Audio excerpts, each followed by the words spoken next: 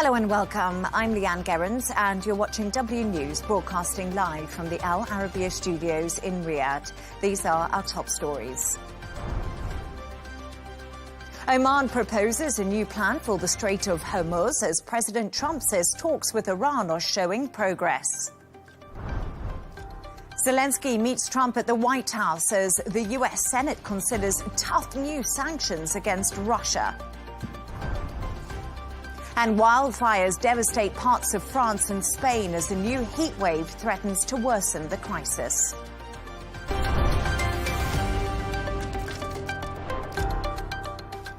Oman has proposed a new regional plan to manage the Strait of Hormuz, which could include voluntary fees from countries using the waterway.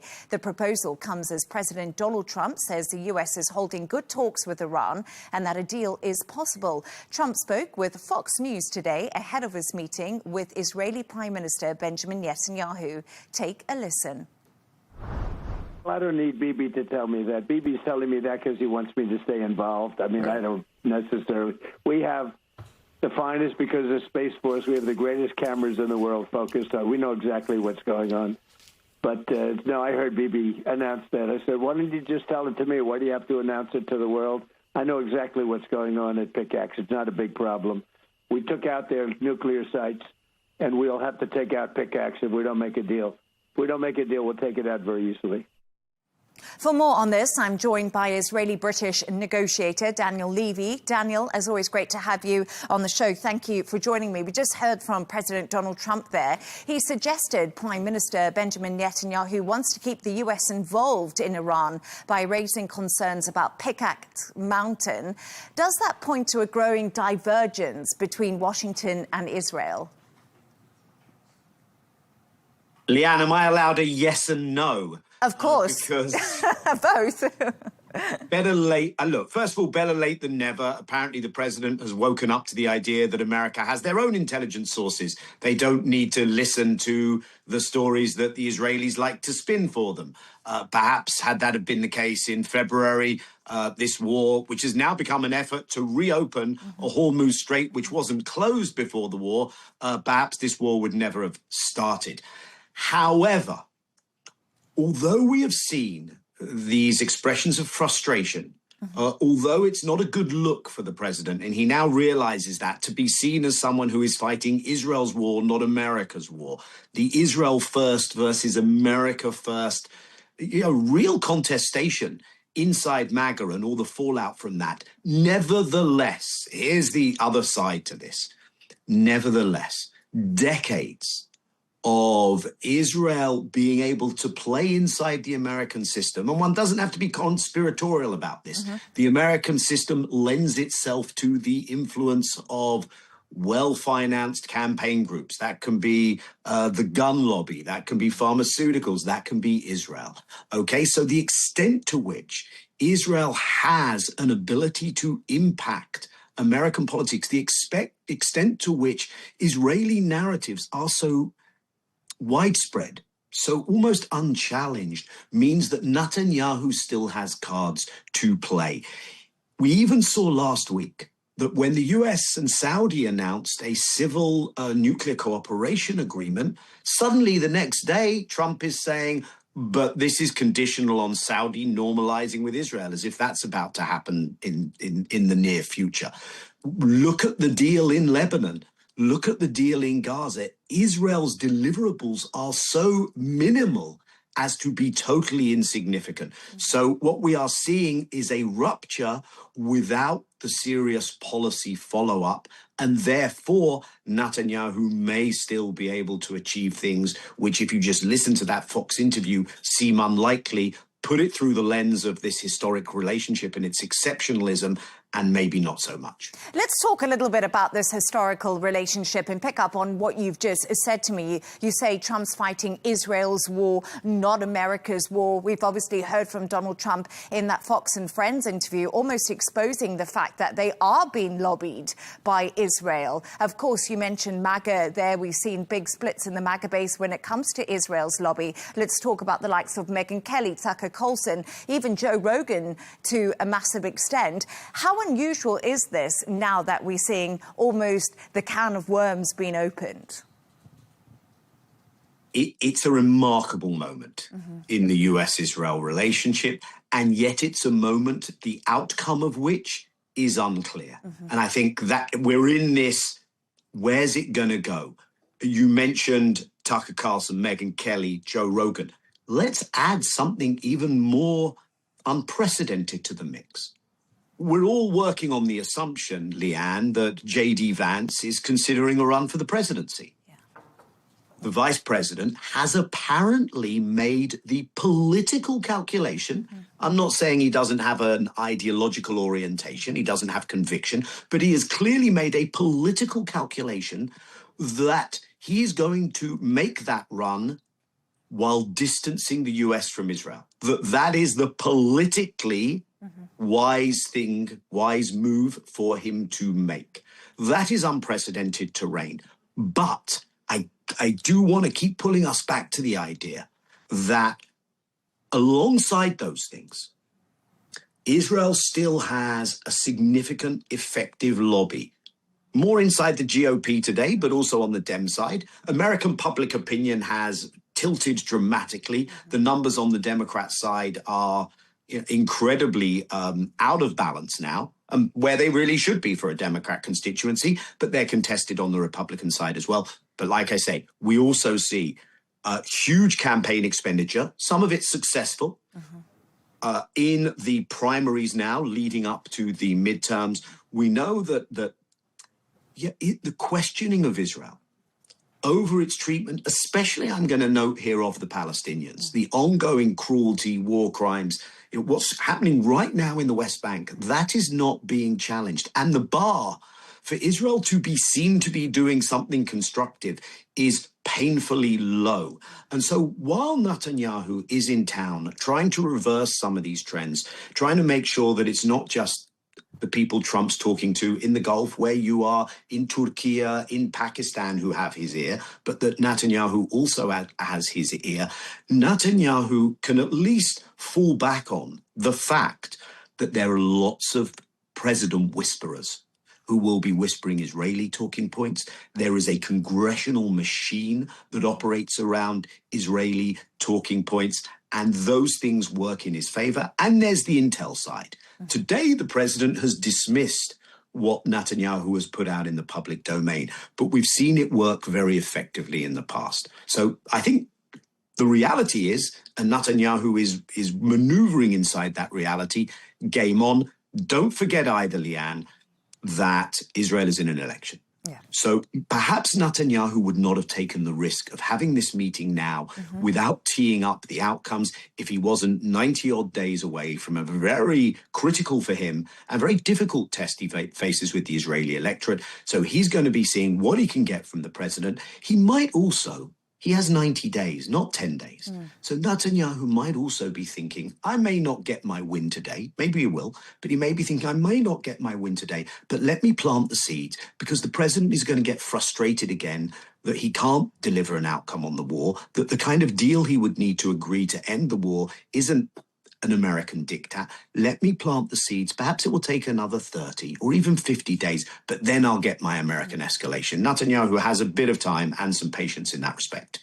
And it's fascinating because there has been a lot of talk that Netanyahu is going to go to the White House today and also ask Trump to endorse him in this next election, because he thinks that will obviously stand in favour with the people back at home who are going to be the voters. But the big question right now, Daniel, is we're seeing that diplomacy seems to be getting somewhere.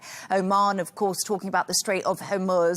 I wonder if Netanyahu's visit to the White House, to Donald Trump, could really overshadow the diplomacy that we're seeing happening. There's this dynamic in play at the moment. Netanyahu wants to insert himself into that. He is also aware that, unlike in February, there is a sensitivity around a US president. It should always be there, but it apparently wasn't. Around US president being seen to do the bidding, to act in the interest of an Israeli prime minister. So Netanyahu's going to have to try and play in those cracks. He was successful in pulling America into this war after decades of trying.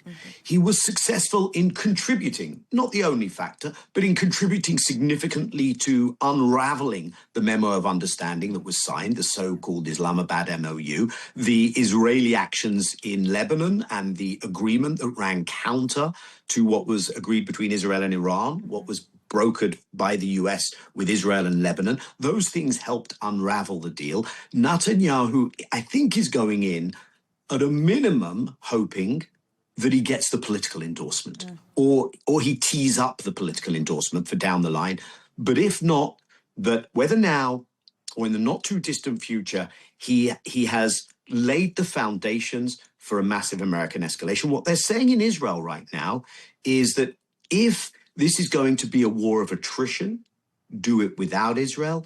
If it's going to be a war of significant escalation, then Israel wants in. But as you reminded all of us, there is this third alternative, which is you go back into a ceasefire, de-escalatory, deal-making space on the basis of what's in front of the parties right now, with the mediators, with the Omani brokering. So that's the backdrop. Let's also not forget, though, that Netanyahu has several other war fronts that he is pursuing. Not only Lebanon, Israel is occupying part of Syria. Israel has just significantly escalated its actions, its displacement, its destruction in the West Bank, and Gaza is still 70% occupied with people, Palestinian civilians being killed every day. So it's making sure that Netanyahu also still has significant wiggle room, and I think he will have on those other fronts.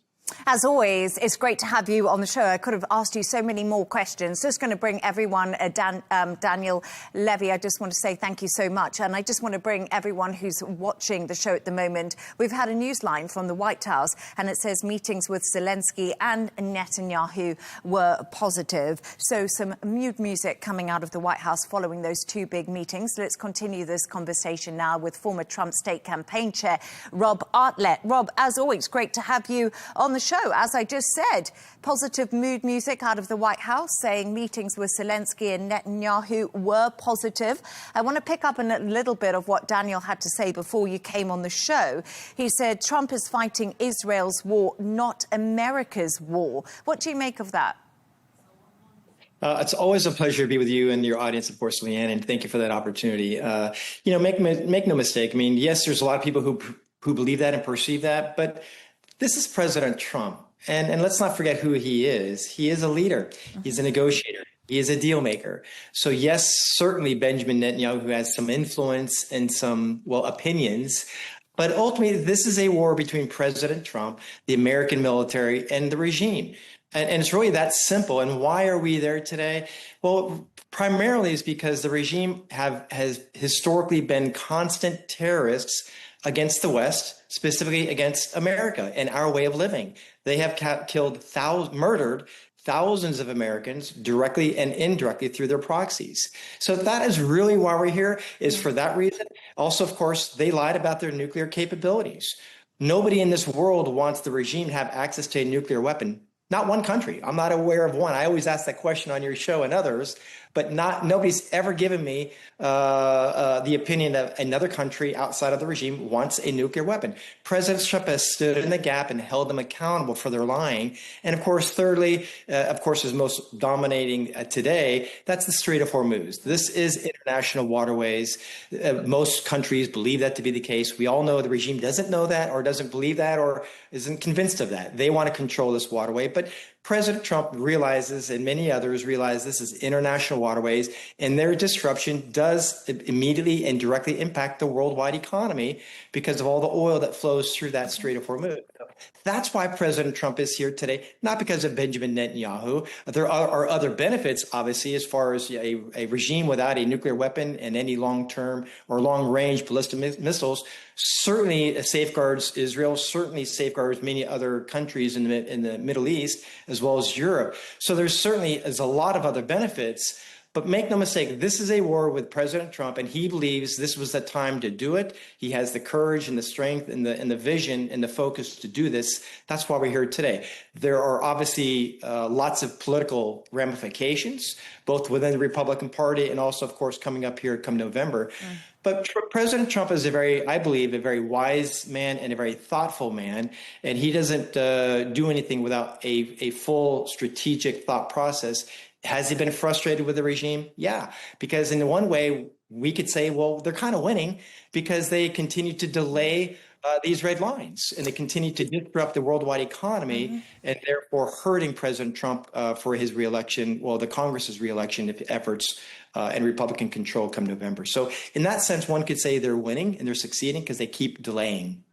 They do keep delaying, and they do keep on trying to set new boundaries when it comes to the Strait of Hormuz, and we're going to get onto that. But before we do that, Rob, I want to talk to you a little bit about a new poll that's come out, and it shows only 1 in 3 Americans support the war in Iran, and most say Trump has failed to explain its objectives. Does declining public support increase the pressure on Trump to now secure a diplomatic breakthrough? Because it's definitely hitting the Republicans at the polls. I would say it does, but also the source of those polls, right? Because we all know the media here in America just doesn't like President Trump, doesn't even like how he breathes. So no matter what he does, and again, there's been plenty of Democratic presidents who have pushed back on the regime, but didn't act on it. They just spoke words, and President Trump is the first president who's not just spoken words, but has actually acted on that. So again, yes, but they certainly have ramifications as far as this war, and it's ongoing. I mean, President Trump did say that he wanted this to be a war of weeks. It's turned into currently a war of months. And if it keeps going, that is a bigger problem. As I've shared also on your show, as we keep going into the summer here, this will directly impact and hurt President Trump's ability to keep control of the House of Representatives. And I'll predict to you here on your show, as this war continues to move on forward, and again, that will absolutely hurt President Trump and the Republicans for re-election in November. But, at the end of the day, should the Democrats win, and when they take office in January, I will tell you that President Trump will be impeached for the 3rd time. That's exactly what will end up happening. And I believe President Trump is taking that calculated risk. He believes, as I've heard him say, and others, close sources, that he believes this war is worthy of him losing control of the House. I believe that. And so he has said, yes, it's going to hurt him, but he's also said he's got all the time in the world to get done what he wants. I believe he wants to win this war more than he wants to lose control of the House of Representatives. And that is such a big gamble to take from President Donald Trump, because you obviously said impeachment there, and it's another process that he's going to have to go through. But one final thought from you, if I can, Rob. Oman has sent a new proposal to Iran. We've seen that outlining how to manage the Strait of Hormuz, which will include voluntary fees. So my big question to you is, how is President Donald Trump going to sell this at home as a win? Because right now it looks like the Strait of Hormuz wasn't a problem. Now it is a problem, and Iran could essentially be financially benefiting from it. Well, I think President Trump believes that it should be more of I really believe he thinks it should be more of a regional security force, because all those countries have the most to gain and also the most to lose. So why shouldn't they be involved, and why shouldn't it be more of a regional effort? Again, President Trump and perhaps others, the American, can perhaps police it, if you would, or ensure it stays intact. Why? Because it does impact the worldwide economy. That's why. And so, those countries who are directly benefiting from the Strait of Hormuz being open or diminishing efforts if it's closed, they should be involved in ensuring that the Strait of Hormuz does remain open and free of shipping to ensure commerce. Not just oil, but other just regular commerce that goes through that shipping lane is continuing to happen without fear of disruption, without fear of being terrorized. I mean, that's what the regime has been doing. They've been using this last card that they've had, and that is control or influence, I should say, over the Strait of Hormuz by their ongoing drone strikes. But Rob, I think what I'm trying to get is the reality is, if they're going to be charging these voluntary fees to go through the Strait of Hormuz, Iran is going to be making millions from it, which is not a good look for President Trump, no matter how you look at it. That is a potential reality, but I believe he will spin it, whereas it's a success because more regional players are involved, taking more ownership of their own Strait of Hormuz. So I think that's probably how he would spin this, if indeed that's actually what happens. But what we do know is this: the regime alone cannot continue to disrupt and flow that Strait of Hormuz under international law, yet they continue to do so. So why haven't other countries stepped in before President Trump? That's my question. Where were they? Where have they been? And President Trump is one that stepped in there. And again, they perhaps were not doing this before this war, but at the same time, they also have nuclear ambitions, correct? Before. So, at the end of the day, the nuclear ambitions are most important long-term to ensure they don't have those capabilities. And so what did they do in response? Well, they disrupted the Strait of Hormuz, because that's really the only card they have at the moment, is that disruption. Rob Artlett, as always, great to have you on the show. Thank you so much. Always a joy. Thank you. Always.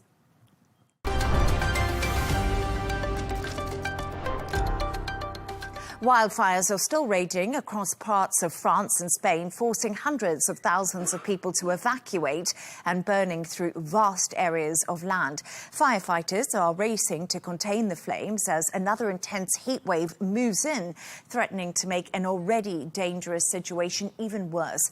The growing smoke is also raising health concerns, with experts warning that harmful particles can travel far beyond the fire zones and worsen respiratory and heart conditions. For more on this, I'm joined by Banu Betnager, World Health Organization spokesperson for Europe. It's such a pleasure to have you on the show. Banu, thank you so much for joining us. First of all, how do wildfires affect health, and what should all the countries be doing? I think it's important to remember that a fire emergency isn't just a fire emergency, right? It's a public health emergency. And the danger can linger long after the flames are extinguished, as you already mentioned. Smoke carries really toxic particles that can travel hundreds of kilometers, and it can trigger things like asthma, heart attacks, and strokes, and actually over time can even contribute to cancer. So you don't really need to see the flames for your health to be at risk. Now, the Lancet, which is a medical journal, estimated that wildfire smoke caused around 154,000 deaths globally last year alone, and wildfire-related deaths may actually be undercounted by as much as 93%. So what should countries do? Well, they should communicate clear air quality alerts in simple and plain language that people can understand.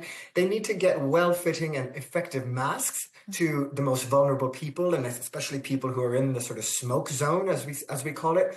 And it's really important to reach outdoor workers who cannot simply just stay indoors. Now, we have the data on smoke, on the movement of wind, on fires. The EU's Earth Observation Program, for example, provides daily smoke forecasts in real time. So the problem really isn't information, it is acting on the information fast enough.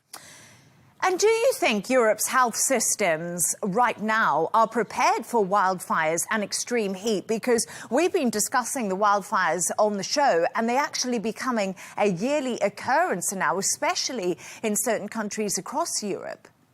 Absolutely. And look, this is becoming a recurring problem. And we at WHO, we're telling countries that they need to start planning for extreme weather events and climate-related events like wildfires as a matter of course, rather than just a sort of ad hoc response. Look, some countries have been better prepared than others. And this summer really has made that difference visible. Let me just give you some really interesting data. Between 2022 and 2025, the number of wildfires and burned areas rose by 57% across the WHO European region. Even Latvia, in the Baltic region, which is normally a cold part of Europe, has seen a 16% increase in wildfires between January and July 2025 and the same period this year. So, in simple words, our health systems just weren't built for this kind of climate.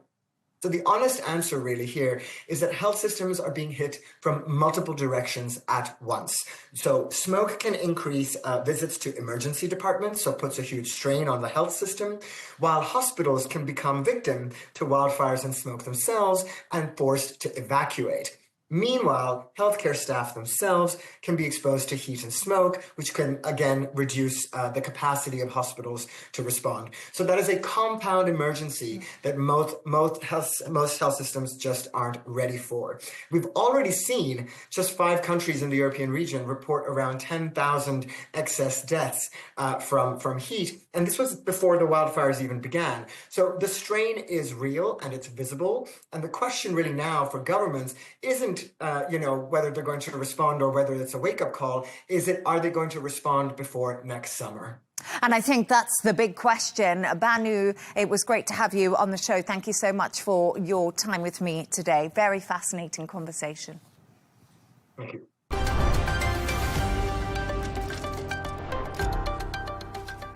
Ukraine's President Zelensky says he had a good meeting with President Trump at the White House today. The two discussed Patriot missile licenses and ways to reinvigorate peace talks.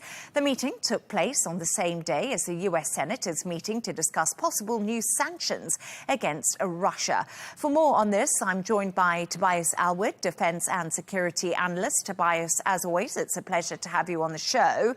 So a Russian strike has injured at least 6 people, including 3 children, after Moscow launched 130 drones overnight. As Zelensky hails good talks with Trump, will these attacks have strengthened his case for more U.S. air defenses? Well, good afternoon. Yes, I think the timing is interesting. Putin would very much be aware that the meeting was taking place and was using this as a method to telegraph his determination to say Russia remains in the game, and wanting to remind President Trump that Putin's friend in the White House should remain a friend. Don't forget that the European countries have been on bended knee for ever since Trump got into office to say, join us in pushing Russia back, in supporting Ukraine, and have failed essentially because of Trump's insistence on saying, all right, I'm happy to try and end the war, try and negotiate, but actually, I'm no longer going to support President Zelensky. Indeed, all the material, assets, military platforms, and so on that are coming from America have to be purchased by Europe in order to be sent to Ukraine. The curiosity now, and don't forget, there's some history with the meetings between Zelensky and Trump. We remember those from the past. So this went pretty well. I think it's actually down to the fact that they now have a common enemy, not so much in Russia, but actually in Iran. It was only a couple of days ago, I think, that the Ukraine targeted the Iranian shipping in the Volga River, and I think that probably boosted Zelensky's stock, his credibility, if you like. He's also doing better on the battlefield as well. So I was curious as to how this meeting would play out, but I think certainly it's worked in Zelensky's favor. Yeah, no, Tobias, I think that you just answered one of the main questions I wanted to ask you. And I think is the big question at the moment is whether Trump is still willing to provide Ukraine with more military support as he's pushing for negotiations to end this war. Can Donald Trump do both? Is he able to supply them with military equipment or Europe and also get Putin on side? Yeah, I think that's the bigger strategic question that we do need to answer. And it makes an uncomfortable strategic landing where we have to appreciate that America and Europe are not on the same page. I'm afraid Donald Trump, his vision is to actually have relationships with both China and Russia, even though from a European perspective, they are seen not just as competitors, but arguably threats and adversaries in one form or another. They're certainly growing in that direction. But Donald Trump looks at this in a very different guise, sees Putin as somebody he's willing to do business with.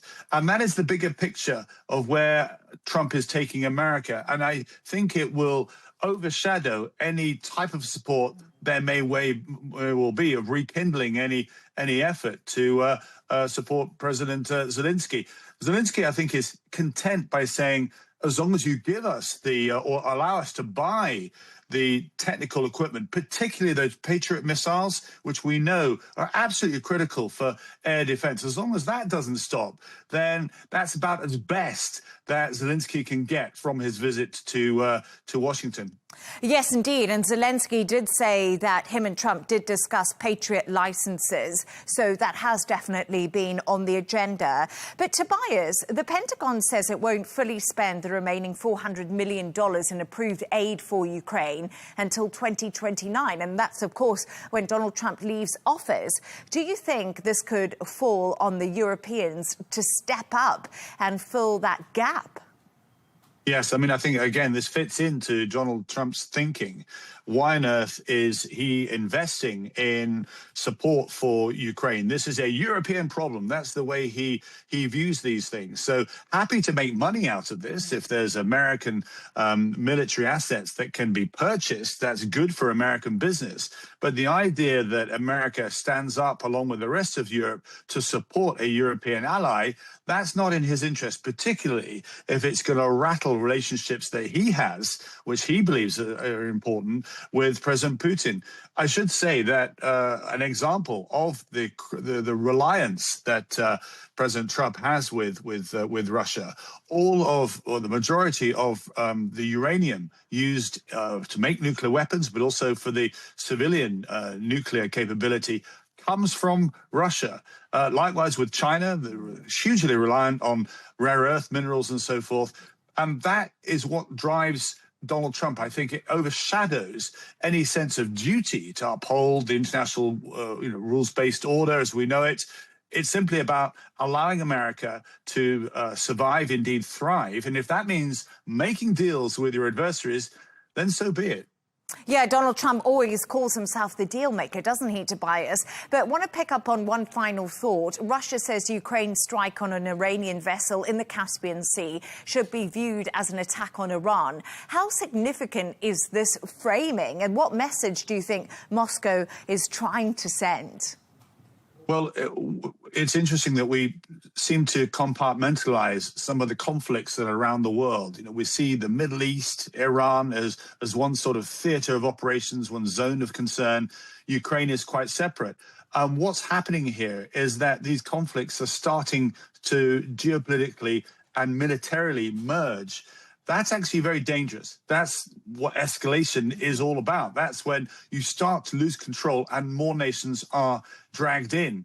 Britain is now in the crosshairs of potential attack. Iran has said it's going to threaten Britain because of its ongoing commitment to support Donald Trump and what he's doing. So I'm afraid this is not good news for those of us that actually are concerned that the state of our global order is actually going the wrong way. Tobias Alwood, always great to have you on the show. Thank you so much for your analysis. Thank you. Thank you.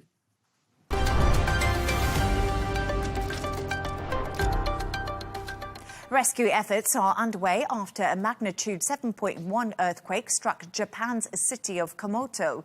It knocked out power to thousands of homes and damaged several bridges and roads.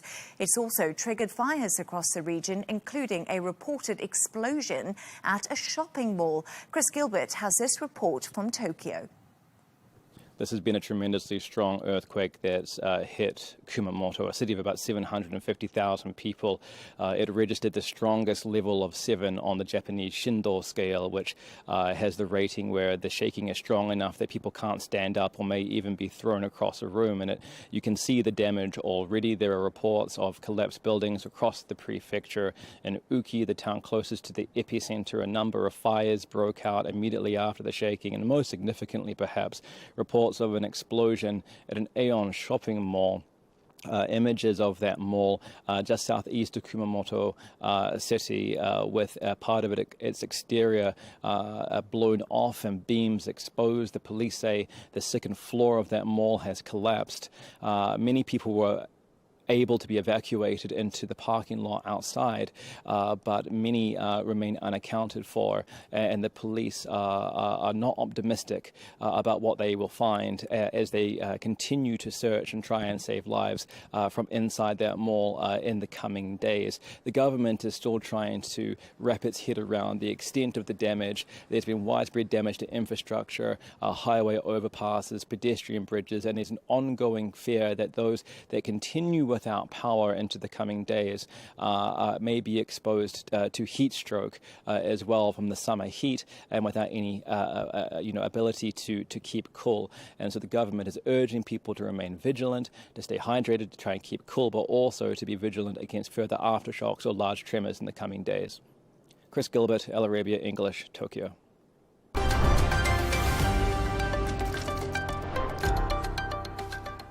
Now, French football legend Zinedine Zidane is the new head coach of the national team. The 1988 World Cup winner replaces Didier Deschamps after 14 years in charge. For more on this, I'm joined by sports journalist David Blackmore. David, as always, great to have you on the show. So Zinedine Zidane has finally been appointed France's manager. Was this the inevitable appointment? And what does he bring that the last coach or manager didn't? Yeah, I think he's always been widely tipped to become the next France manager whenever Didier Deschamps wanted to call it quits. And as you say, Leigh Ann, after 14 years, he did finally call it quits. It was a huge shock that France went out in the semi-final, and there's always huge expectation with the current squad that France have to lift major silverware. The next major tournament for France is going to be in the Euros in 2 years' time. In the UK, and definitely the feeling was to try and bring an appointment that is going to be able to manage this squad. And Zidane ticks so many of those boxes because, you know, his managerial career has really only been Real Madrid. He's won plenty of trophies there.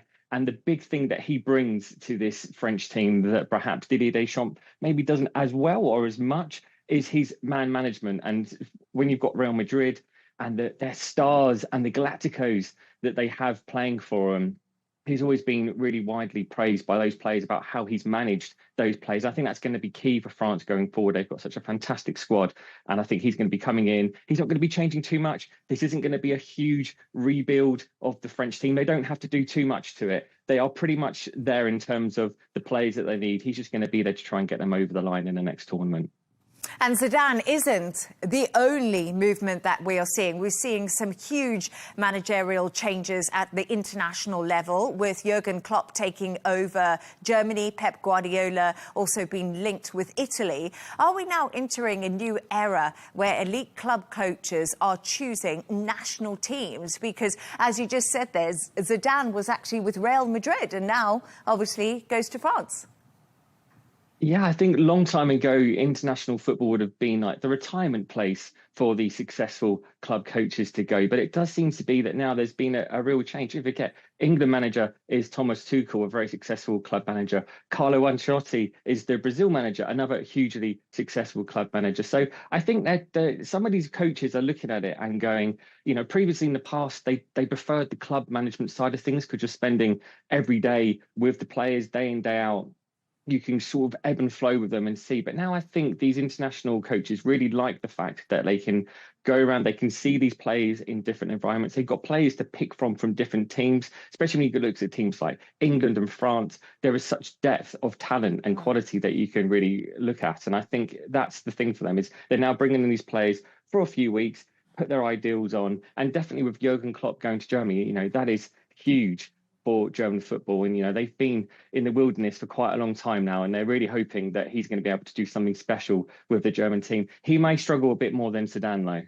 Oh, that is a fascinating insight. I was also just thinking to myself while you were talking, what about Jose Mourinho? Will he end up? Because, you know, he was always my favourite, especially when he gave those press conferences after any match that he did. But away from the dugout, David, there's a major story involving FIFA. Reports suggest Gianni Infantino is exploring private investment into the World Cup and will... what exactly is being proposed here, and why is it causing so much furore?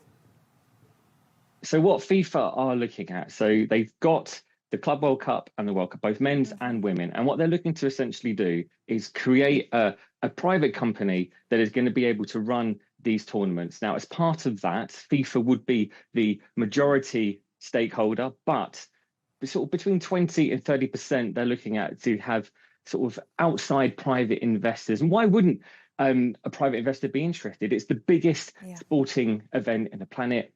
Huge revenues. You've got the whole world watching. It does kind of feel like a smart business move from FIFA. And one particular point that I thought was really important with this is actually, as part of this, there would be stakes and for all of the 211 associations, which for some of the smaller associations like your Haitis and Curaçaos that we've just seen in Cape Verde in the World Cup, that could mean multi-millions of pounds. And that could be absolutely huge in terms of that grassroots football and that investment in facilities.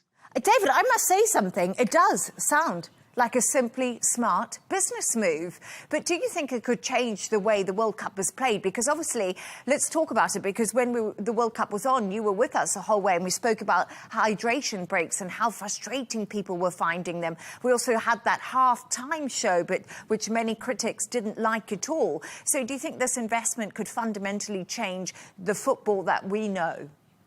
Those are the concerns from people reacting to it. You know, UEFA have come out in the last hour or so to say that they feel that FIFA are now crossing a line with this. Let's not forget that FIFA also took the Summer World Cup, and in 2022 we played it in the winter in Qatar. So there's, for over a number of years now, there have been things that FIFA have tried to do just to try and tweak and change things. And there are definitely two ways of looking at it. You know, the concerns that people are raising are that it's every 4 years. Well, if you're a businessman, you're going to say, well, this is a huge event. Why not do it every year? Why not do it every 2 years? You know, to try and do it for you. Can we expand the tournament? Can we make it 64 teams? Instead, that's going to be more matches, more chances to increase ad revenue. So there's that issue. The other issue is that perhaps how much say do FIFA have in terms of the hosting of the event? You know, is it going to be purely hosted in countries where they're going to feel like they're going to generate the most revenue, like they would have done in the North America World Cup, which generated huge amounts because of, as you say, Leigh Ann, the things like the hydration breaks? It feels like FIFA has had a taste of what it's like if they can just push the boundaries a little bit more in terms of generating the revenue, and they want a bit more of it. Yeah, they want a bit more of the money, don't they? Not the love of the game. David Blackmore, always comes down to the cash at the end of the day. Thank you so much. No worries. Thanks a lot, Leigh Ann.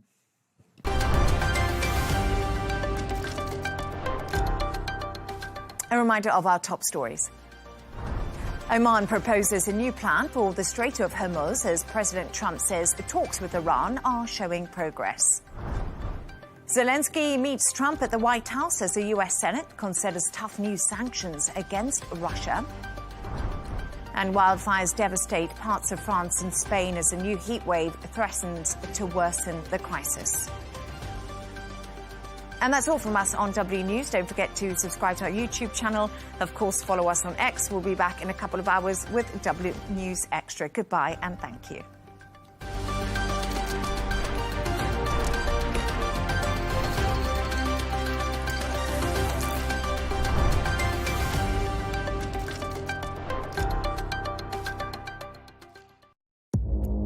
Our allies, in many cases, are worse than our enemies. Stay informed and connected with the latest international headlines. There obviously is a risk. From breaking news to in-depth analysis, it would appear that this war is coming to an end. Who buys this stuff? Investors, pension funds. we deliver the most important developments straight to your screen. Iran always wanted to deal with militia. Join us for compelling, expert-driven conversations. A curfew order has been established. And an insightful look at the issues shaping our world today. There are lots of proposals about European architecture for security. I'm Leigh Ann Gerrans, and this is W News. We dealt with this when I was Chief of Staff in the first term. Where you don't just hear the headlines, you get the full story.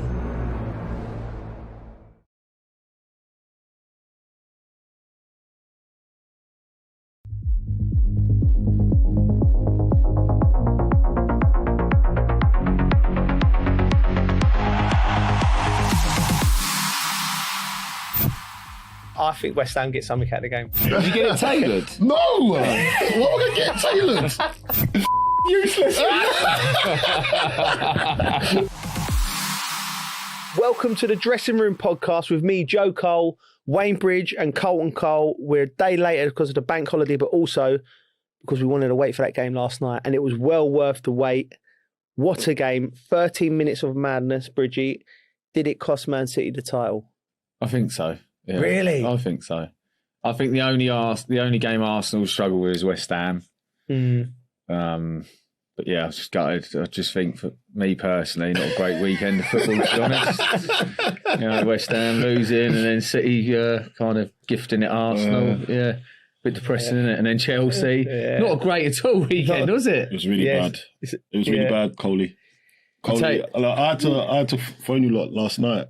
It's in our group chat. It was low, wasn't it? The vibes were low. The vibes were low. I was in bed already. And you were there with the spiritual guidance, but I just said, I'm not having it. I felt like I needed to pick everyone up after yesterday. Mate, it was very like when you've had a weekend like that. I couldn't believe it. You even went to bed early, didn't you? Yeah, I was down. You had enough. I wasn't actually down, actually. I was just tired. Yeah, you had enough. The worst thing about it is I had an afternoon nap because I put the Chelsea game on. That sent you to sleep. And I went to sleep. I woke, I think it must have been around 20 minutes and I woke up on like the 85th. Do you know what? It's unusual, right? Usually my phone rings with you and it's like 10:30. I'm falling asleep, probably watching the telly. Yeah. And then you're usually like lighting a fire or playing war games. I went, all right, geezer, what are you doing? I'm asleep. I was like, wow, it's been a bad weekend. I think because I was taken back as well. And the worst thing about it, the other day when we went out, you were first to go. Or was it? Yeah, I can't remember. I went early-ish, not too early, early-ish. And then he slept on the train. That was last after the pod. Hold on a minute. We're 3 minutes in. You're talking about trains already. You've dropped it. No way. That's what it was. No. That's what it was. So I phoned you, and I was really tired, didn't it? And then he slept on the train home. I heard that. Yeah, so I missed my stop. You missed his stop. How can he tell me? I think. Do you know what it is? I don't actually know. I was just tired, basically. But I've had started a little program, health programs, a bit of food, lifting more weights. Hold on a minute. Got to drink 4 litres of water. Doesn't need to lift anything. Stop it. This ain't no little program, just a bit of weight. So you're lifting like Mini Coopers or Corsas or something out of the car park. So there's nothing you do is like a little bit of Pilates. What is it? What have you actually? It's more of a structured program, so it's not as much like hit stuff. So it's probably a little bit easier. Right. I'd never used to lift weights all the time, but you're eating healthy, so stop me snacking a little bit. I've stuck to it quite well. There's a few tequilas that have been chucked in along the way. It's clean drinking. It's clean drinking, isn't it? Yeah.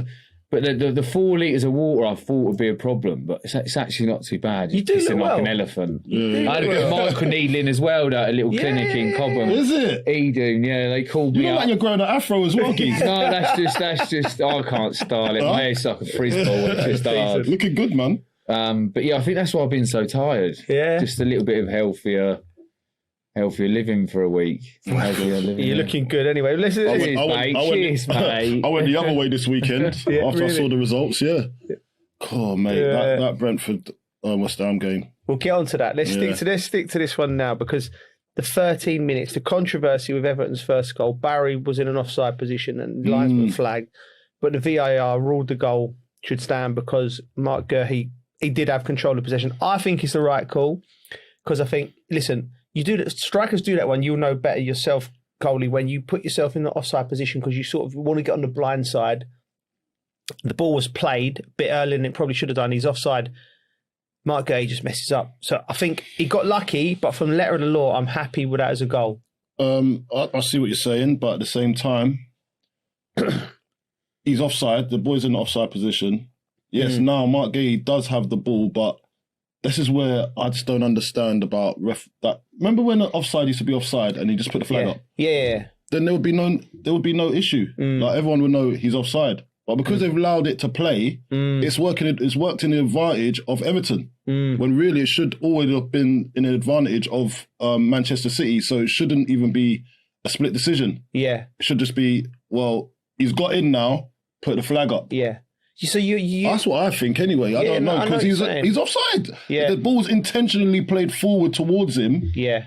He's in an offside position. Because I remember, you'll know better from when you grew up, like, remember when there was an action and you're a striker and you just get them lazy strikers and the ball say the goalkeeper got the ball and then the ball goes straight forward and then lazy strikers would just be in an offside position. Goal hugging. But I remember seeing strikers running back to get onside. Yeah. So like, because you knew there was very simple onside, offside when the ball's played. Listen, the boy Barry done well though, come on. He done well. And he still had to finish it at the same time, but I just feel that scenario didn't work in the advantage of Man City. Although, yes, there was a mistake made, but that's it. That should be said. You know what? It was a mistake, but at the same time, look, it worked to the advantage of Everton, and Everton they sucked it up, didn't they? Yeah, they did. I didn't mind that. Manchester City dominated possession in the first half, and then Everton come into it. They've had a tricky time going into their new stadium, Everton. I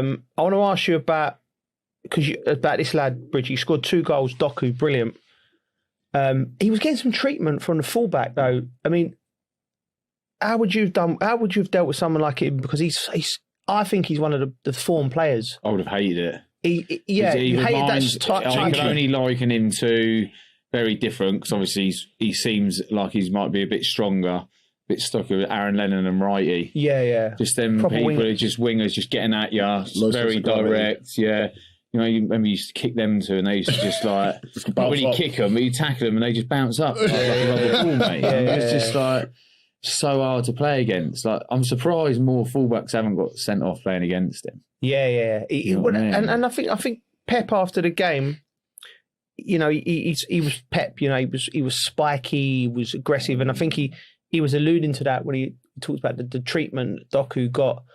I think personally, it's a missed opportunity from Manchester City. They've had a long time to prepare for this game.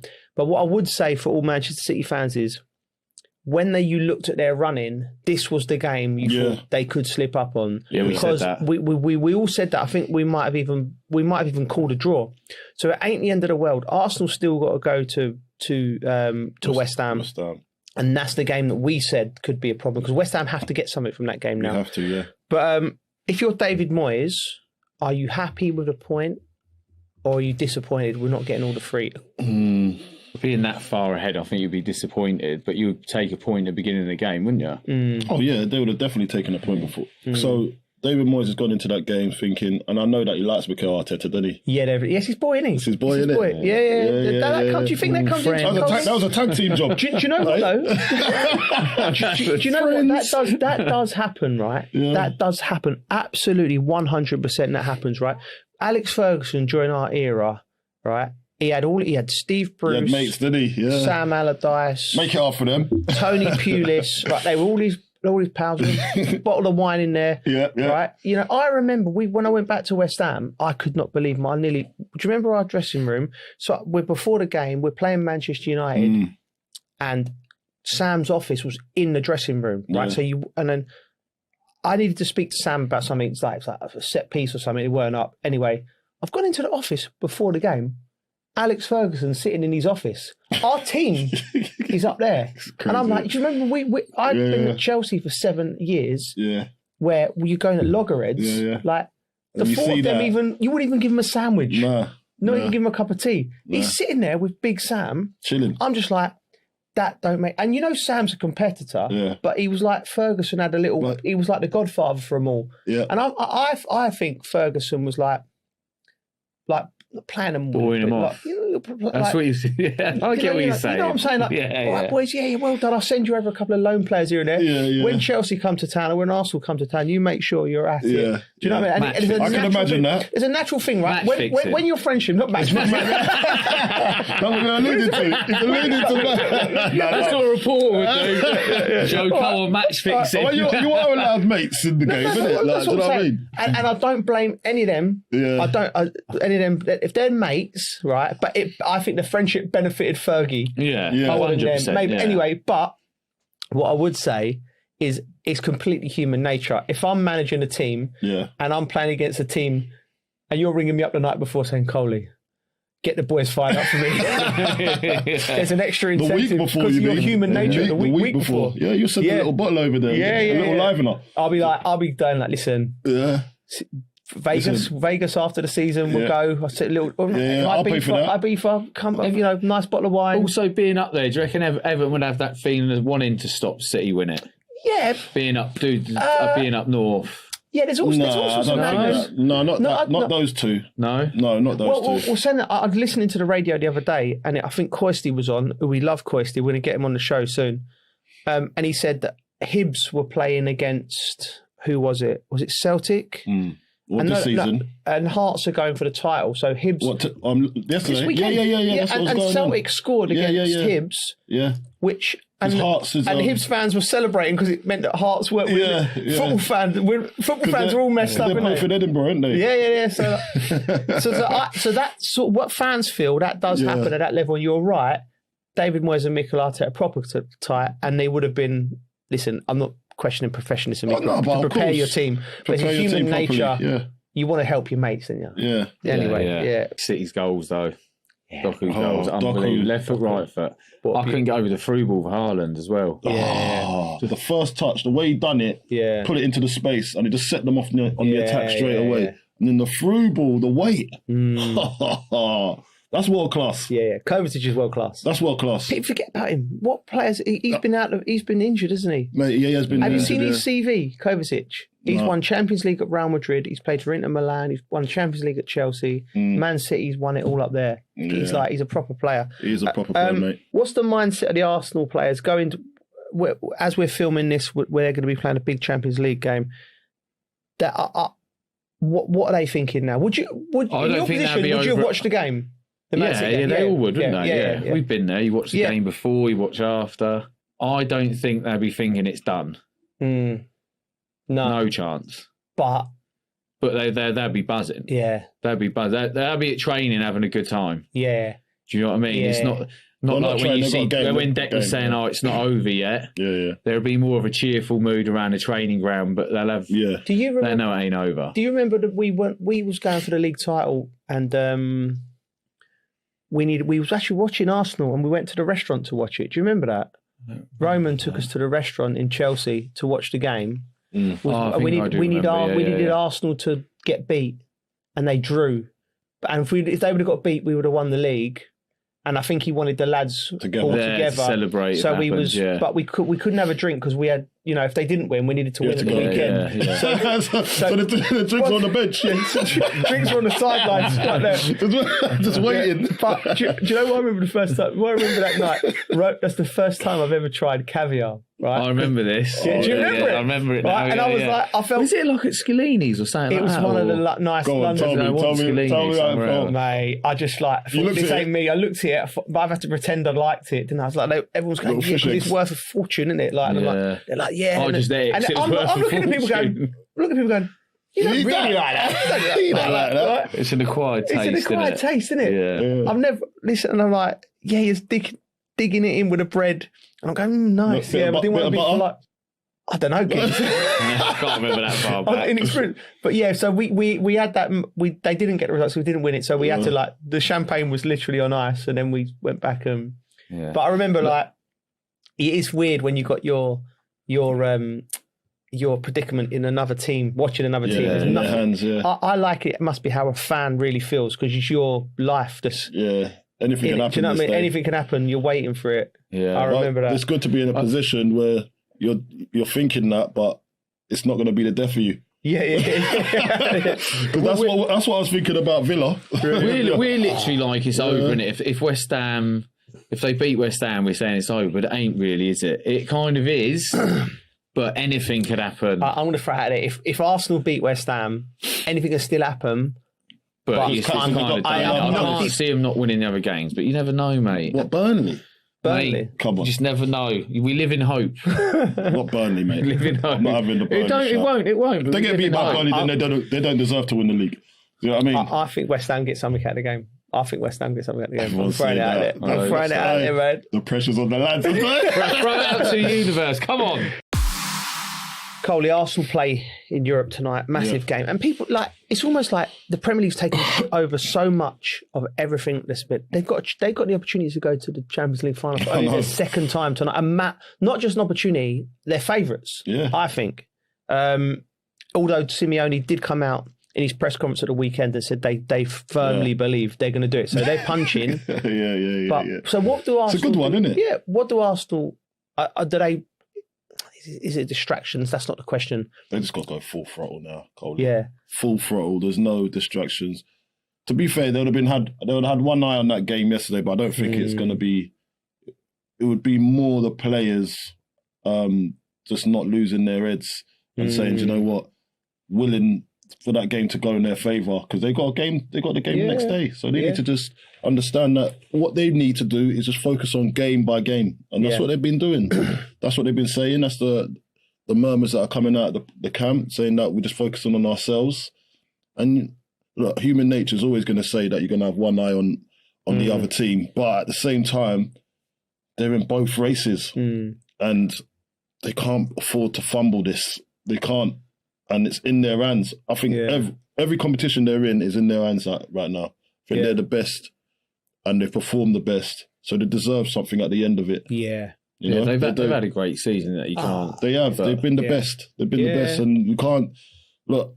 Yeah, we can all have our hater hats on and that tribal thing, but listen, man, Arsenal have turned up. This year they've turned up, and the way they've been punching, they've done everything that's been asked of them, and I've just got to take my hats off to them. That's the only thing helping City at the moment, really, is them being in Europe still, isn't it? Yeah, that City will be open. They had their chance, City. City will be open. It goes into extra time tonight. Penalties. Yeah, get tired. Strain. They'll be open. They'll be doing that.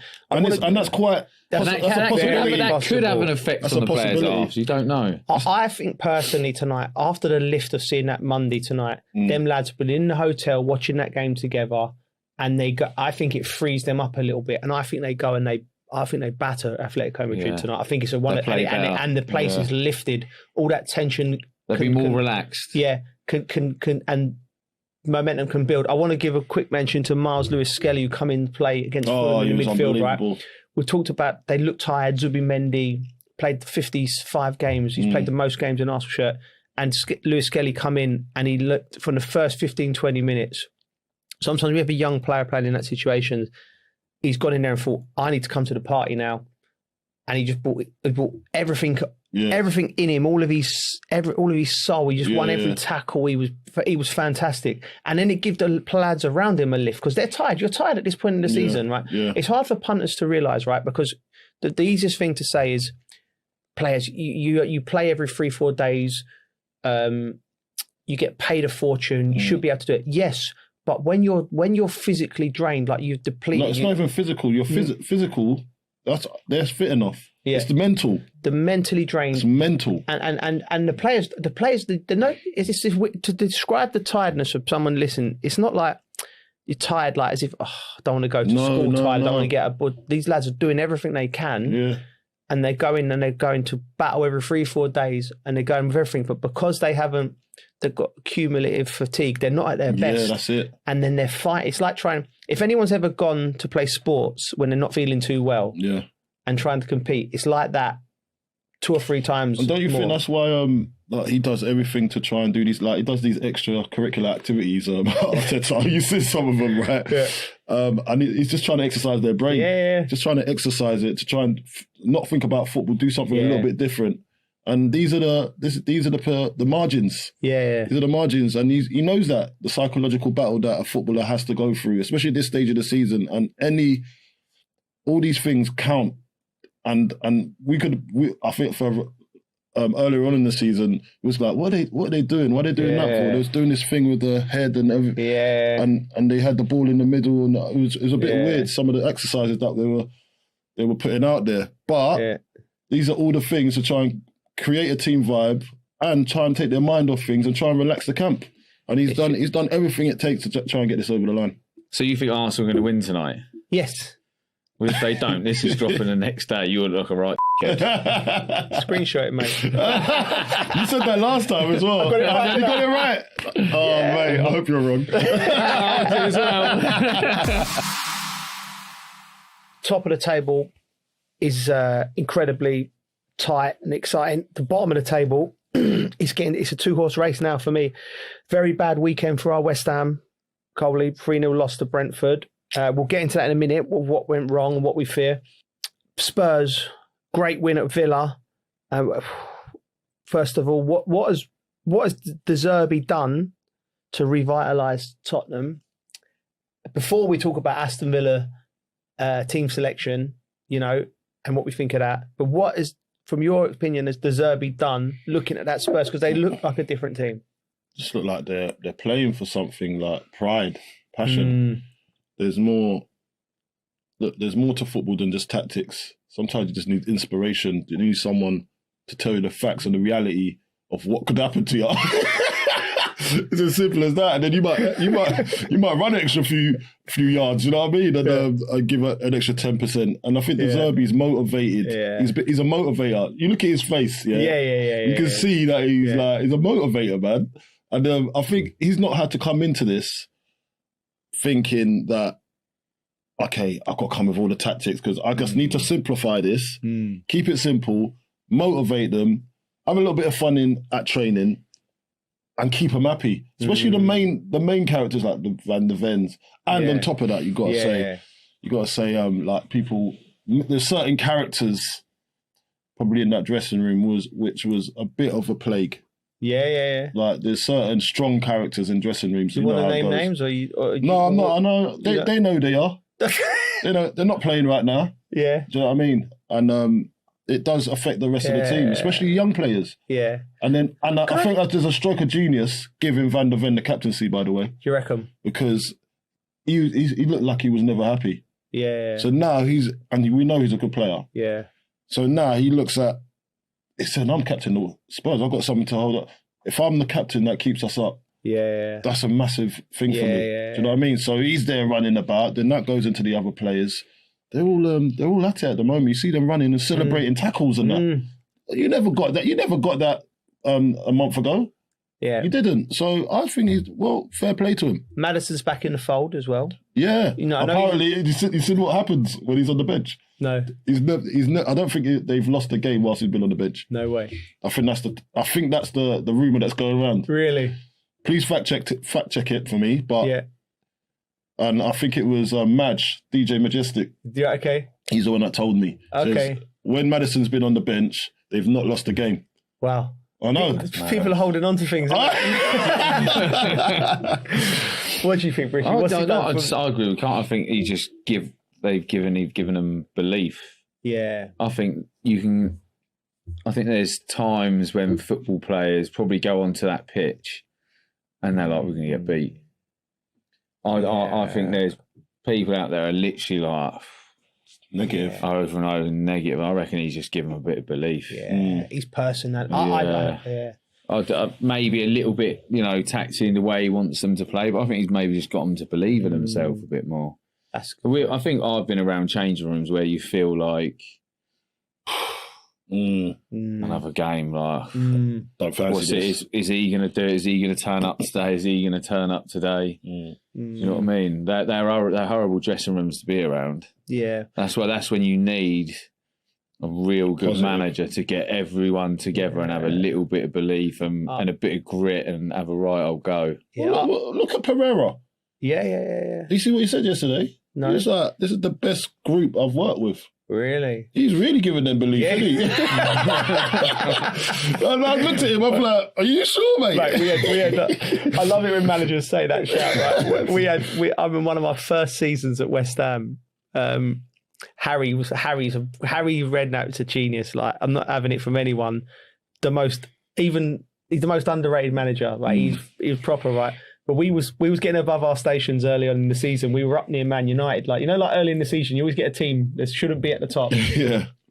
And we was playing, I think it was Middlesbrough away. And before the game, he done a speech where he was like, I wouldn't swap you for any of the Man United players. All of us. And you looked around. And then we think, what, Beckham? And he's given us it. You're brilliant. That's brilliant. And we got beat 3-0. You got beat 3-0? After that wouldn't work. Useless. I wouldn't swap any of you players. Any of them. But you know what? Like, he could get away with it because by Tuesday or Wednesday, like, we just got back to it. That's some serious lyrics, Coley. Yeah, but it's true. But going back to De Zerbi, right? I think what's happened is they've done the Hail Mary Tottenham. Yeah. I think somebody within this structure of the club has seen sense. So, like, it's what happens when you don't, and I don't know whether it's done by luck or by design, bringing in De Zerbi, because the Igor Tudor, we've got to talk about that. When he come through the door and I heard his first press conference and he was like, I need to run the players, I need to... Oh, wow. He was so far off piece of what that group needed. Yeah. That group was on their knees, confidence-wise. Like you said, Bridget, I know exactly what you mean. When you're like, you're looking around and you're like, we can't get a win. And all of a sudden top players, professional footballers are forgetting how to control the ball. They're forgetting the basics. The last thing you need is Sergeant Major coming in telling you you're not working hard enough. Drill sergeant, yeah. And I think whoever brought him in got that completely wrong, clearly. And then whoever brought De Zerbi in, and I'm not no confidence or faith in they even were thinking this. I think they just thought, he's got a great record. We can get him. Do you know what I mean? Rather than sitting down and going, how are you going to approach this? Because the people in the upper echelons of the game, they probably think they'll get some manager coming in with some PowerPoint program. We're going to go from a 3 to a 4, and then we're going to rotate the fullback in, and then we're going to. Do you know what I mean? Yeah, but when you know football, and you know footballers, and you know the motions and that's driven them at that moment. De Zerbi, I knew from his first press conference when he was saying, like, they need a father, they need a brother, they need straight away. And I thought, he's got it. Yeah. I was like, oh man, but he's got it. Mate. And that's what he's done. And they didn't get the result against Sunderland, but he stuck with it. He was like, and then all of a sudden, it's like the flower, like you sometimes you can't just go in there and go, right, lads, you've all forgotten how good you are. You're all great players. Go and play. It needs to be every day. It needs a messaging from his group, from his players. It needs constantly, even when they lost to Sunderland, and he's picked them up. So, but I'm not going to give the people that brought him in the props yet, because I don't think they've done it on purpose. I don't think they thought that, because I think if somebody would have gone in there with a PowerPoint plan with fireworks coming off of it, and they're going, oh yeah, don't worry lads, we've got this, we're going to go back to a 4-4-2 and everything's going to change. No, they needed a father, they needed a brother, they needed somebody to just nurture them back into form. And unfortunately, it looks like it's come at the wrong time for everyone else, but the right time for Tottenham. But we have to also say there's been a lot of controversy. Aston Villa changed 7 players for that game, and they looked woeful. Bang out of order. But Coley, you can't. Coley, you can't. No, you can't. You're Aston Villa. They got a chance to win the Europa League. Yeah. They can rest players. 7 changes, right? And then I'm looking at them, I'm thinking, all right, which one of you are searching to get into that team? Because now's your chance to get in. Yeah. None of them showed up. None of them. Like, it was diabolical. Yeah. I was like, I need show me some spirit. Ross Barkley was involved. I don't like to call out players, but done nothing. No one done anything. Like, and I'm there thinking, come on, the Claret and Blues. Yeah. Mate, they were just missing. And then I'm looking at their bench. Even do you know what my thing, right, was, and I'm blaming Unai as well, right? I tell you what, it's hit him hard this week. Yeah, I can feel it. Let it out. I can feel it. So you look at, I looked at the bench. So I was like, okay, they got a couple of players that can come and change the game, but you're already 2-0 down, so you might get a draw at the most. Half time comes, I'm thinking he's going to give them like a total redress. Yeah. A dressing down, I should say, at half time. And I'm thinking they come out with a different attitude. Yeah. They're walking out, and I'm thinking, okay, has anyone been changed? Mate, it was the same team walking out. I was like, no. Someone's got to come off. Yeah. he kept the same team until I think the 15 minutes in. That's how I knew he chucked away the game. I know. I knew he chucked away the game. And then when Ollie gets on, and I look, listen, Tammy Abraham was up front. It's unforgiving when you're not getting no service. But Ollie gives a different kind of option. He starts running in behind, starts stretching them, trying to get them up the pitch. Do you know what I mean? Then I start to see a little bit of hope. Yeah. But then it went to ground zero again. Yeah. Mate, it was nonsense. It's ridiculous. When you said, we need you, Villa. Yeah? Didn't turn up. They don't owe you anything. Or West Ham. That's my thing, right? Listen, they stole our colours. Yeah? They stole our colours. No, I think it's the other way around. I know how you feel. We all know how you what I'm saying is that, like, I understand the emotional thing with West Ham because I'm angry for West Ham. I'm like, but that's just the way the cookies crumble. No. It's West Ham's fault. It's West Ham's fault because you shouldn't be relying, as we was just talking about, relying on other people. Our destiny shouldn't be in anybody else's hands. Yeah. And that's where you need to understand how this football thing goes. Yeah, we can be angry and we can say it's bang out of order. Frustrated, didn't you? Frustrated. Yeah, I'm frustrated. Upset. But at the same time, we've had our chances to move up the table. Yeah. Another weekend of football, and we didn't. 3-0 away to. And if you want to go into that game, do you want to go into the game? Yeah, let's go into West Ham. I'm tired. Do you know what? I realise now when Spurs. you called me at 9:30, you just needed cheering up, geez, but I was just so tired. Mate, I phoned both of you on the group chat. This geezer's sleeping. I now realise how angry and upset he was. He wanted cheering up, but I was too much. I just went to bed as well after that. Put myself to bed. Best thing to do. Could have ended up in trouble. I know. Yeah. Nothing's good when that kind of anger at that time of night. West Ham lost 3-0 at Brentford. They had chances though. Hit the post 3 times. Yeah. What do you make of it? Bearing in mind Brentford were there for the take on him again. Well, I'm trying to get away from this, but I will say, look, 3-0. I know it doesn't look good to the eye, but it wasn't a 3-0 game. A little bit. Yeah. It wasn't a 3-0 game, and but this is another thing. This is like we've done this to ourselves earlier on in the season. This is what we are. This is what's happened, and the boys are out there trying. Obviously, they're not throwing in the towel. They're not throwing in the towel. They're just trying, but it's just sometimes the rubber of the green don't go. It's like last week with Spurs, the rubber of the green. They didn't get it. They got Brighton scored a last minute goal. 2-2. Yeah. Do you know what I mean? So these things do happen, and it's not over until that fat lady sings. Yeah, and I know a few of them. She's clearing her throat. She's clearing her foot. Clearing her chest, I tell you that. She's ready to go. If you two are right, it could be a massive day for West Ham. Do you know what I mean? Right. Beating Arsenal, stopping them, and putting Spurs down, mate. It could be a massive day for them. But, Bridget, I did say it's going to happen at the end of the last game of the season. Yeah. Top and bottom. He's going to go down. That's where, so you've got to believe. You need that spirit. I believe in that I wanted it done early. I wanted it done early, innit? I don't want the last day of the season. I want it now. Yeah. Well, that's it. Look, put it this way. I think on our predictions, we all thought Manchester City could slip up at Everton, and they did. Yeah. And we all looked at Arsenal's game going to West Ham is even more on it now because it's West Ham and Nuno. We need it. Yeah. Needs a result. They cannot get beat in that game to keep it alive because Spurs are playing Leeds at home. Anything can happen there. We've seen Leeds be great. We don't know how they react. They're safe now, so we see that. Right. You know what? I'm not working. I think I might have to come down to that game because I think there's going to be that. I think that's the title. Yeah, that is the title. And that is the relegation. That's the biggest game of the season I'm up so far. Then we have a night out after this. Yes, Sunday. Sold. Yeah. Right, Coley. Yeah.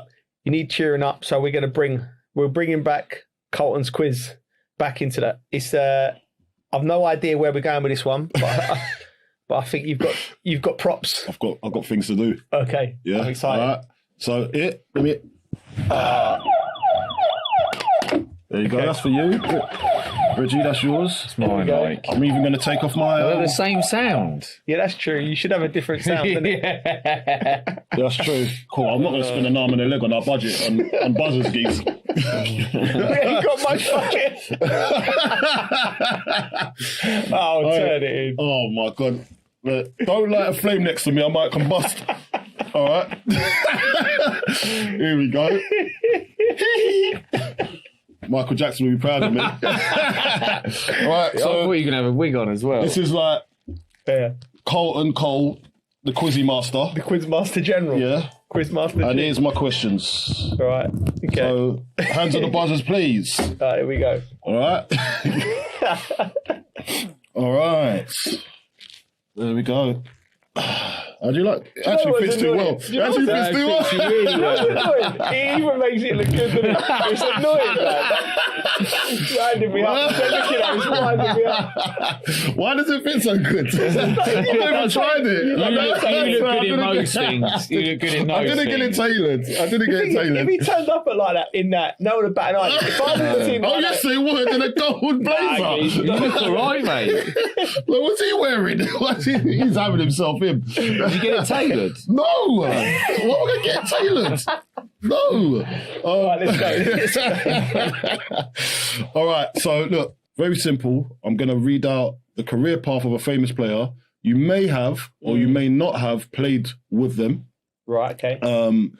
When you think you know, press the buzzer. Mm-hmm. But if you get it wrong, you are out. Oh, okay. All right. Read that once more for me again. So, and the other player gets the rest of the clues. Okay. All right, so Cool. you can't go early because that's all right. Yeah. That's what I do. That's what you do. All right. So if I'm getting early, I won't get it. All right. Come on. Number one. This is the first player. Yeah. Yeah. Mm-hmm. So he played for West Ham, Bournemouth on loan, then went to Spurs.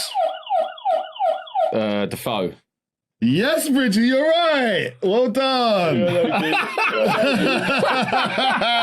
You were going to go, weren't you? Hey. He was about to. You giving me a chance? He's giving me a chance. No, I was waiting. I was waiting. I don't want to go early. Listen, I'm really proud of you. Well done. Well done. All right. Right, okay. So the next player. Go on. Played for Ipswich. Then he went to Charlton. Ben. Yes, Bridgie, you're right. How are you getting this? I thought you said you knew nothing about how are you getting this? Do you think it's our era, isn't it? He's read it. It's our era. How are you letting him beat you? I'm doing it slow as well, so just trying to so you can compute. If you're listening, please go to YouTube and check out Coley's Illuminous gold jacket because that's the reason I'm not winning this game so far. All right. The jacket is glary. Yeah. All right. So number 3, Nantes, Marseille, Celta Vigo, Real Madrid, Chelsea, Makelele, PSG. Yes, Claude Makelele. Well done. It's 2-1. Hey, it's getting interesting. All right. So number 4, the player played for CSKA Sofia, Leverkusen, Tottenham, Man United.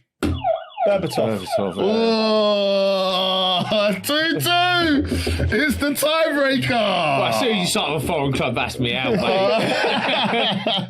Listen, it's the tiebreaker. Just there, just poised. Come on. 2-2. Who's winning it, lads? Come on. Blackburn. Then Chelsea. Then Newcastle. Then Fulham. Melbourne City. Dead giveaway. The next one's the dead giveaway. We go Blackburn, Chelsea. Yeah. Then Shamrock Rovers. Damien Duff. Yeah! I played with him as well. I know. See, he's gone Blackburn, Chelsea. Yeah. Yeah, Duffer. Yeah, I remember. I played with him. He played in front of me. Exactly. You could have got closer to another player. Yeah. I couldn't have said it any slower as well. I know. I'm surprised it took me that long. Yeah. I am as well. I was surprised as well. Yeah, what a player he was, though. What's a player, and I thought he never come into my mind. A great lad as well. Great player. Sorry, Duffer. Yeah. I remember he did leave an impression on me as well. Coley, you won that 3-2. Really proud of you. I'm really proud of your effort. Cheers, mate. Thank you very much. Well done. I'm a bit gutted with that one. To be honest. Okay. I enjoyed that. I don't mind. You love it, I don't you? got with that I do one. like I should have won that. Who likes a pub quiz? Does anyone like a pub quiz? We should do a pub quiz. I'm not very good at pub quizzes. We should get these quizzes involved and then we can make it a bit more interactive. I'm not very good at pub quizzes. I'm not very good at quizzes. Well, you was good today. You Not bad. You was fast out the traps. Yeah, when the answer's there, it's there. The Colton Cole pub quiz. Yeah. And I get to wear the jacket every week. We should do one. Yeah. We should get a silver one of quiz, these. definitely. We could get a silver one. Yeah. Cole's pub anything quiz. with pub. Yeah. Yeah. Okay. Coley, great quiz. Love that. Now we're going to go from one quiz to a TV show. We're going to put ourselves in the shoes of The Apprentice. Right. So I wanted to do this because it's been bothering me. It bothered me even more having gone to Stamford Bridge at the weekend. If we got given the job, carte blanche, to take over Chelsea, we're in there with the owners, and they said, what would we do? Like, what would our first steps be to get Chelsea back to where they want to be? I'd rather do a quiz. I'll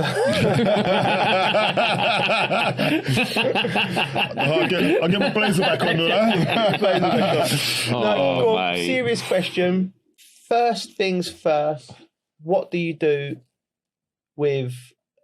If they come in cap in hand, they go, what's wrong? We've messed up. What do we do? You don't know, do you?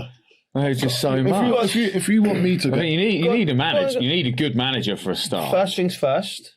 But then if you're going to deal with those players that you've got a manager that can lift everyone. You know what I mean? A bit like what's happened at Tottenham. He's given them a bit of a lift because they're just all over the shop. Yeah, it's a good. Yeah, well, first things first. Above have got to change their mindset a little bit. Mainly, got to change what plans they had. It seems it's the only business in the world where people come into it and they hire consultants. Effectively, that's what directors of football are, and sporting directors. They're consultants, right? They're in-house consultants because you come into a business where you don't know nothing about it, right?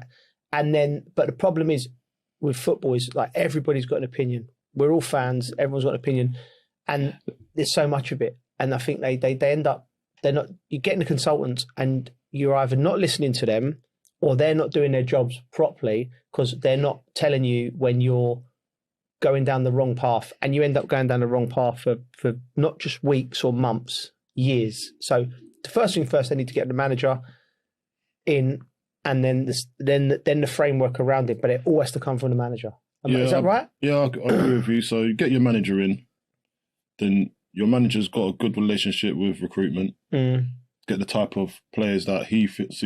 I think the manager should always have a say in what type of player that comes in because he's got to work with him every day. Yeah, he's got to believe in him. Yeah, do you know what I mean? You can't just say, the sporting director can't just say to the gaffer, just try and make him better, and that's it, and then make him fit into your plans. If the gaffer doesn't see him as fitting into his plans or don't think he's good enough, then how do you structure that relationship? Because now I've got to believe in this guy to go out and play on the football pitch, and I just don't think he's good enough. But he has to play because we're trying to make money on it. That's what's happening. That's what's happening. But they are making money, aren't they? Have they made money? Well, not as much as they spent. No. And they're far off. The financial system that's been put in place is way over my head. I try to listen to people who know better than me about it, and the way that it's been structured. Which your financial advisor for it, yeah. The way that you're really investigating. Proper Chelsea, But you're listening to it, right? So the way that they buy the asset, they loan against the asset, they put money. It's all. They've separated the business in terms of. They've you've got the merchandise is a business, the football team's a business, the women's teams. It's everything's separated into these different companies, right? Really? So I think they're looking at this company because they look at Chelsea Football Club as a company, and they're looking at it. And at the end of the season, success is what the bottom line is in terms of profit loss, or wherever the value of the club would be, right? But you cannot run a football club like that. You have to run a football club from the football pitch outwards. So for the first thing I would do is go in there and go, listen, we need to get a football manager who's aligned with our principles, and he needs to have veto on any transfers that come in. It's got to be involved. He has to be he has to tick it. You can have, so there could be 8 or 9 people, or as many people in the recruitment team bringing players into your club, right? And you need to look at the character of the players, the injury record, the quality, everything, right? So first thing I'll do is do that. You could have 7 yeses. If the manager's a no, the players are no, right? And that has to be the case, right? You have to trust the manager and you have to allow him time to work with him. That's one thing that I would do straight away. I think the fans, you have to... How much time, Coley? Mate, I think it's now it's a 5-year project. So they've had 3 years of messing around. Now they're starting again. Now they're starting again, right? Now I think it's a 5-year project. You have to go, right, from what I understand, the finances of you have to sell to buy, right? So now you have to tell the players that. So you have to you have to tell the fans that you have to. So the PR of it has to be, listen, this isn't where we wanted it to be as a club. Clearly, we've made mistakes. We've made many mistakes, and now we're going to have to pivot, and we're going here, and we're going to have to buy players that can get Chelsea from 9th in the table they are now, getting back into consistently in the Champions. Not just 1 year and then our year out. It needs to be consistent, right? So you do need young players, but you do need experienced players. One of the interesting things I've seen coming out the last few weeks from the club is that they have been saying we're going to change. We're going to bring. They're open to change. We are going to change. So they're sort of semi-admitting we haven't done the right. We haven't where we should be, right? But they won't use the word experience. It is experience. You need an experienced manager who understands. Someone like Unai Emery would be like, if it was me, because Unai Emery is, whether he would want Chelsea or not, he's frustrated at Aston Villa. Look what that man's done at Sevilla, Villarreal, Aston Villa. Do you know what I mean? He's coming, right? And he's got a structure around him with his director of football. Buys good players who can play for him, knows what he's doing. Then stick with him and just go, you know what? We trust you. Go and do that. Build the club. But then you have to get the fans on side, right? And you have to sort of go cap in hand to the fans and say, this isn't Roman Abramovich era, right? We've messed up. We're not where we are. We're not competing. We're miles off Manchester City and Arsenal. We need to go. We need you, basically, right? So what do? You want to keep the core fans on side. Ticket prices at the games. There's not been 40,000 people at Stamford Bridge.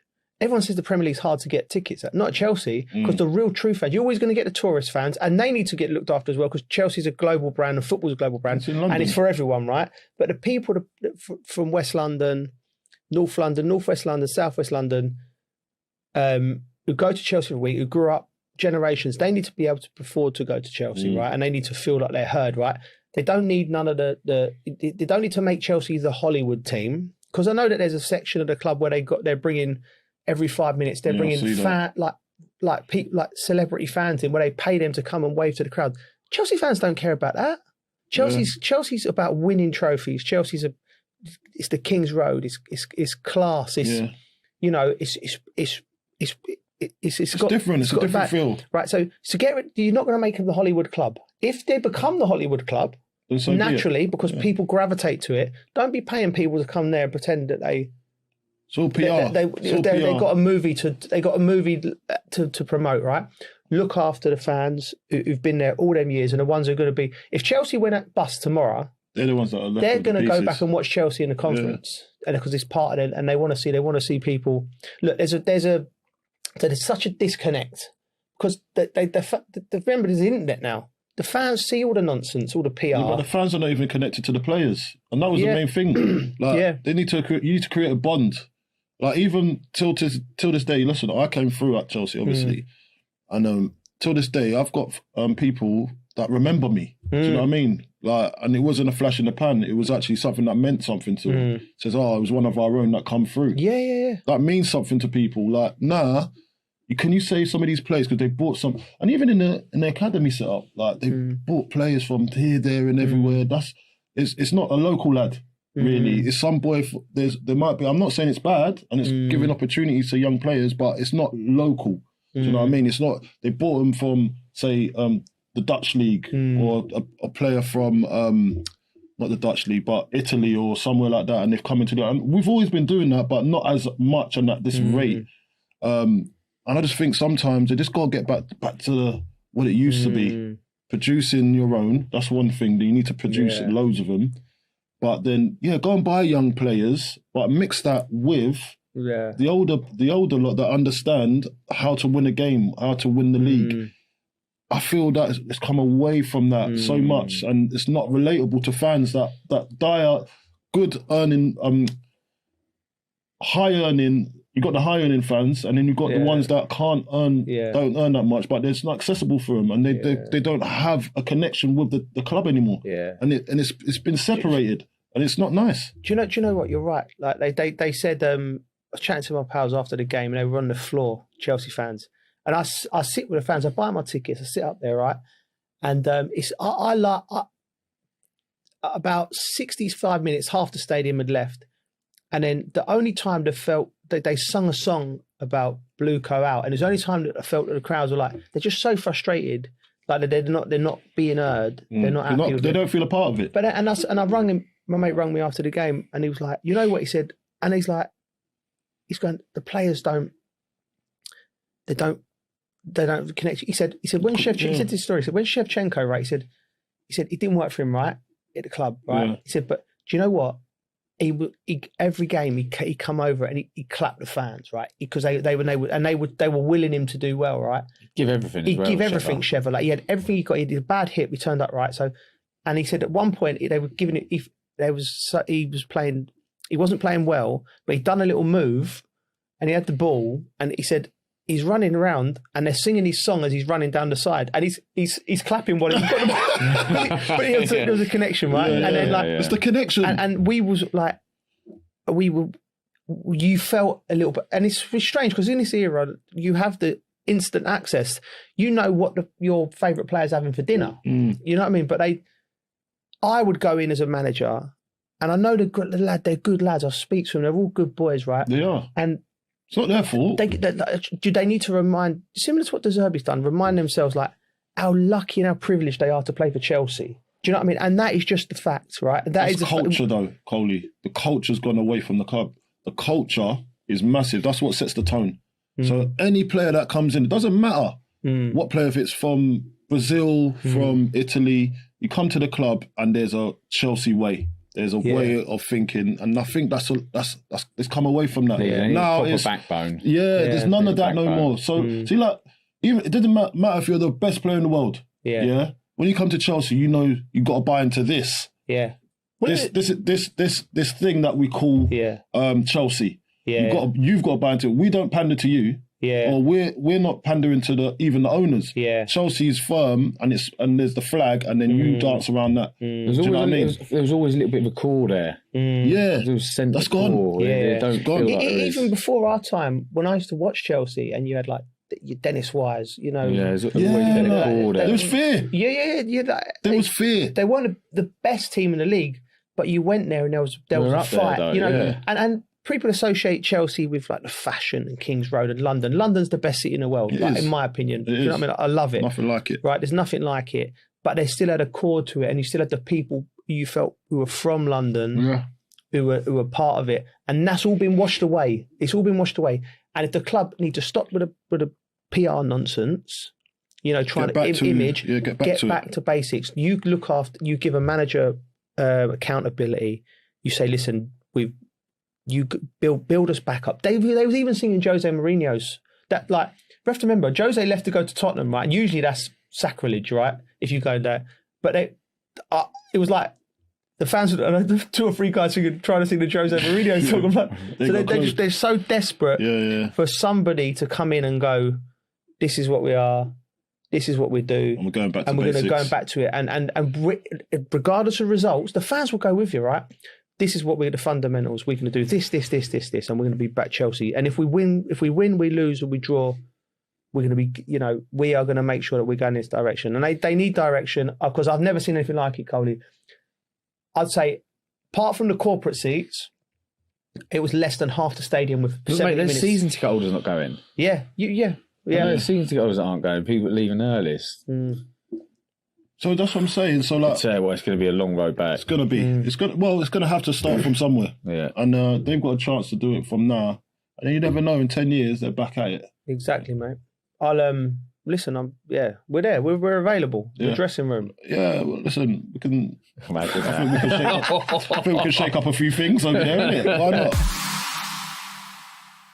Before we go, European games this week. We all see the game the other week. Bayern, PSG, mental game. Yeah. What's the most mental game you've been involved in? Got me thinking, right? It's one that jumps out. There's been a few. But West Ham 5, Bradford 4 at Upton Park. Like, it was insane, mate. Like, obviously 5-4 goals. But 9 the drama, goals. Right? If people see it was, for years, it was in like the top 10 Premier League games of all time. I don't know if it still is. But Paolo was playing, right? And he should have got 2 penalties. And he just decided he was taking himself off, right? So he's so we're playing with 10 men. We're down to Bradford, who were relegation, right? And we're looking at where's Paolo, and he's on the floor on his knees praying to Harry. And Harry and Frank Senior were like stopping him getting down the tunnel because he was walking off. The ref wouldn't give him a pen, right? And then Harry's going, "No, Paolo, get on." He's like, "No, Gaffer, I want to go," right? And anyway, so I'm looking over and going, "What's he doing?" We need you. We need you. Come on. So there's that. That happened, but Stephen Bywater made his debut as a 19-year-old goalie. He was mental as well, mate. He was crazy. Love him, mate. And he was like, he threw a couple in, and he ended up. I think we scored to make it 4-4 or something, and he was watching the replay on the big screen, and then I think Stuart McCall, someone's tried to have a shot from the halfway line, and he's not seeing, and the crowd are like, "It's coming!" And he's like, I remember that. He's like all mad things like that. I scored my first league goal in the game, jumped into the crowd. I think Frank scored the winner. It must have been 99, but it was just a bonkers game. Yeah. Well, you got one? Do you know what? I haven't got all mine are like probably just high scoring, like losing 7-1. So not that mental, is it? There's one that stands out for me. I watched it, and it's at Southampton, and someone's going to have to check the score. But Saints played Man United, and I think it was something like. It might be totally wrong. Is it like 6-2 or 6-3 or something? I think I remember the game. And I remember right? Games. I didn't play. I was just watching. Okay. And I remember Fergie moaning about the shirts. Yeah, that's true. Oh, players are blending in with the crowd. So they ended up swapping at half-time.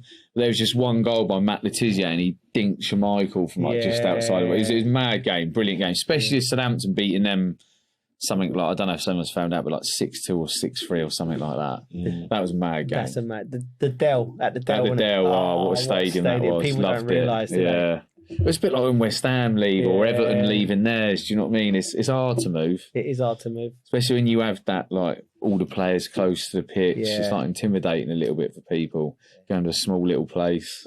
All the Winchester Massive. Winchester Massive. Yeah. I don't really have a game. I don't think I've just been on the end of spankings. Yeah. Well, they're bonkers. I feel actually what other game was there when we beat Man United? I think we beat Man United 4-2 or something. That was an unbelievable game. I think it was us at Upton Park. Man United come in town, beat them 4-2 under the lights in the snow. It was about to get called off actually. Really, the game was. So we didn't know what was going to go on, like whether we're going to be playing or not. Like I think it was 45 minutes before kickoff, and then it got called on. And then, I sprung into action. You know what I mean? So I scored a brace. Did you? Good, and man. I'll tell you why this was a crazy game, because John Spector, he scored a brace too. So that kind of stands out. And we won the game 4-2. And it was, that was a good game to remember. We'll hopefully see a load more of them games between the two games that are coming up. That is correct, Bridgie. And on that note, thank you for watching and listening. Please rate, review and subscribe. We are back on Tuesday. You can watch us on YouTube or listen to us wherever you get your podcasts. Please follow us on all socials and we'll be back next week. See you soon. See you later. Take care. Layers.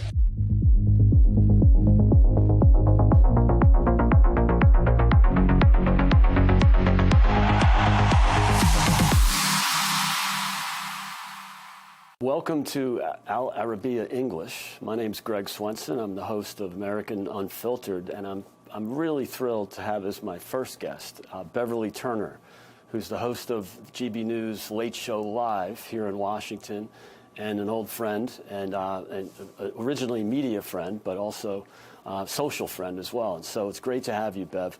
It's been a really amazing week in transatlantic news. First you had the big news in the UK, the fall of Keir Starmer and the rise of Andy Burnham. And then, of course, the timing is particularly good speaking with you today because you were at the White House yesterday and had a conversation with the president who, thanks to you, has got himself involved in UK politics, which we always love to see here in Washington, being the Anglo-American community that we are. And so that was a big day. It was a big day. And, you say another week in US-UK politics.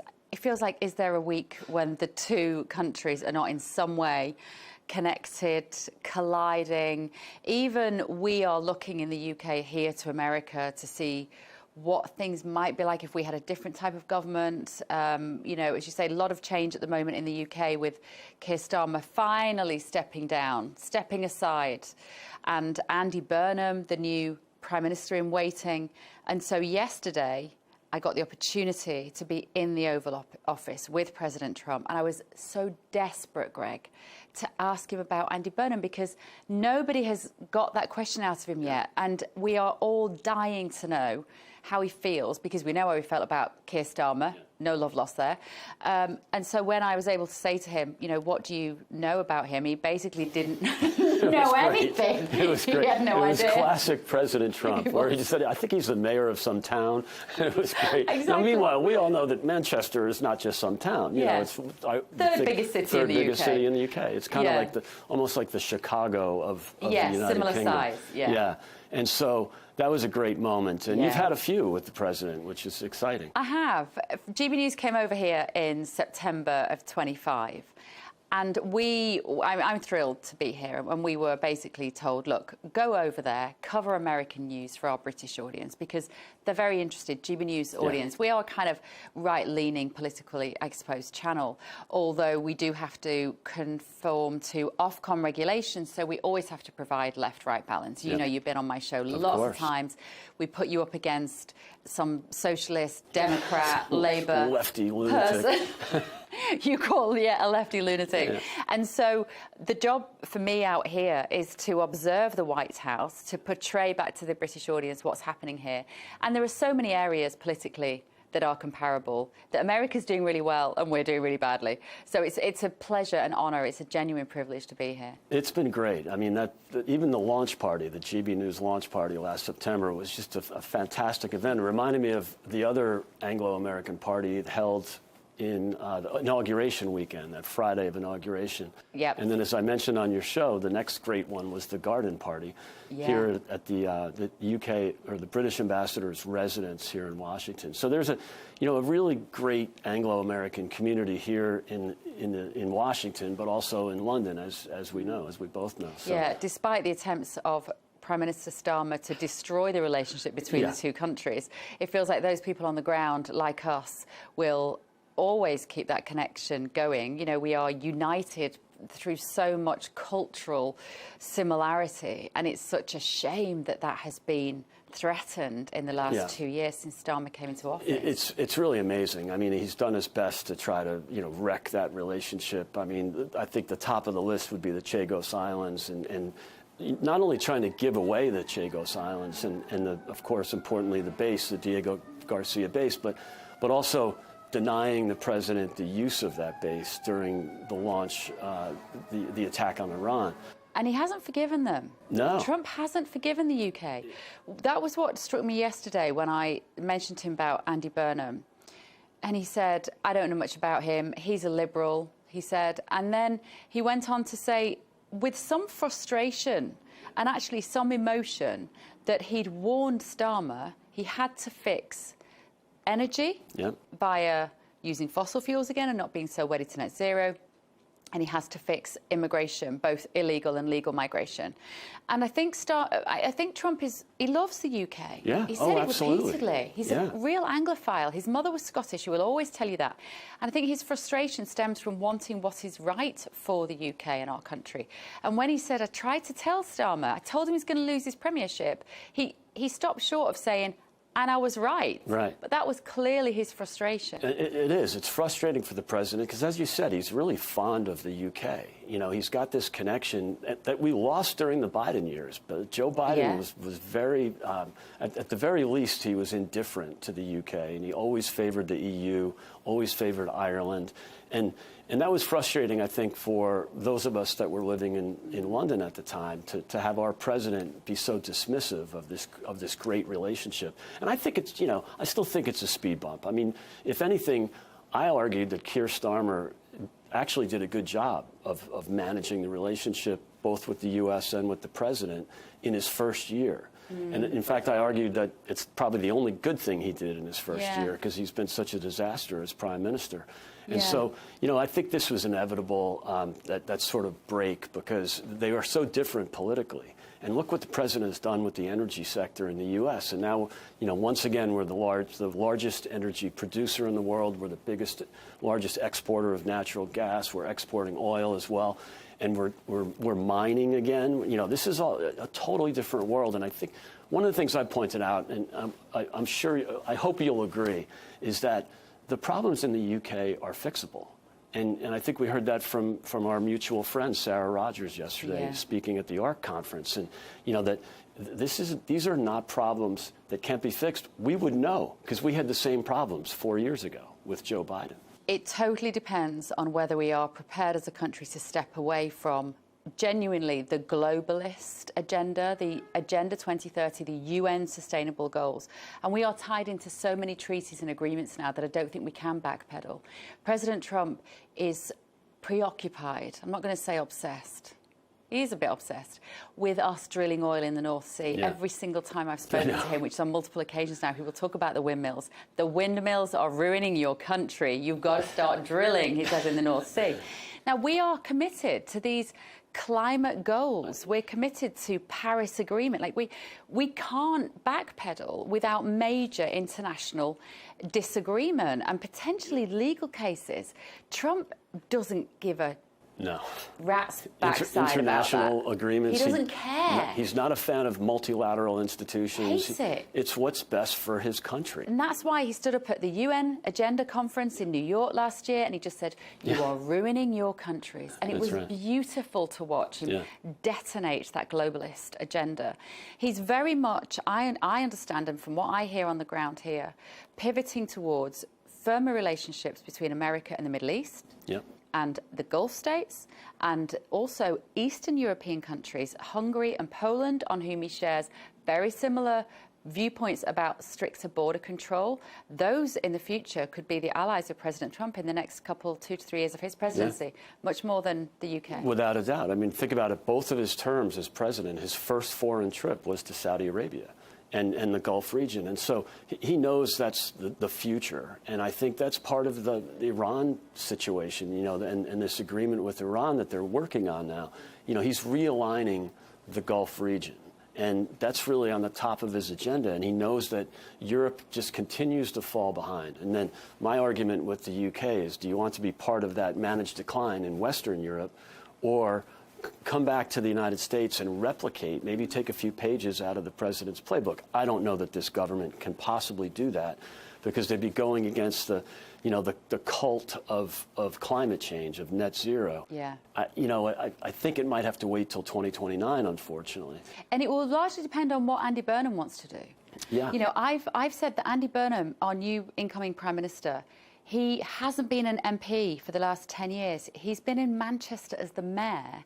He has spent more time in Denton than Davos. Now, that might put him on a par with President Trump.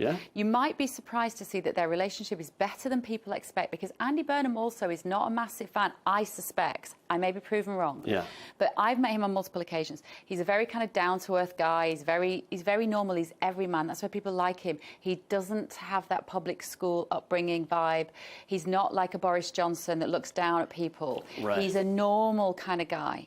Now, it depends whether he comes in and says, if he has the testicular fortitude, let's say, to push back against some of those treaties and agreements on the global stage, then he might keep the British people happy. And that will align him more with President Trump. They're both quite anti-establishment. They are both well aware of the fact that the political class hasn't served the working person for a very long time. There may be more synergy, Greg, than we anticipate. That's a great point, Bev, because he is more of a man of the people. He's been in Manchester, he's been in the North, and he's connected much more to the trade unions like a proper labor politician, like the old Labour. Whereas Keir Starmer, as we all agree, was from that new Labour, that, you know, North London, uppity, Oxford, Cambridge, kind of that lanyard class. And I don't see Andy Burnham as part of that. He might be a man of the left, and that's what I worry about. But you're absolutely right. He might actually have more in common. And look what happened in I think it was Aberdeen in Scotland. You know, because oil and gas exploration is so important in Scotland, and that might be a moment for him to pivot and get away from Ed Miliband and the lunatic kind of fringe net zero crowd. He'll have so much pressure on him from the net zero agenda. I mean, his wife actually works for a big electric car charging company, is my understanding. She's quite private. She's Dutch, I think. You know, there will be a lot of pressure on him to maintain that course towards the greener future, whatever we mean by that anymore, I'm not even sure, and not to get involved in any oil and gas drilling. It might be that we have to wait until potentially another government, if that does become, for instance, Nigel Farage next time round. And I think that, you know, surely that's in the cards in 2029. I mean, liberating the energy sector, and again, we've done it here, so we know it can work.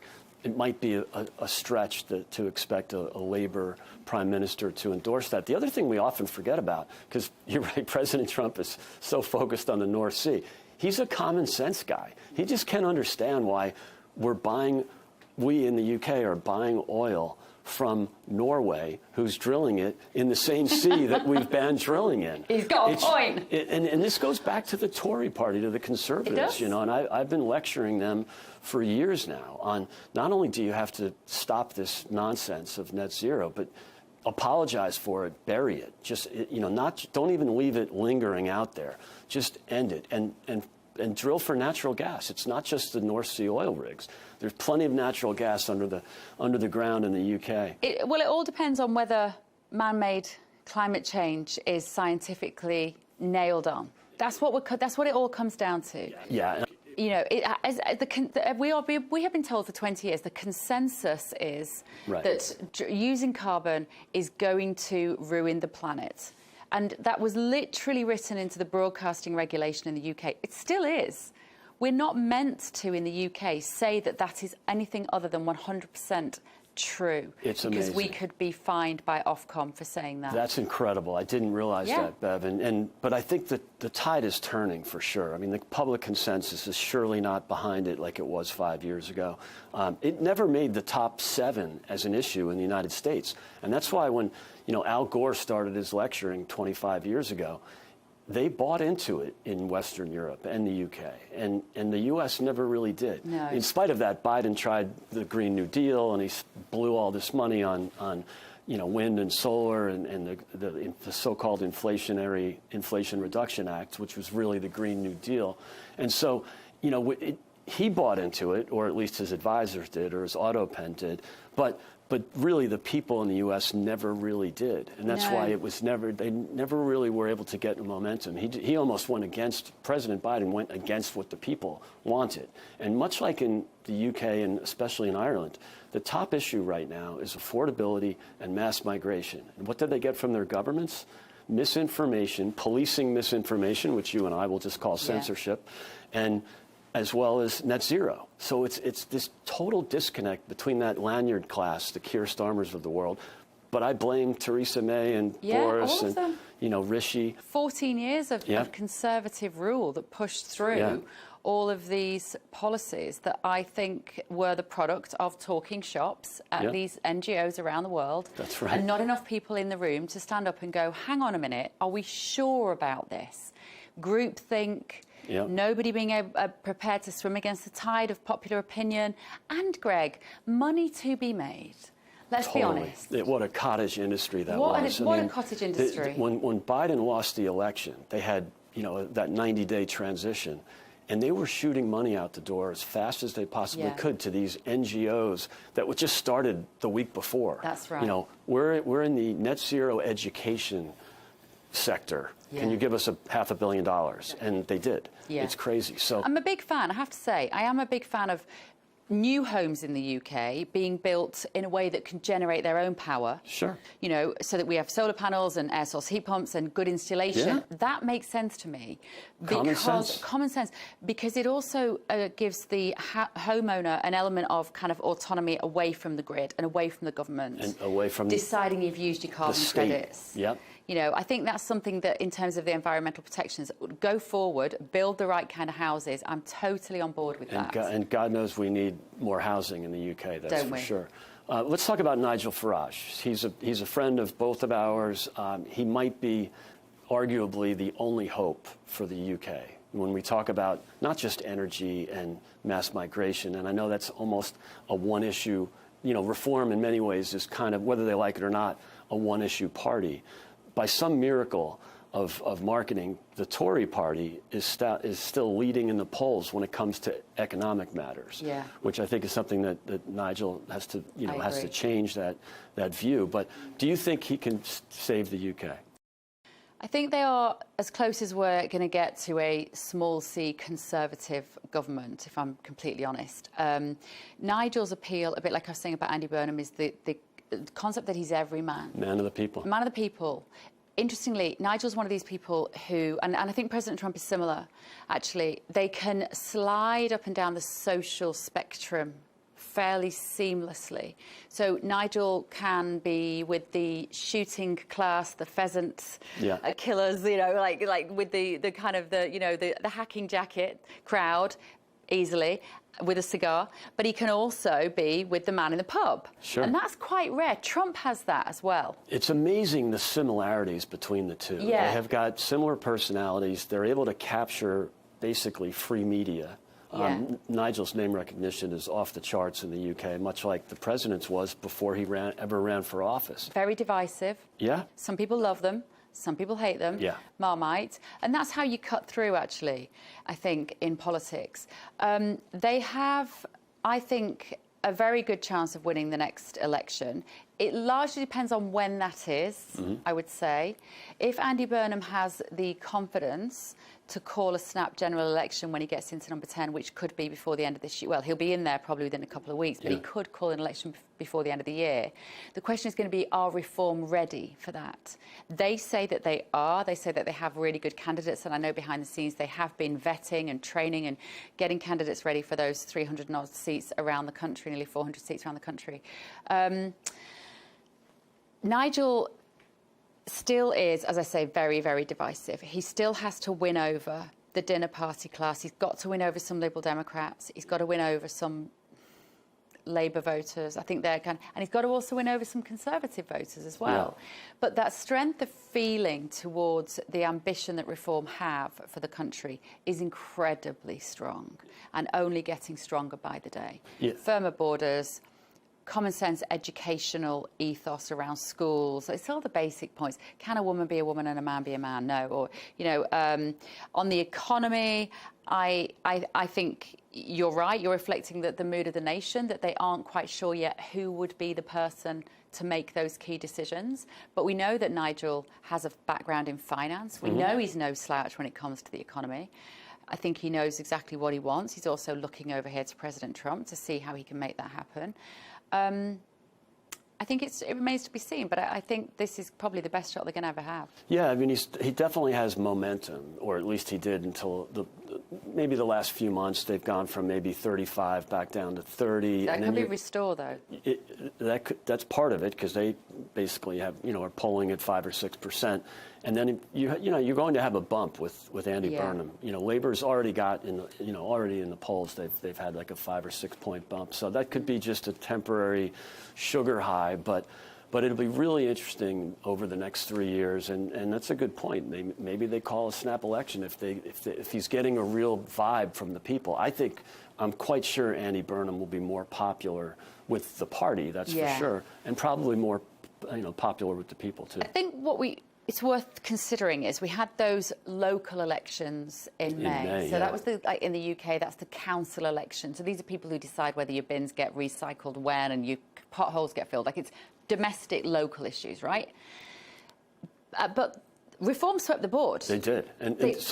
You're right, it's usually kind of local stuff, but they turned it into a referendum on Labour and a referendum on governance in the UK. And that was a massive movement. And what was then so shocking was for Andy Burnham to then win the Makerfield seat so convincingly, because he didn't have a huge amount of choice where he could stand. He obviously, as I said, he was a mayor, and an MP had to stand down so he could go in, and then he could challenge Starmer. It's all this protocol political system that we have in the UK. And I was convinced that he wasn't going to win that seat because that area.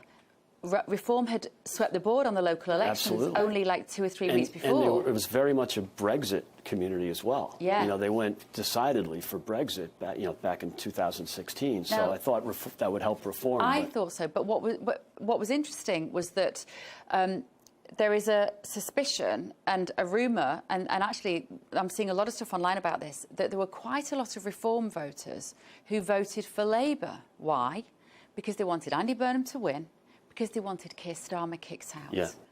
Now, I don't know how sensible that was. Yeah, it's sort of tactical voting argument. Because they hate Starmer. Yeah. But I would say, well, that wasn't very clever because the country quite like Andy Burnham. Like, if you wanted Labour out, or maybe their supposition was that would therefore trigger a general election because Andy Burnham couldn't run without a mandate, couldn't sit in number 10 Downing Street without a single British person having voted for him.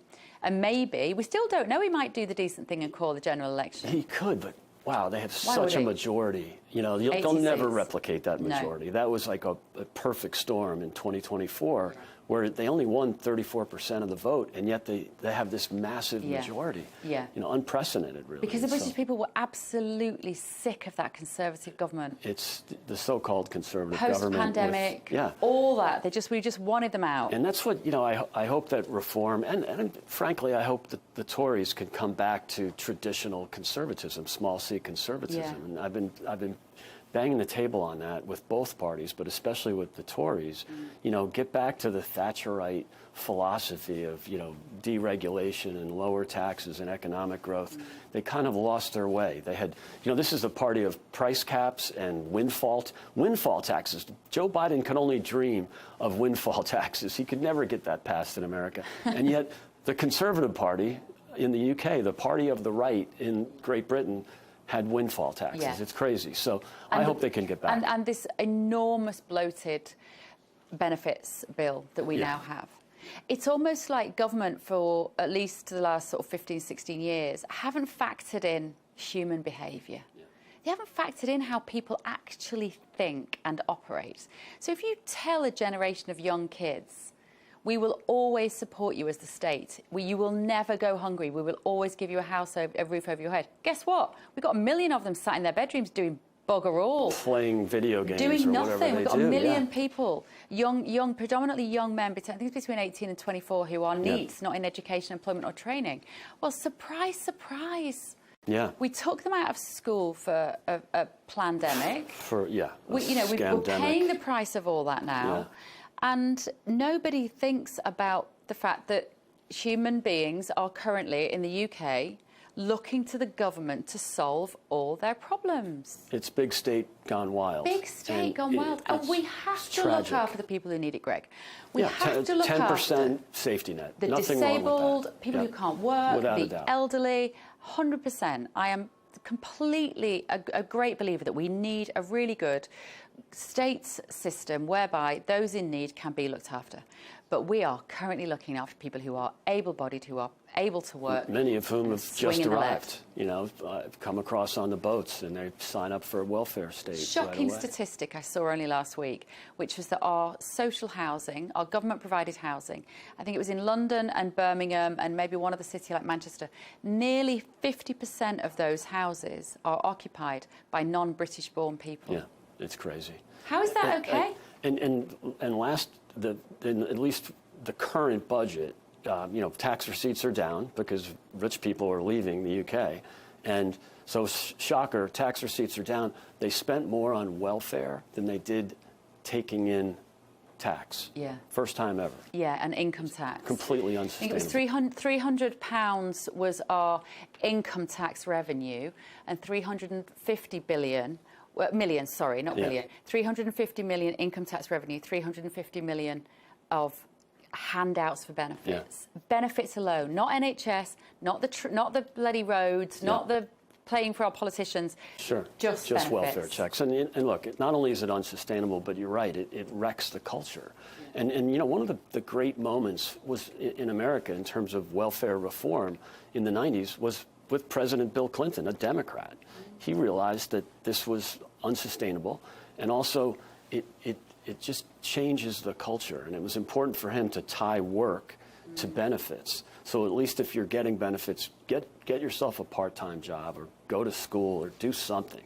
And that really was one of the signature accomplishments of a Democrat president. Yeah. Granted, he had Newt Gingrich, you know, driving the bus in the House, for the Republican House, but there's a lot we can learn. Yeah, and you know, reach across the aisle, it can work. So yeah, there's lots to fix.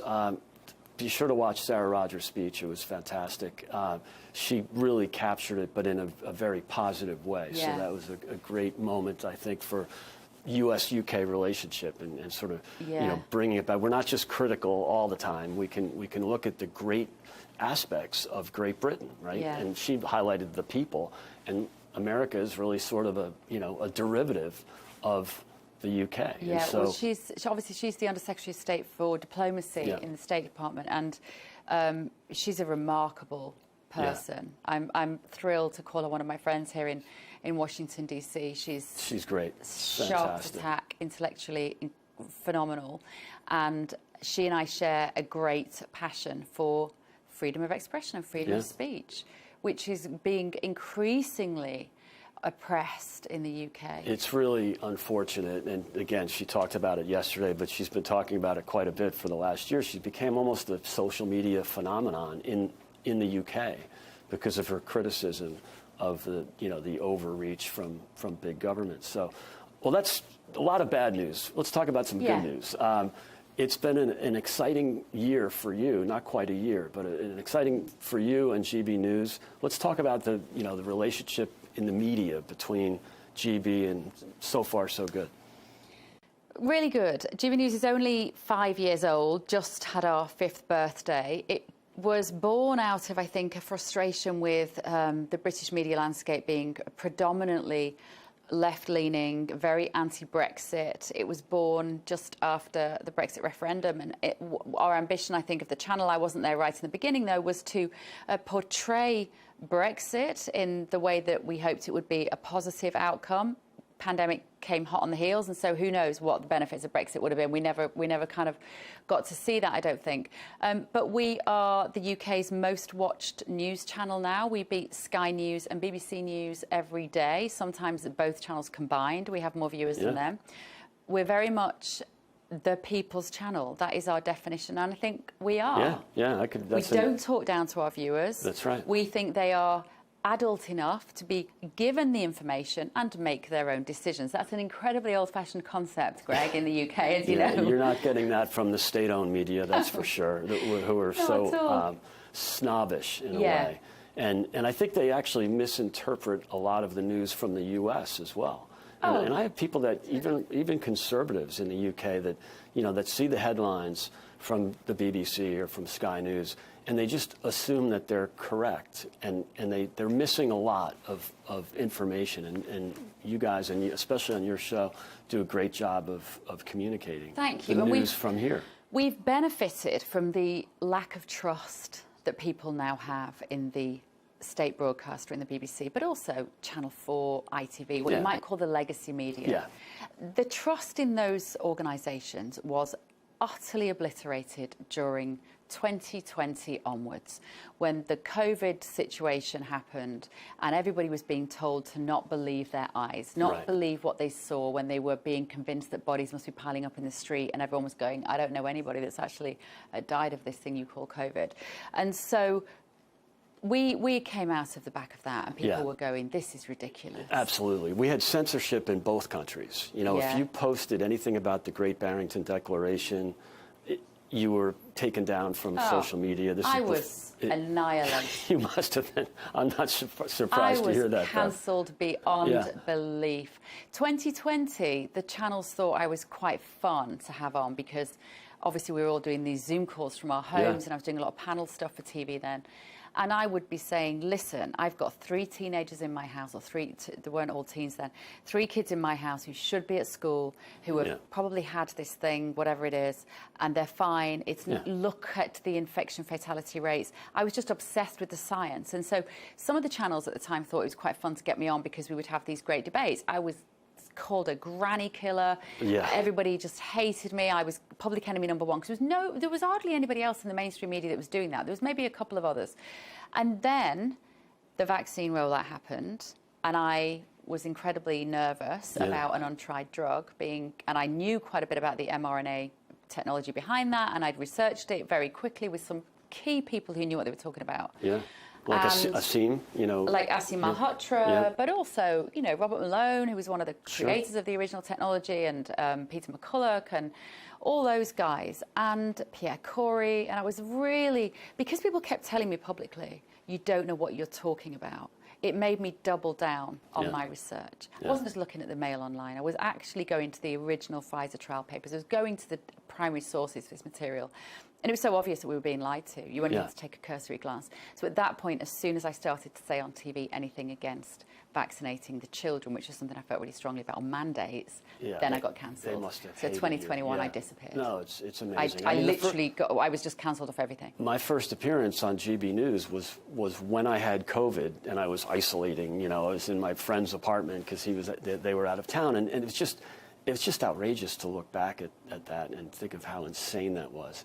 And then I started boycotting all of that nonsense. You know, I didn't isolate. I mean, it just was so stupid. And just now, Tulsi Gabbard, the Director of National Intelligence, just before she's left office to look after her husband, she has just released the most phenomenal confirmation of what many of us were shouting about 6 years ago about Anthony Fauci's role in this. Amazing. The funding of the Wuhan Institute, and then the suppression of that information, and nobody's covering it. It's outrageous. And what he was doing was lying to Congress, but lying to the American people and telling them they should stand 6 feet apart and they should wear masks all the time.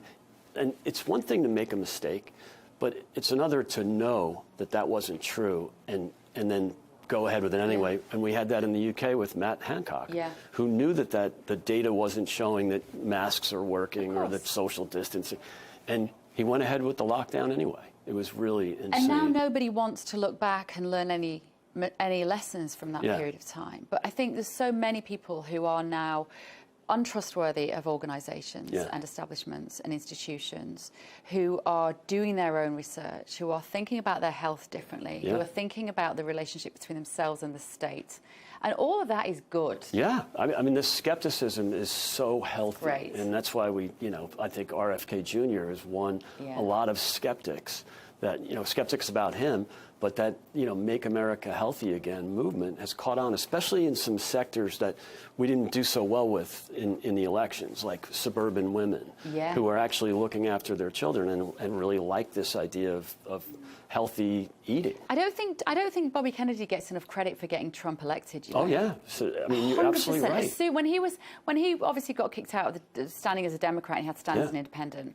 And I, for one, was watching very carefully then. I didn't used to be a massive President Trump fan, by the way. I certainly wasn't in the first term. I've been on a bit of a journey on that. But when he brought Bobby Kennedy over, I was like, that's it, bingo, he's got it. Yeah. He's got it. Because in close elections, and it was close. He won the swing states, but popular vote by 1.5 points, and Bobby Kennedy was probably like any third-party candidate. They're not going to move the needle dramatically. But all you need is 2 or 3 points, Yeah. and then with the suburban women, and That's right. it was really brilliant Moms, that the president especially, embraced him. Mothers who might not have liked Trump because Yep. of some of the stuff first time around, they love Bobby Kennedy. They love everything he's been trying to do, getting chemicals out of food, clamping down on the food companies, not on the food in your trolley, not telling people you can and can't eat this, but actually let's go after the guys who are making this stuff. And I just think it's wonderful. It's been very well received here in the U.S. because we all grew up here on chemicals in our food. It's really Still, you're all right. You're about 7'2". I'm surprised I'm still here to talk about it.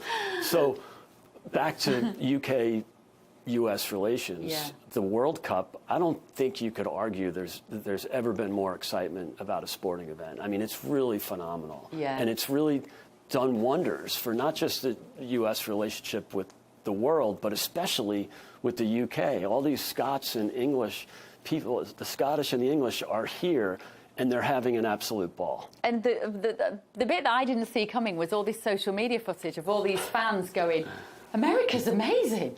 They have like air conditioning everywhere, and you walk into a shop and they have the shelves are full and you can park your car without getting a ticket, and there isn't a camera on every pavement trying to catch you out, and you feel safe walking down the street and things work. I felt like that since I arrived in America compared to what Britain just feels broken and depressed.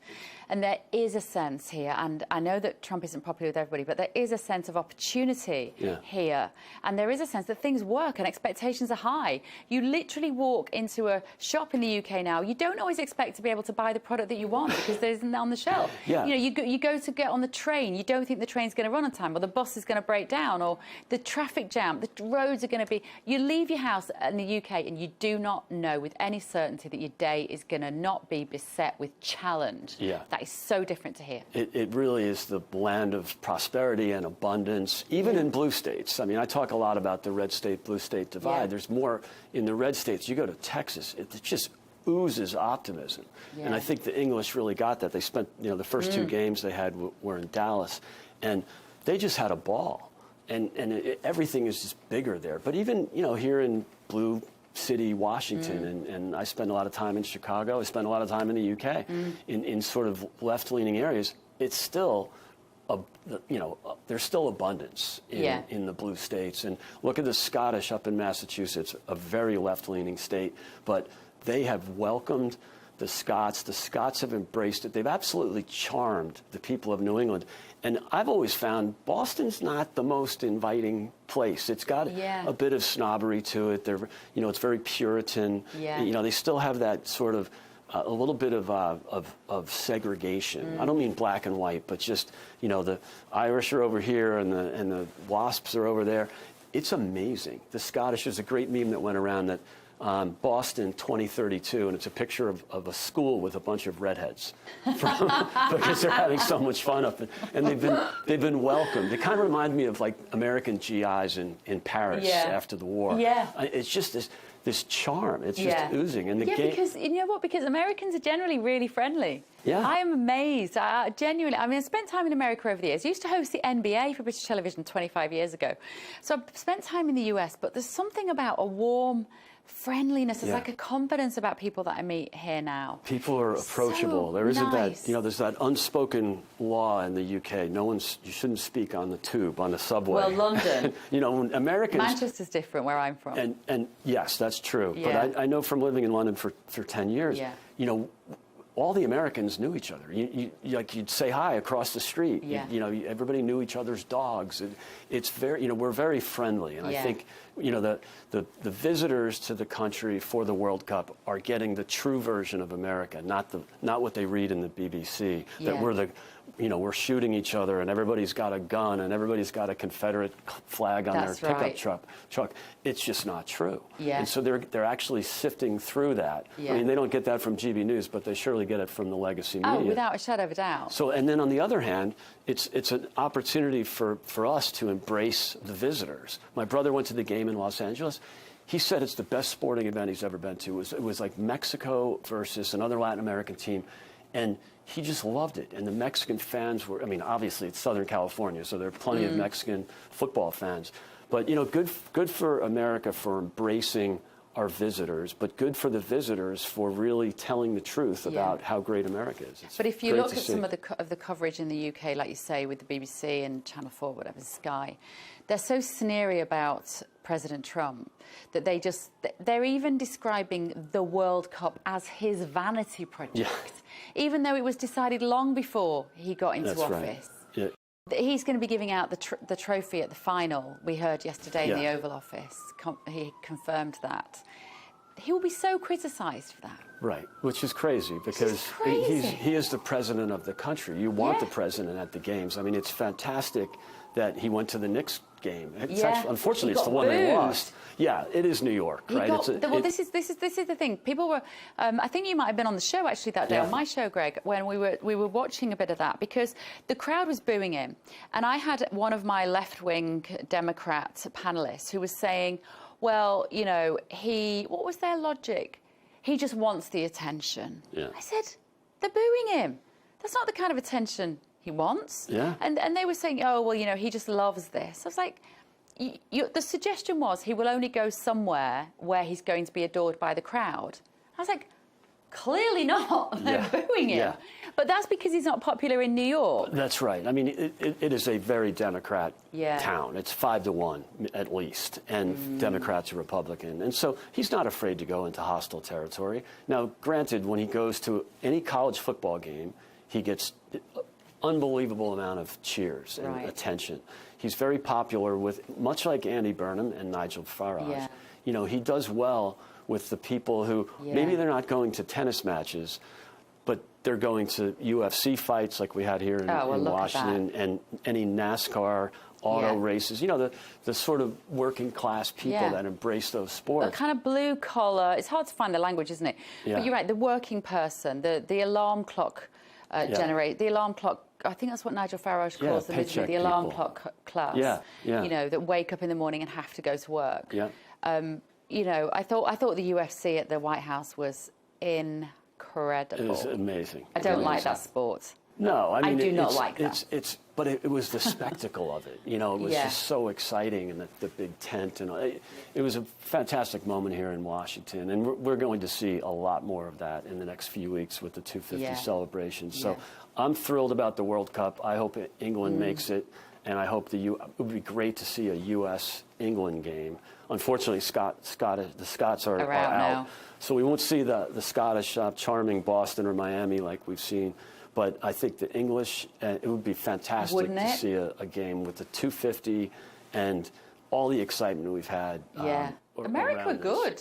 I mean, I shouldn't sound surprised. It's probably the best team we've ever had. Yeah. That's probably They've had some big wins with a lot of 4 goals. goals in one game. That's more than we scored in the entire 2022 World Cup. And so, you know, there's been it's been a great moment. I'd love to see Harry Kane, you know, finish strong. With England, and it's a really great time, and thrilled to have you. We've been doing this for a long time. I think I was on your show first time in 2022. 2022, I guess. My guess. Yeah. But this is quite nice. This is just a role reversal, Greg. Yeah, it's I like fun. you interviewing me for a change. I can get used to this. This is easy. And also, we don't have Ofcom regulating us, so we can actually speak freely and not have to have a Democrat joining us. So we're saying that all of her, what was it last week? All of my friends are leaving the U.S. because of ICE and because guns. And I mean, it's just virtue signaling gone wild. Tell the truth, be honest. We might disagree, but as long as we're honest about it, it's all good. Totally. Well, thank goodness for America, hey? It's great. Thank goodness for what President Trump is doing, for showing the West, showing the UK a different way. I mean, like I say, I didn't used to feel like that about President Trump in 2017. I was one of those people who wasn't paying attention. Yeah. I didn't know where the threats lay. Because they were just so busy calling him a fascist or a Nazi or a misogynist and all that other nonsense. And what we found out is he liberated the economy in his first term. He's liberating the economy again. Scott Bessent did a great speech the other night at the Economic Club of New York. He's liberated freedom of speech. He's ensured. Everybody says, oh, he gets in fights with the press, or he's against free. No, of course he's totally for the press. He calls them out. Yeah. He calls it the fake news because in many respects he's right. So his delivery is maybe not very British. It's about, I think what it is about this government here that I notice is they have such clarity of ambition. Yeah. It is so easy to know where they sit on the major issues. And the problem with Starmer, and let's see what happens with Burnham, is that you couldn't quite tie him down. Like, he was a, well, slippery Starmer, a lot of people call him. You couldn't quite work out on the big issues. Who is he trying to keep happy? You often felt like somebody's pulling his strings. He can't really think the stuff that he's coming out and saying. Digital ID is a classic example. Yeah. He came out behind the lectern and said, we're going to have a mandatory digital ID centralised system in the UK. And I sort of wanted to look over his shoulder, think, who's telling you, who's got a gun to your head? Because you don't even like believe it. Yeah, I never felt like he believed in anything. But that comes down to, as I was thinking about the big bureaucracy, what Trump would call the deep state. It comes down to the 600 or whatever it is NGOs around the world that are deciding policy. The UN, the World Health Organization, the World Economic Forum. It's all those unelected bureaucrats. And that is what Trump is trying to dismantle. People don't realize how much work he's doing behind the scenes on that. It is really disruptive. And look what happened just in Latin America in the last few weeks. We've had massive swing to the right. Now, that's part of the movement, and, you know, led by Javier Milei and the chainsaw. And, you know, he's done such great things in Argentina. I think other countries in the region have learned that. So I think the momentum was moving to the right anyway. But it doesn't hurt that the cuts to USAID, that Marco Rubio and Doge, they were funding leftist political campaigns all over the world. And now, that's completely disappeared. Yeah. So you're not going to, at least the elections will be fair. Yes. You won't have it kills me that U.S. taxpayer dollars were going to fund leftist campaigns. They shouldn't go to anybody's campaign, but especially not a leftist campaign. So, you know, I think the trend is great here in this hemisphere. I hope that the UK and Western Europe, I'm a little more skeptical of, but I hope they can take some pages out of the playbook because it's working here. When I interviewed Monica Crowley just recently, the wonderful Monica Crowley, Chief of Protocol for President Trump. She is the very glamorous, very beautiful, blonde lady, used to be a TV host, and she's often there, and she has a very important job. And she said to me in this interview, you know, it's the deep state that is trying to kill President Trump. Yeah, and that was why first term was really difficult for him. And you also had the media fabricating these stories, the Russia collusion hoax, the Charlottesville hoax. Yeah. There was so much collusion between the mainstream media and the big state. It's really hard to defeat the bureaucracy when you have the media and the universities on their side. It's really tough. But he by winning in 2024, he's really been able to break through and set back the bureaucracy. So his team, though, Greg, his team of people. I've been in those cabinet meetings when you look around the table, and he's got Hegseth, impressive. Rubio, phenomenal. J.D. Vance, brilliant. Tulsi Gabbard, sadly, no longer there. Who else is there? They're just brilliant. Yeah, he's surrounded himself with people that are really good. Scott, of course, or the Treasury Secretary. You know, Doug Burgum, was on Fox this morning talking about liberating not just the energy sector, but the mining sector. And again, it's all common sense. Why are we dependent on China for critical minerals? We've known this for 25 years, and nobody did anything about it. You know, Iran was about to get a nuclear weapon. Nobody did anything about it. 47 years. So I think the president is bold. I think he's even more bold this term than the first term. It's a massive bureaucracy to fight against, and they're doing their best to keep his agenda from really materializing. But so far, so good. And I think there's one myth that I would like to bust a little, which is this idea that the people around him are sycophants, and that his cabinet just don't really respect him. They're just telling you what he wants to hear. I hear this all the time, and I've been in those rooms. That could not be further from the truth. Yeah. You can't get people who are as independently minded as Tulsi Gabbard, Bobby Kennedy, former Democrats, Scott Bessent, former and Marco Democrat. Rubio. Yeah. Do you think you can get those people to somehow fake their feelings towards that man? Impossible. He smells authenticity a mile off. That's one of the things that I've identified. He can see fakeness. He can see it. Yeah. Those people, when all of those adults who are brilliant in their own area, when they stand up and they say, we respect the president and we trust his judgment, they're not lying. Right. No, they mean it. You're They absolutely like right. him. Yeah. They respect him. He's funny. And I wish people would understand that and take away some of this mad derangement they have about him, because I know that his delivery can be problematic. Right. I know Especially that if he just dialed it down a bit. Especially if it's snapshots or it's, you know, the clip on, you know, the mainstream media will be President Trump using an obscenity about something, and it'll just be that clip, and then you don't have the context around it. You've been on Air Force One a couple of times. It's wonderful, and he's just surrounded by good people.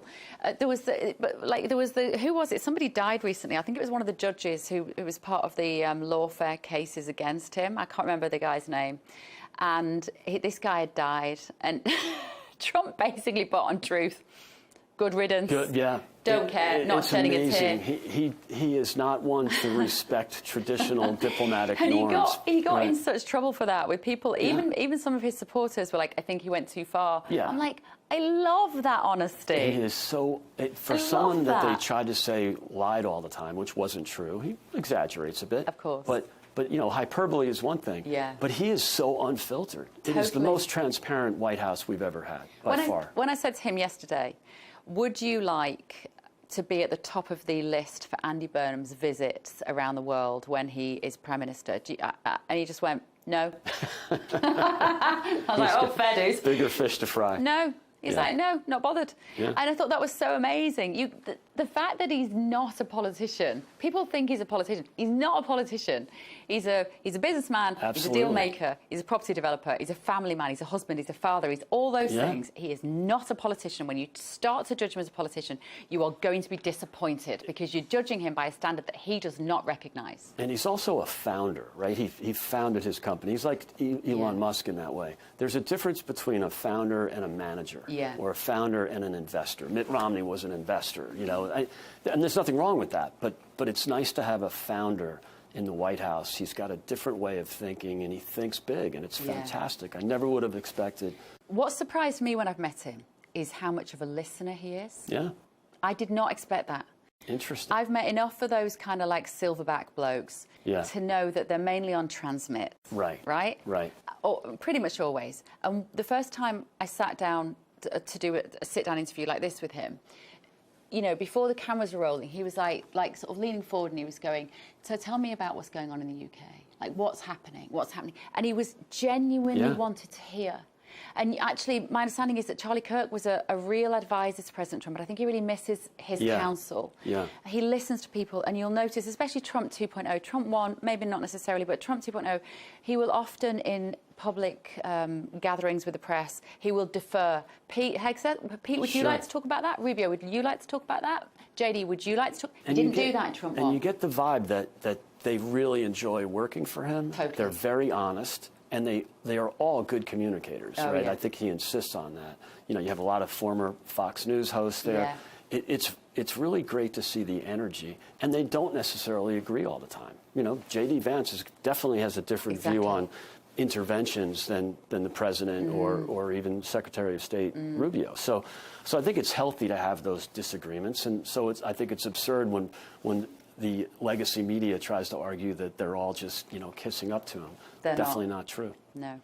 It's been great having you as my first guest, Bev. This Pleasure. is fantastic. Good luck, Greg. I've loved being on your show over the years. Podcast. You've been great for me. I hope I've been helpful to you. Yeah. And it's really great having you. I hope you're here for a very long time. So do and I hope we talk about the World Cup for a few more weeks. Let's hope so. But I do hope we win. Great to see you. Thanks, Greg. I'm rooting for England, unless they play America. Yeah, then I'm going to be torn. And then I'll be rooting for the USA. Thank you. Great to have you here.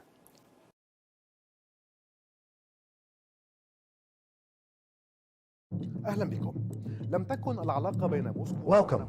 The relationship between Moscow and the Arab world has never been a straight line. It has seen decades of rises and falls, from peaks of alliance during the Arab-Israeli wars to a sharp decline after the collapse of the Soviet Union, and then a notable return through the Syrian gateway, followed by Gulf caution amid the war in Ukraine. Today, with the Arab-Russian summit convening in Moscow, a central question is being asked. Is Russia seeking to restore its former glory in the region, or to build new partnerships that adapt to the transformations of the 21st century? Since the mid-20th century, the Soviet Union emerged in the Middle East as a pivotal player, as its early support for the independence of Egypt, Syria, Algeria, and South Yemen granted it special influence with Arab capitals. That influence soon turned into an active military and political presence, reaching its height during the wars of 1967 and 1973, when Moscow supplied Cairo and Damascus with weapons, experts, and pilots, becoming a principal partner in the Arabs' battles with Israel. In that period, the depth of the alliance with Cairo was embodied in a historic visit by Soviet leader Nikita Khrushchev to Egypt in 1964, where he joined President Gamal Abdel Nasser to celebrate the diversion of the Nile as part of the Aswan High Dam project.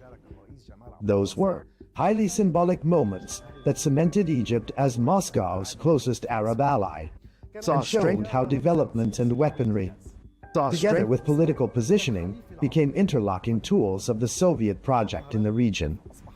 At that time, Khrushchev delivered his famous line, "The High Dam is not just an engineering project. It is a symbol of friendship between the Egyptian and Soviet people." From there, a new phase began in which the Soviet Union became the primary patron of Arab nationalist and socialist regimes.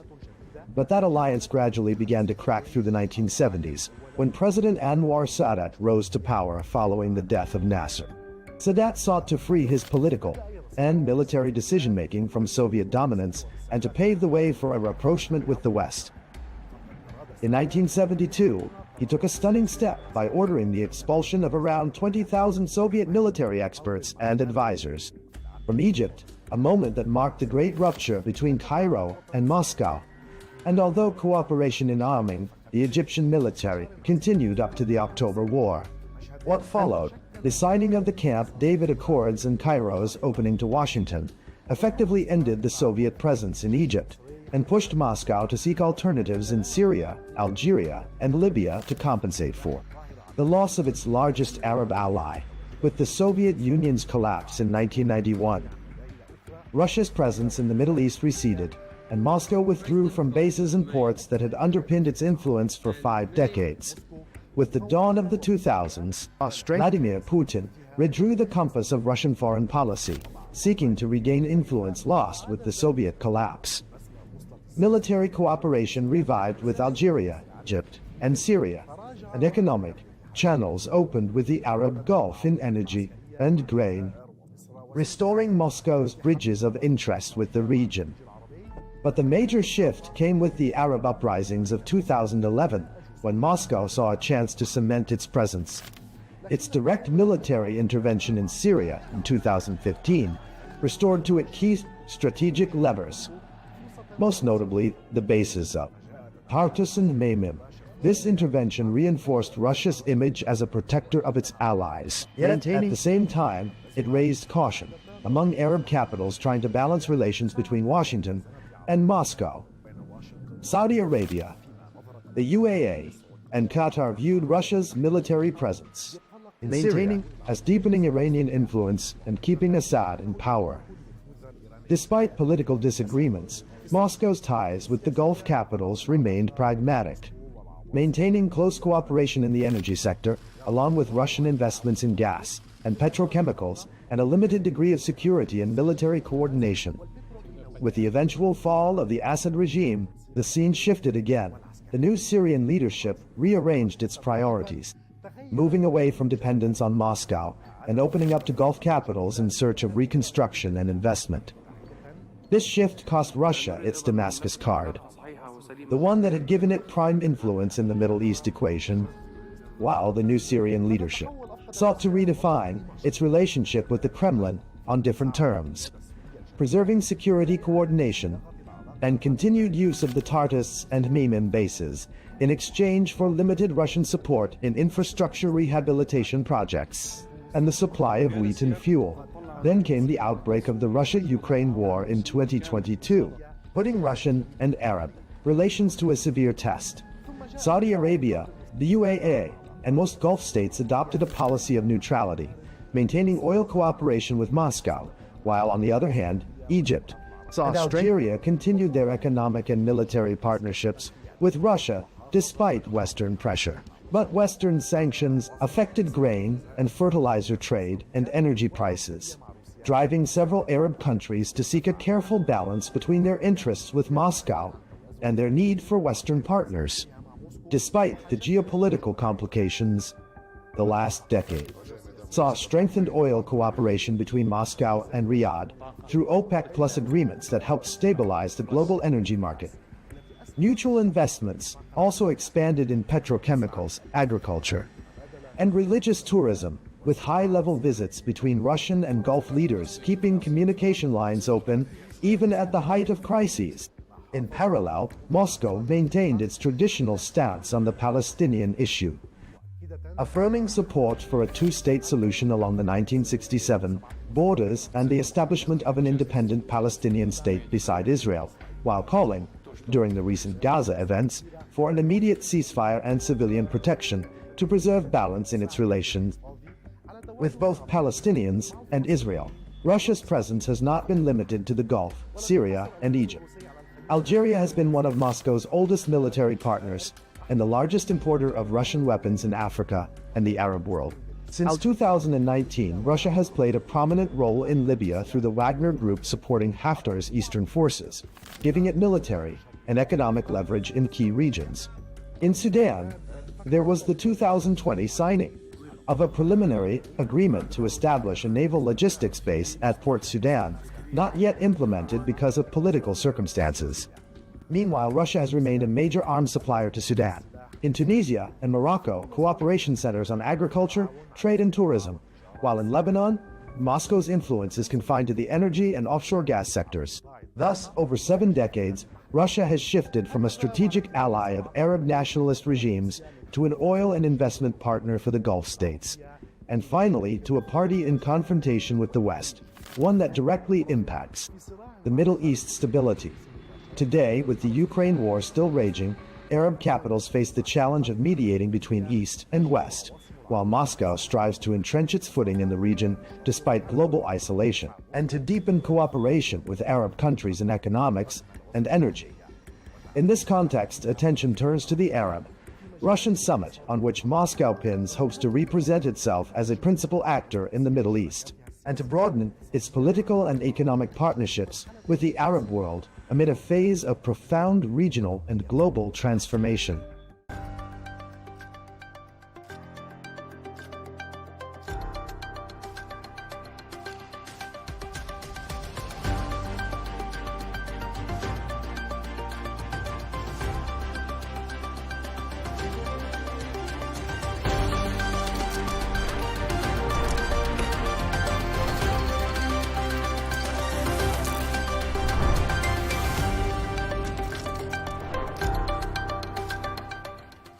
Hello and welcome. I'm Leigh Ann Gerrans and you're watching W News Extra, broadcasting live from the Al Arabiya studios in Riyadh. These are our top stories. A new regional proposal aims to manage the Strait of Hormuz as President Trump says talks with Iran are showing progress. Zelensky meets Trump at the White House as the US Senate considers tough new sanctions against Russia. And many are left trapped inside a Japanese shopping mall after a 1.7 magnitude earthquake hits Kumamoto.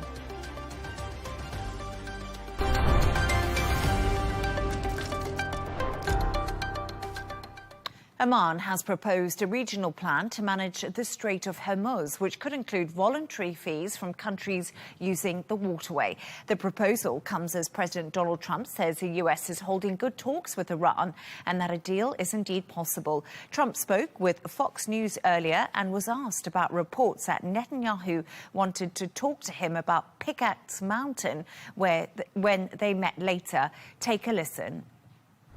I don't need Bibi to tell me that. Bibi's telling me that because he wants me to stay involved. I mean, I don't necessarily. We have the finest, because of Space Force, we have the greatest cameras in the world focused on. We know exactly what's going on. But, no, I heard Bibi announce that. I said, why don't you just tell it to me? Why do you have to announce it to the world? I know exactly what's going on at Pickaxe. It's not a big problem. We took out their nuclear sites, and we'll have to take out pickaxe if we don't make a deal. If we don't make a deal, we'll take it out very easily. To discuss this and all of today's stories, I'm joined by geopolitical and economic journalist Ellie Cohanim, who is in the studio with me, and Managing Director of This Is Dubai, Michael Jabri-Pickett, who's in Dubai. Michael and Elena, great to have you on the show. Michael, let's start with you because diplomacy seems to be in the works, and let's talk about this proposed plan for the Strait of Hormuz. How will it actually work? And do you think the US will be on board, because there's lots of talks about fees? So I'm going to leave the U.S. aside for just a moment, and I'm going to talk about how this proposal is supposed to work. So it's coming from Oman, and what they're looking at is the Strait of Malacca, which separates the Indian Ocean from the South China Sea, or I should say links the two of them.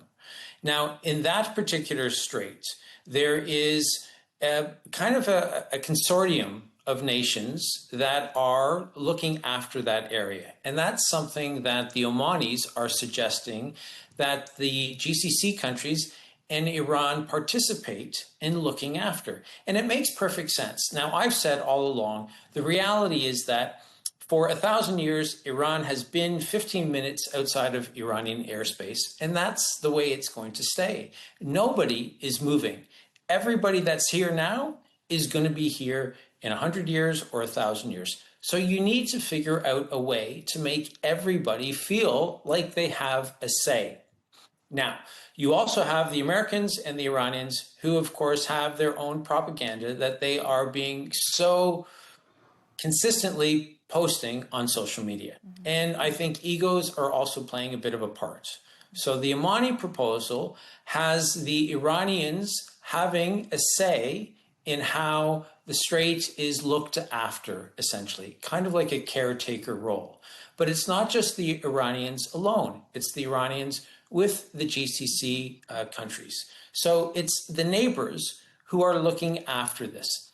Now, I think that this gives Donald Trump the narrative that he would want, because it would allow him to come and say, I came in, I did what needed to be done. I've now passed the baton over to the people who are going to be neighbors, who have always been neighbors, who are going to continue to be neighbors, and they are going to look after it amongst themselves. It gives him a bit of an excuse to step away, and it then allows the regional players to focus on what they need to do so that they can keep the strait open and everything can get back to the way it was on February 27th.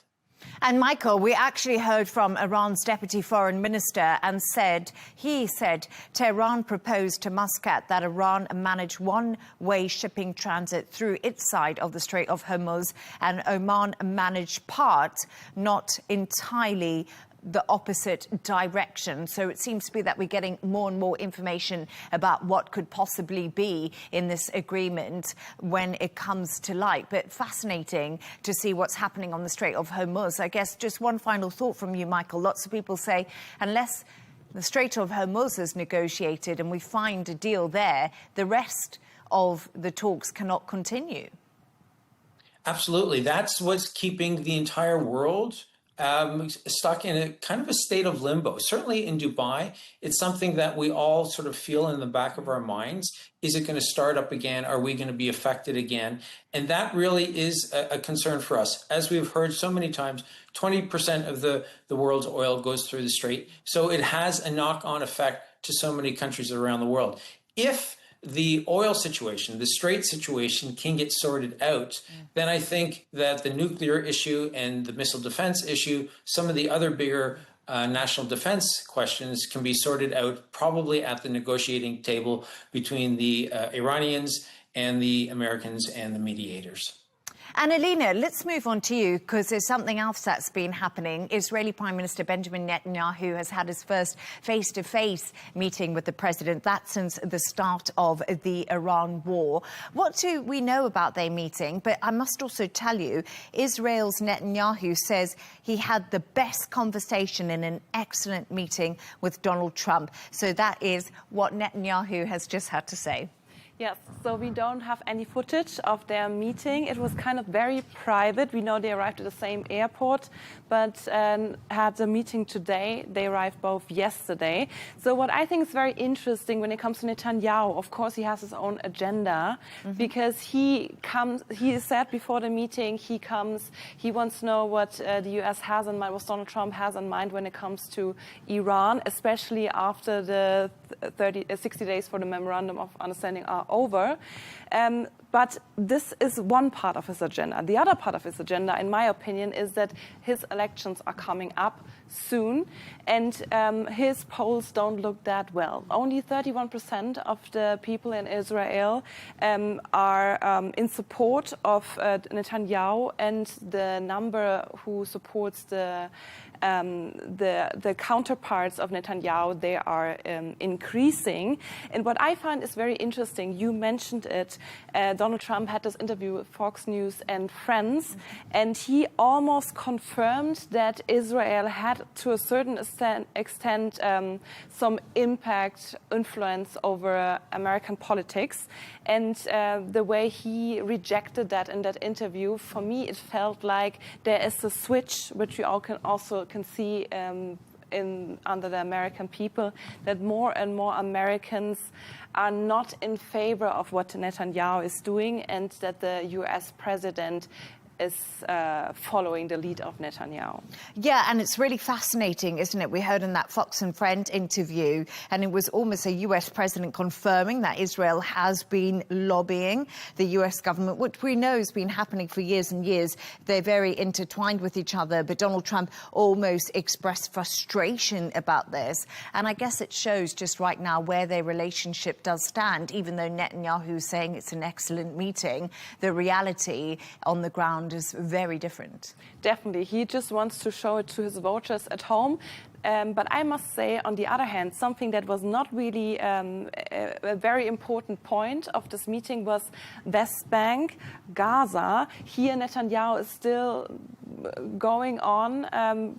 Today, again, we saw attacks on people from Palestine there, and it was still not really a very important topic. So this we also have to take into consideration. Yeah, no, definitely. And Michael, let's just pick up on that quickly, because as Alina said, we have seen settler violence in the West Bank. It's massively been on the rise. We also see Israel inside of Lebanon. Of course, the situation in Gaza is dire too.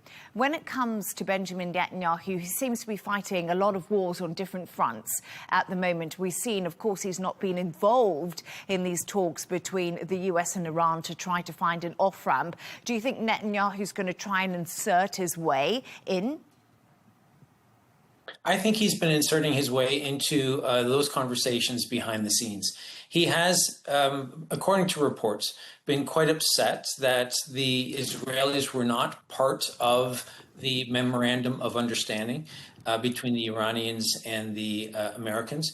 And I think that we all know the narrative that now exists within the American political system.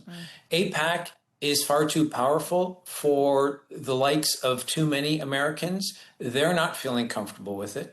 We know that any politician that's deemed to be you don't even have to be anti-Israel. I was going to say anti-Israel. You don't have to be anti-Israel. If you're perceived to be pro-Palestinian or even pro-life, where you don't want Palestinians to be killed, that is going to put you in an awkward position with AIPAC. And if you're a politician who's running for office, then there's probably going to be an awful lot of money that's spent by AIPAC to make sure that you're defeated. And I think because of what happened during the genocide and so many Palestinians were killed, you do know now that so many Americans are more aware of how the political system works. So Benjamin Netanyahu, as Alina said, is facing a really tough time. Leigh Ann, when you talked about the wars that he's fighting, he has an election October 27th. It doesn't look good for him right now. If he's to lose, there's probably a very good chance that he'll have to stand trial and he could end up in prison. So he's going to want to make sure that he shows to the Israeli voting public that the only way that Israel will have an amazingly strong relationship with the U.S. president is if I, Benjamin Netanyahu, continue to be prime minister. And I think that is a very good point because, of course, those elections in Israel, as you said, coming up in October, it's just 90 days away. Netanyahu, in many respects, is fighting for his life at the polls and, of course, doesn't want to be too involved in that corruption trial. But thank you so much for your thoughts on that. Stay right there as we move on to another story now. And Ukraine's President Zelensky says he's also had a good meeting with President Donald Trump at the White House. The two discussed Patriot missile licenses and ways to reinvigorate peace talks. The meeting took place on the same day the U.S. Senate is meeting to discuss possible new sanctions against Russia. Alina, let's talk about this because we saw Zelensky. He's been on a massive charm offensive, hasn't he? He was in the UK yesterday meeting Andy Burnham. He's back now with President Donald Trump. What was discussed between the two of them? Yeah, and it just comes after a meeting between Donald Trump and Zelensky just a few weeks ago. And of course, they discussed air defenses. Zelensky said that before the meeting that he wants to emphasize on that. And the second point that is very important for him is the strategic cooperation between Ukraine and the US. We know that Ukraine needs those Patriot missiles in order to defend itself against the ballistic missiles from Russia. And so the US also mentioned before, as I mentioned in the last meeting they had, that they will support Ukraine to produce their own Patriot missiles. And another thing that Zelensky is trying to do is he is highlighting the connection between the war US and Iran and the war Ukraine against Russia, and he's trying to link that together. Donald Trump said regarding that topic that he will find out himself if that is true or not, because we know that Donald Trump is trying to keep up the connection also to Russia. We know that after the last meeting he had a phone call with Putin, and we will see if this will happen or take place after this meeting as well. And I think the big question right now, Alina, is many people are asking the question, and Michael, I'll put this question to you. Zelensky is right now going to the White House looking for more military equipment from the US. They're desperate for these Patriot missile systems because Ukraine's firing ballistic missiles. Russia's firing these ballistic missiles into Ukraine. But Donald Trump is also looking for a diplomatic off-ramp, and it's going to be very difficult to keep Russia on side if he's still funding Ukraine. This is one of the conundrums that Donald Trump has created, I think, for himself, because he's gone back and forth a few times where when he first came into office, he was very much in favor of supporting Vladimir Putin. And then over the last, well, there was the meeting at the Vatican when they were in Rome for the Pope, his funeral, excuse me. And then things didn't really improve too much after that. And I think that he's gone back and forth a few times. Just looking at all the pictures now on the screen with Zelensky and Trump. And Donald Trump now seems to be finally getting to the point where most of Europe and NATO is already been, which is we need to support the president of Ukraine. We need to support the country that was invaded.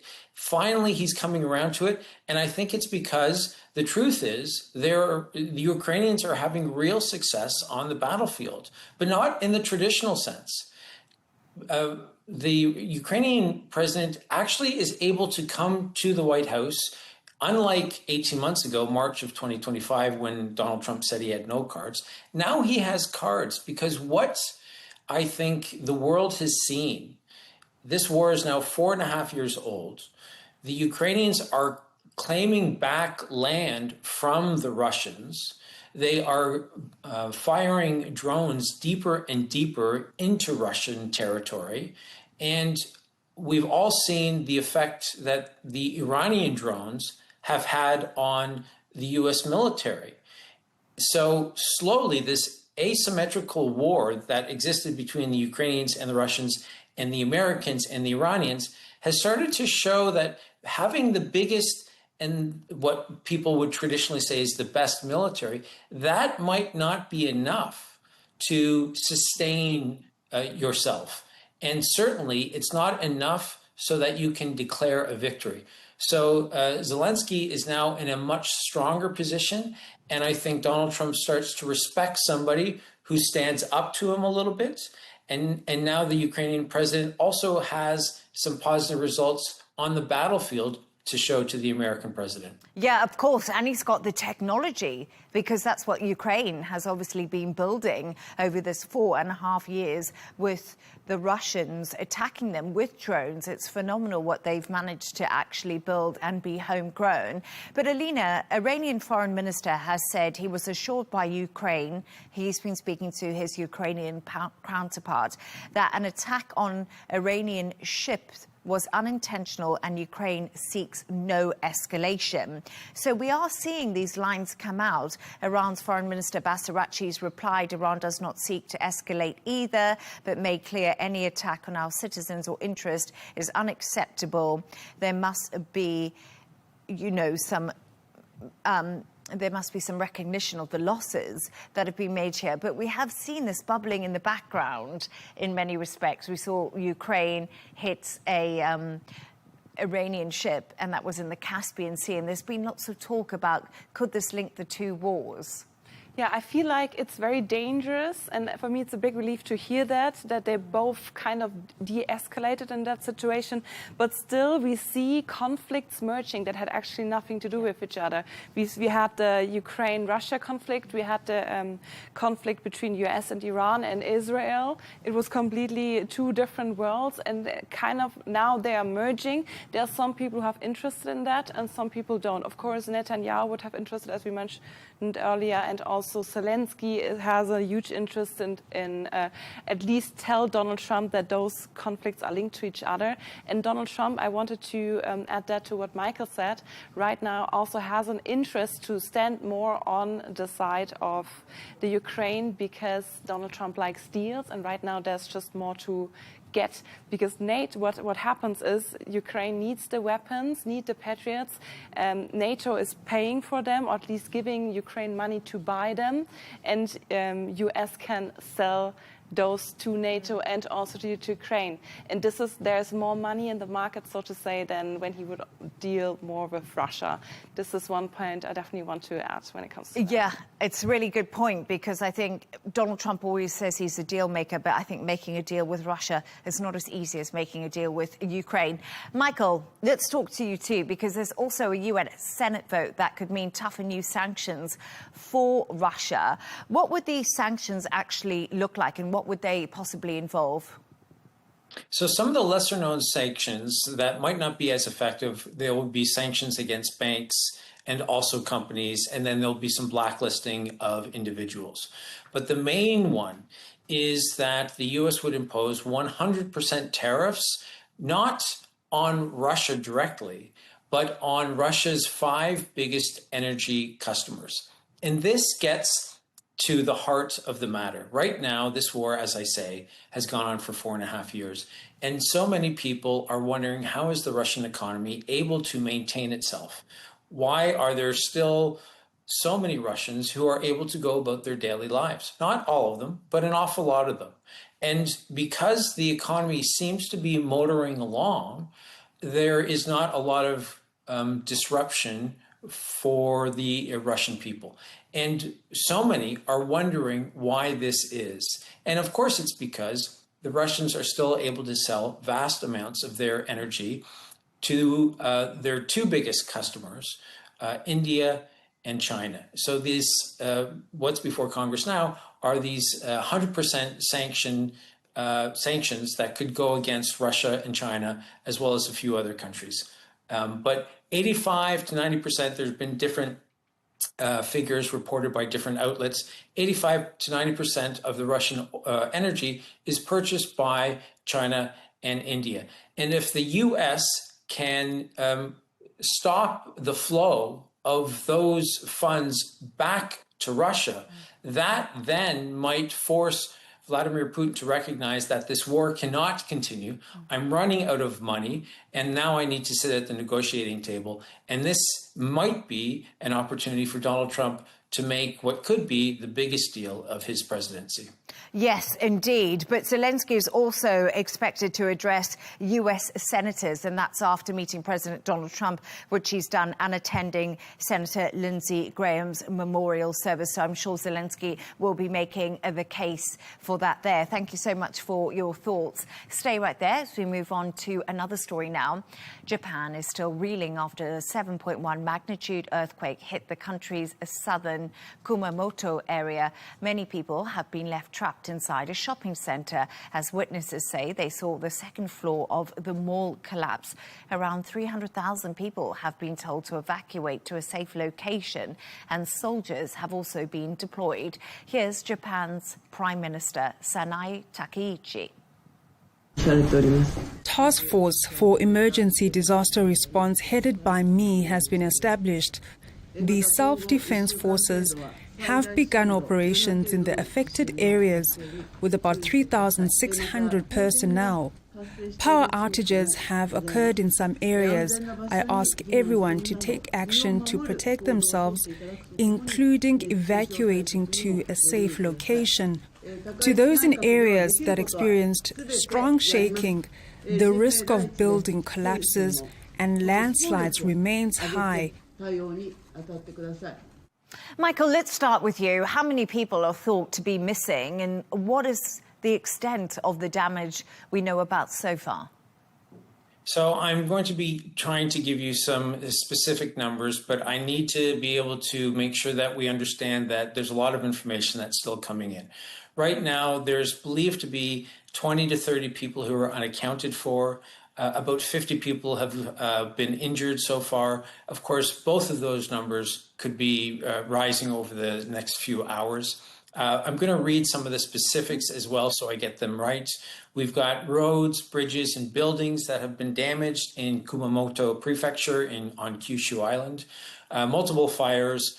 About 48,000 homes have lost electricity. Anywhere from 260,000 to 300,000 residents have been ordered to evacuate. Rail service across Kyushu has been suspended. Excuse me. Kumamoto Airport has also temporarily closed. We had a tsunami advisory that was issued, and then that was lifted. And now, of course, we have the Japanese government issuing warnings, because this is when it's the most dangerous time, is you will have the earthquakes, but then it's the aftershocks that can cause real trouble. And so that's what the government wants people to be aware of the most in the coming days. And there has actually, Japan's meteorological agency has said more than 60 aftershocks so far have been felt in Japan. But Alina, you actually lived in Japan, and this area is located in the so-called Pacific Ring of Fire, and is still recovering from a really similar incident that happened a decade ago when you were there. Yes, so Japan in general, this is what they explained to me when I was there, is just a place where several tectonic plates are meeting each other. This is why so many earthquakes happen there. We know that more than 1,000 earthquakes a year on average happen in Japan, and that's why this country is really prepared. I'd say, from my experience, it's maybe the country that is the best prepared for earthquakes. The children learn that in school, what to do. Especially schools are very secure. Those are the places where people gather when there is an earthquake. So this is very well organized. And 2016, even though it was organized back then, in Kumamoto there was another earthquake. This place is very famous for a castle, and this castle was destroyed in 2016 as well, and now this castle again is, at least some parts are destroyed again. And what was so dangerous back in 2016 was that there was an earthquake. It was on the Japanese schedule, Shinryu it's called, on a 7, and which is the worst one. But then people went back to their homes after the earthquake because they thought it's over now. We heard that there is some aftermath, but this time, people learned there can be, even though there is a very hard earthquake, there can be an even harder one afterwards. So at 72 hours later, there was another earthquake, which is even worse, and the houses were already, like, they were struck, and there some parts of the houses were broken. And what happened was, when the second earthquake hit, it was during nighttime. 72 hours later, people were sleeping in their houses, which were already half broken, and this was what killed so many people back then. And another thing that we need to take into consideration when it comes to earthquakes is that the majority of people who are dying, 2016, it was more than 200 people who died from that earthquake. They don't die during the earthquake, also not during the aftermath. They die because of strokes, heart attacks, stress, weeks later. But those deaths are still linked, officially linked to the earthquakes, yeah. That is absolutely fascinating. And Michael, you also lived in Japan too. And I wonder, when you were there, did you feel the earthquakes? Were you aware of them? Like Alina, people are so well versed in what to do. You are incredibly aware of them. You feel them on a regular basis. Japan is the country made up 4 main islands. There are thousands of islands, but 4 main islands. And there is a tremor every 5 minutes. It's the most earthquake-prone country, and every 5 minutes there are tremors. You might not feel all of them, and you become immune to them. I was there for 5 years in the early 90s, and all the time it would happen. We lived in a couple of high-rises, and you would feel them. And as Alina said, the country is incredibly prepared. The buildings are so technologically sophisticated when it comes to being able to sway the way that you would want them to. There was a time when my children were born there, and my mother-in-law was visiting, and dealing with earthquakes was not something that she was used to. And it was interesting sort of living through earthquakes as we were watching her experience them for the first time. But again, as Alina said, school children, it's something that they practice on a regular basis. And the videos that we would have seen through CCTV footage, that you can see that the people knew what to do in case of an earthquake, because it is something that happens on a regular basis. Really interesting insights into life in Japan. Thank you so much to both of you. Stay right there as we now move on to another story. And the number of millionaires living in the UK has fallen to its lowest level since 2008. The Adam Smith Institute used data which measures the number of British adults with a net worth of at least £1 million. The think tank has put the decline down to rising interest rates after the COVID-19 pandemic. Alina, I find this an absolutely fascinating study that's been done. Tell us how it was all measured.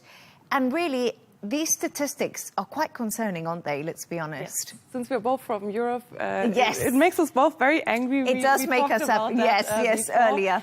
One thing I want to say in advance is this study was taken from a right conservative think tank. So I feel like this we have to take into consideration when we answer that. But even though Britain doesn't know how many millionaires live in UK, but we've seen a very interesting trend. So I have some numbers. Of course, those numbers are estimated, but 2021, the same think tank said there are estimated 1.07 million millionaires in UK.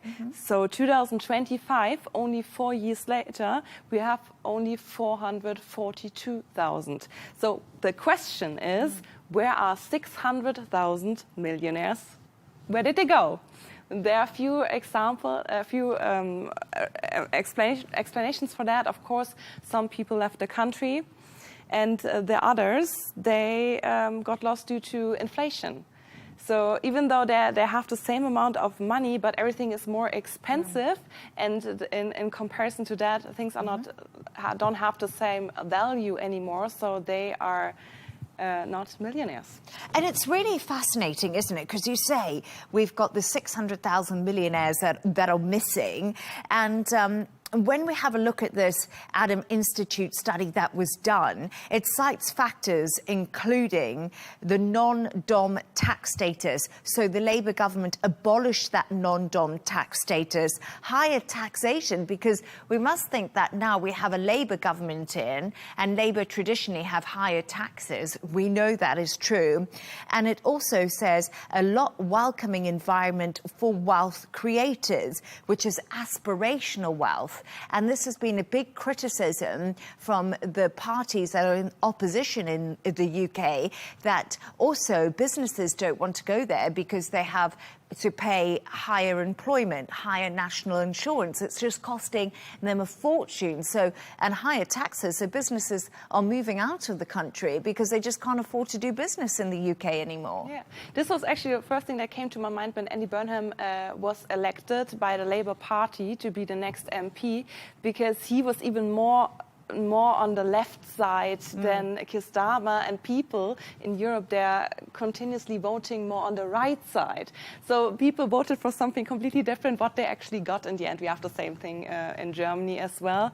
But the main problem here is that taxes, they want more taxes now, and people already leaving the country.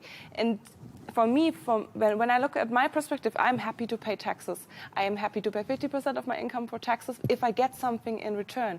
But then we see on the other side, bureaucracy in Europe is rising, the economy is going down, all of the infrastructure, we have migration problems, all of that combined, people really ask themselves, for what are we paying that high amount of taxes? And I think a lot of people are then looking to the right to then vote in because they think that economically they will feel that in their pockets. But it'll be interesting to see, because Andy Burnham very much on the left right now when it comes to campaigning, and now he's Prime Minister. Will he go more centre? Because this is often what they do, but that is another debate.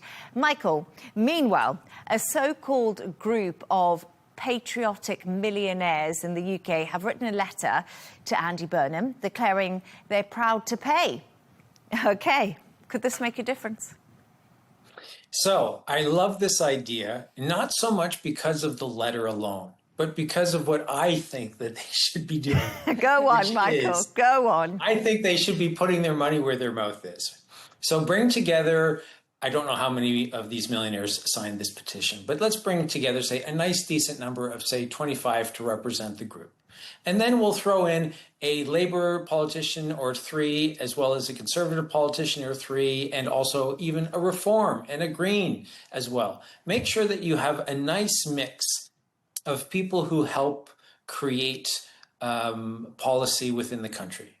What they then do is they then figure out, okay, how much money, if you are a millionaire, how much are you prepared to donate? And where do you think that should go? So it's almost like a way where you can fast track it rather than waiting for the government to figure out what is the best way to spend money and how for that money to get there, which we all know in democracies usually takes an awful long time. How about we have these guys agree on how much money that they are going to donate and then where it's going to be spent. Should it be spent on the national healthcare system? Should it go to fixing potholes? Should it go to the national defense? Are there other areas that these men and women would like to donate to? And with the help of the politicians, you hash it out. You get in there, you roll up your sleeves in that sort of stereotypical way that you would hope people who are prepared to work would handle this approach. And they are going to then come out within, say, 60 days with policies. And they know that these, however many millionaires, are going to donate this amount of money, and it's going to go directly into these specific areas. That, to me, is a way that the government could think outside the box. It's also an opportunity for the new Prime Minister, Andy Burnham, to really set the tone and to say that we are the can-do government, And we will work with anybody to make sure that the money that's available is going to go to the best resources so that people are going to feel the benefits the most. So I like that idea, because if in an ideal world, if they could possibly do that, they could give a lot of money. You know, Andy Burnham says he wants to tackle homelessness. They could really help homelessness charities, food banks, older people. They could help with nursery care in the UK. All of this is extremely expensive. But Alina, I like what Michael's saying, but do you not think that there's another thing that Europe could do, and it could actually get people into work? There's a huge problem right now with younger people just not entering the workplace. They're taking benefits from the government and they're living off this rather than actually going out and doing those lesser jobs that they think they're better than. There's been a huge problem with this in Europe. Do you not think there should be more pressure on getting people back into the workforce? Yeah, but I feel like we should not blame those young people. Our chancellor from Germany, he also said people in Germany have to work more. Yeah, okay, then I am willing to work more, but then there needs to be, please lay out the right conditions for work. So what the problem for the young people is that it just doesn't make sense for them to work more. So they say, okay, what can I get? It's very hard for me to even build up some wealth for my future. This is it's close to impossible due to taxes and the inflation and so on. Then what else can I do with my life? I will probably never be as successful as my parents when it comes to building myself up. So, okay, then at least I enjoy my life. And why should I work more when it financially doesn't make sense? Yeah. So there are so many examples for people who work 3 days a week.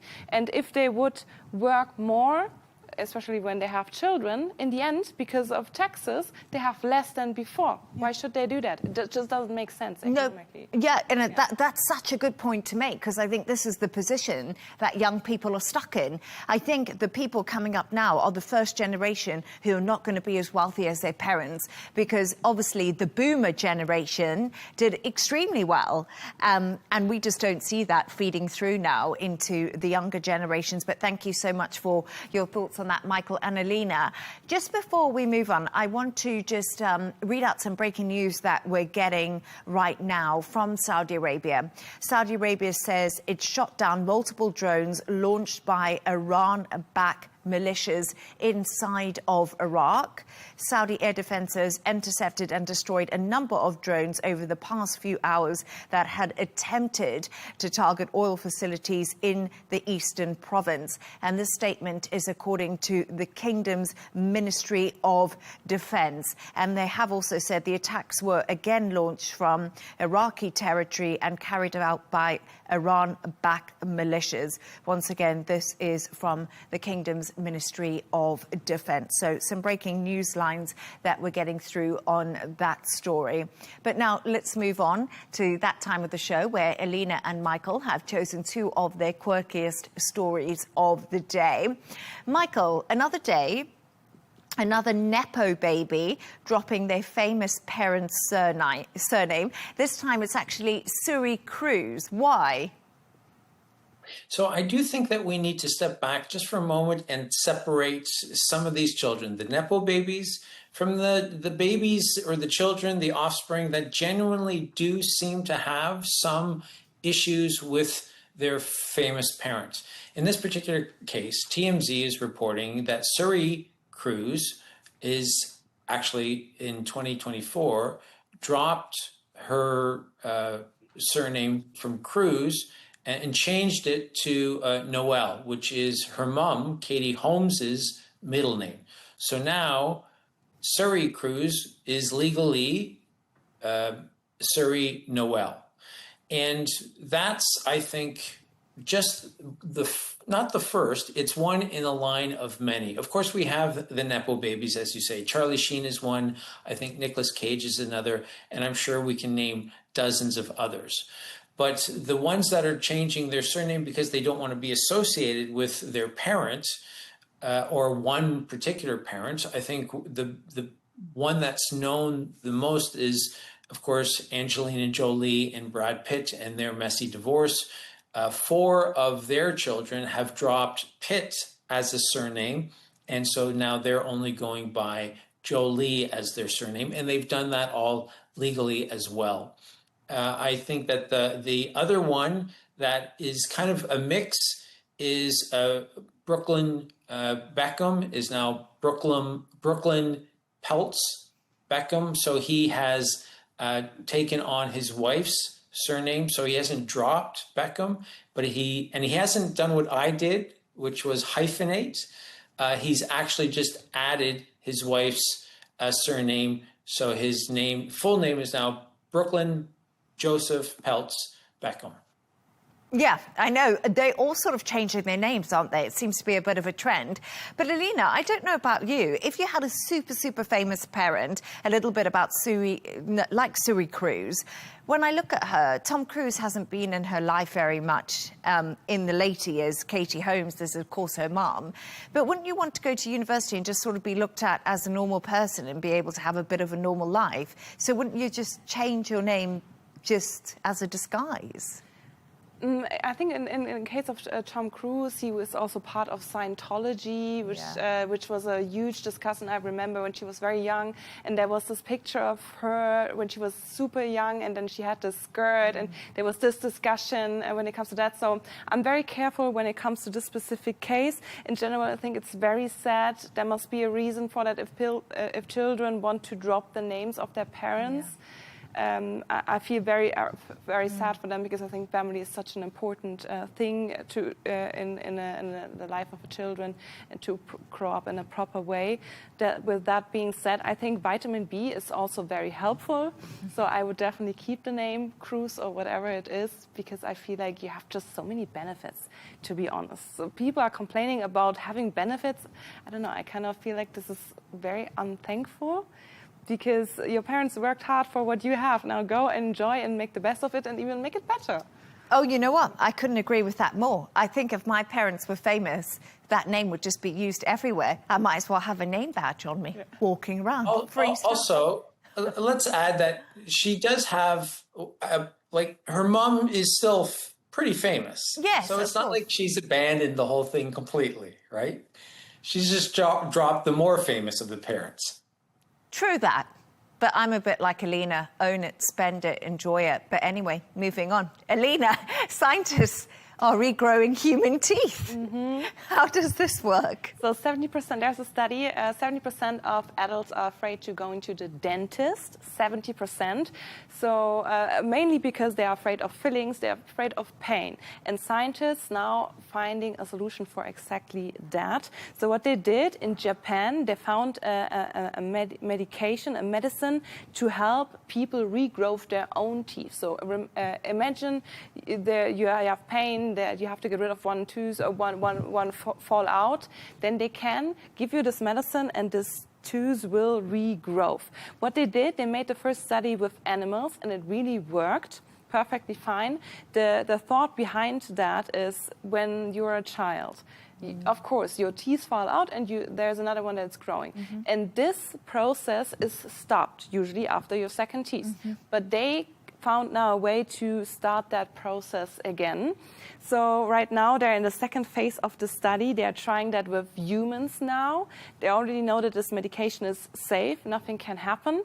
And if everything works out the way they planned, from 2030 on, people can actually take medicine to regrow their teeth. Oh my gosh, that's absolutely fascinating. Michael, I don't know what your thoughts are, but I was just thinking there, if people can regrow their teeth, no more sort of false teeth will be in society. People will start looking a little bit more normal.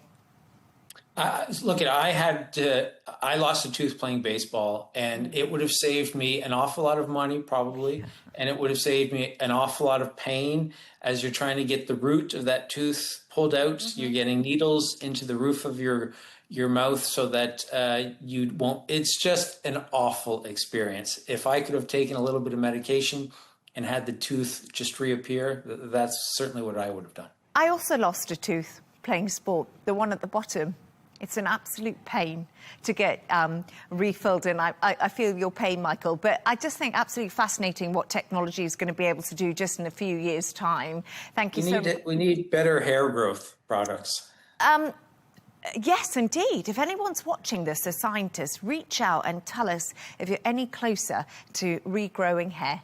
And then hopefully someone will be in touch, Michael. But that's all from us on W News Extra. Thanks to our guest, geopolitical and economic journalist Elena Cara Bayer, who was, of course, in the studio with me, and managing director of This Is Dubai, Michael Jabri-Pickett. And that's all from us on W News Extra. Don't forget to subscribe to our YouTube channel. Of course, follow us on X. G&T, that's coming up next. Enjoy.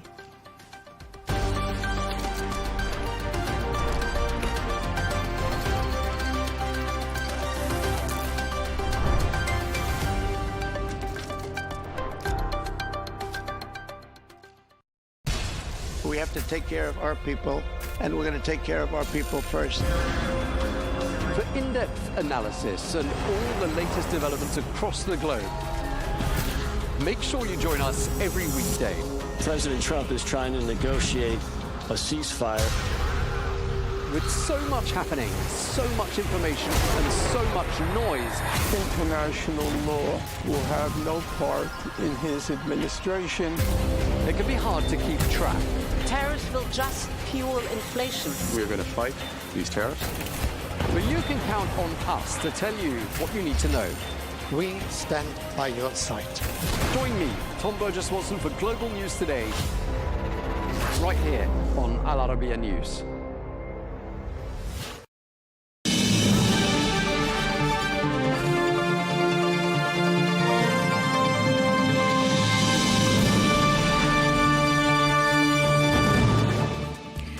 Hello and welcome to Global News Today, bringing you exclusive interviews with leading experts every weekday here on Al Arabiya English. From our headquarters in Riyadh, I'm Melinda Nucifora. Coming up, a fragile calm in the Iran war, rising tensions across the Gulf, and a major day of diplomacy in Washington. As President Trump weighs up his next moves, Saudi Arabia has reportedly thwarted drone attacks from Iranian proxies, while Israel's Prime Minister Netanyahu and Ukraine's President Zelensky prepare for crucial talks at the White House. We'll bring you the latest developments and the analysis, all of that coming up on this edition of GNT.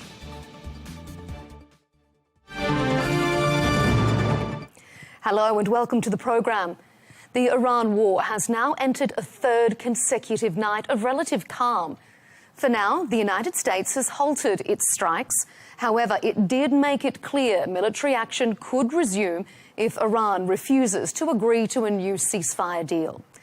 Even so, President Donald Trump says negotiations are moving in the right direction. We're having good talks, the president said.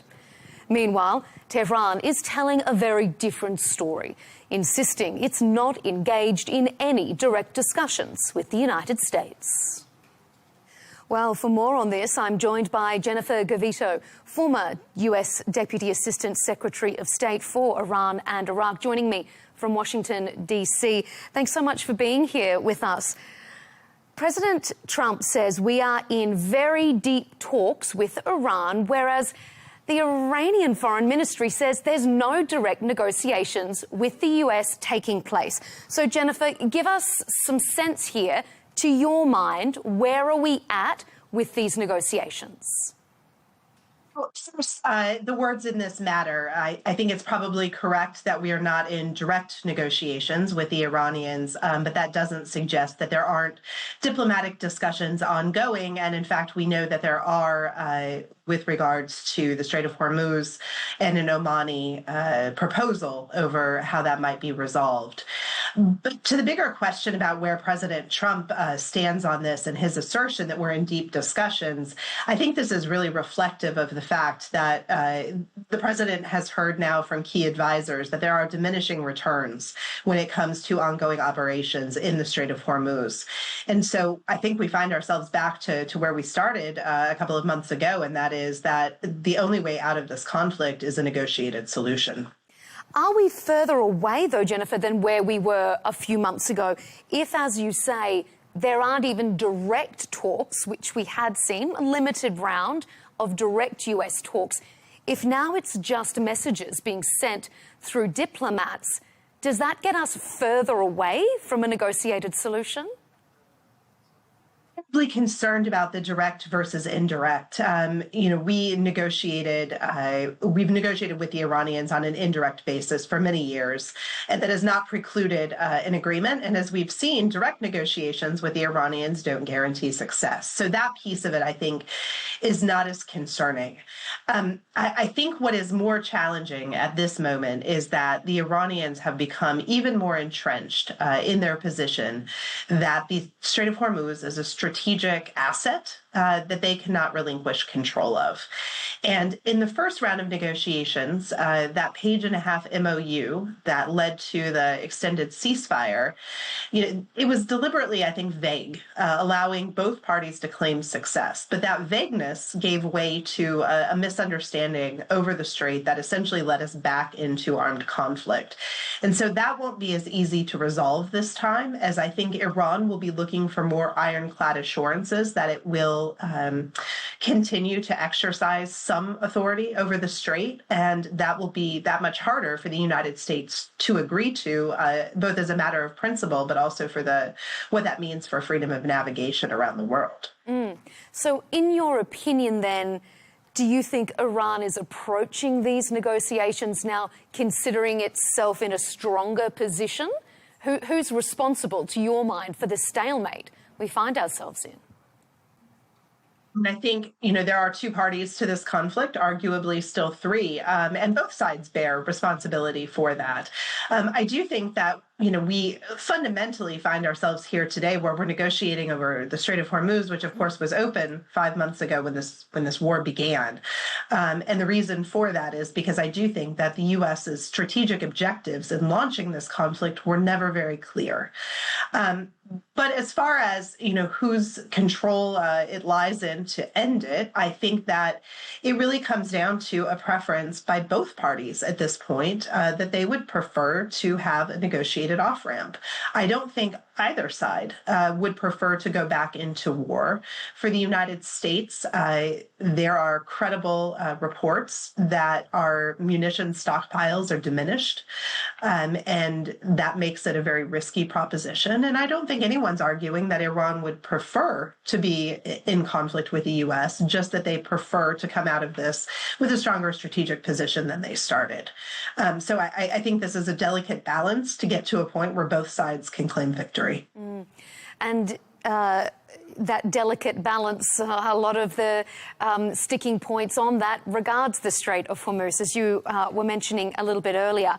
This idea that's been floated that countries could pay a voluntary service fee for use of the strait rather than the mandatory toll that Iran had been wanting earlier in the talks. Omani mediators have likened it to the arrangement used in the Strait of Malacca in Southeast Asia. Do you think the US administration would be open to a proposition like that? As you note, there is a precedent for this with the Strait of Malacca, and this consortium approach, where it isn't Iran necessarily controlling it, but a grouping of countries that ensures continued and safe passage. I think there is probably a formula there that can be agreed to by both sides. Does that open the way then for every other strait across the world to start implementing a voluntary service fee, but really it is a toll by another name?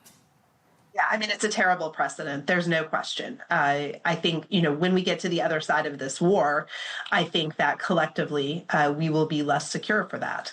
The impacts of it will be quite widespread. And yes, it's a terrible precedent that will be utilized, we can assume in the future as justification for countries like China to try something similar. That being said, I struggle to find a scenario through which Iran willingly gives up, again, what it believes to be a strategic asset, or, on the other hand, a scenario in which the United States has the staying power and willingness to undertake the type of military operation that would be required to physically take the Strait of Hormuz and prevent this. And so I think what we are left with in the end is a muddled, negotiated outcome that simply denies Iran sole custody of the strait. Well, as we are talking to you, we know that the Israeli Prime Minister Benjamin Netanyahu is on his way to a White House meeting, the first since the Iran war officially kicked off in this iteration in February. The two leaders have a very long relationship, but considering this war is dragging on, could this potentially be a tense meeting, do you think? Absolutely. The MOU that both ended the first phase of this conflict and is probably akin to what will end this most recent phase is, without a doubt, very problematic for Israel. This was an operation that Prime Minister Netanyahu had argued for many years. And in, I think, Israeli perception is that the United States is walking away, not having come to some conclusion with regard to Iran's nuclear program, and Iran's proxies and missile program are left fully intact. That's a problem for Israel. It's also a problem for our Gulf allies as well. But that's troubling. And you add to that the developments recently in Lebanon, whereby President Trump has been pressuring Prime Minister Netanyahu to withdraw from their occupation of southern Lebanon. In general, I think President Trump has demonstrated an unusual willingness for a U.S. president to essentially push Israel into positions that it's not very comfortable with. And so, yes, I think this will be a tense meeting. I think President Trump has been frustrated over the course of the last few months with Prime Minister Netanyahu's willingness to act as a spoiler when it comes to these negotiations, whether in Lebanon or Iran. So this is not a high point for the U.S.-Israeli relationship, and we'll see how today's meeting goes. I mean, it is an election year in Israel. October 27, I believe, Prime Minister Netanyahu is going to find himself back at the mercy of voters. So he's going to want to show a really positive relationship to his domestic audience. So do you think he's going to be playing a bit of a different political game this time around because he really has a message he needs to sell back home? Yeah, I certainly think that that will be his attempt. The relationship between him and President Trump is extremely popular in Israel, and being able to demonstrate that he continues to be kind of the America whisperer, which is something that, you know, he's really built a reputation on, I think will be important for him at the polls. The flip side of that is I think this is, you know, in some ways putting lipstick on a pig. I don't think that he is in a position to convince very many Israelis that what the United States has negotiated with Iran or the Saudi nuclear Sivnuk deal that was announced last week, or Lebanon, none of those things are going to be terribly popular in Israel, regardless of how friendly the two look on camera.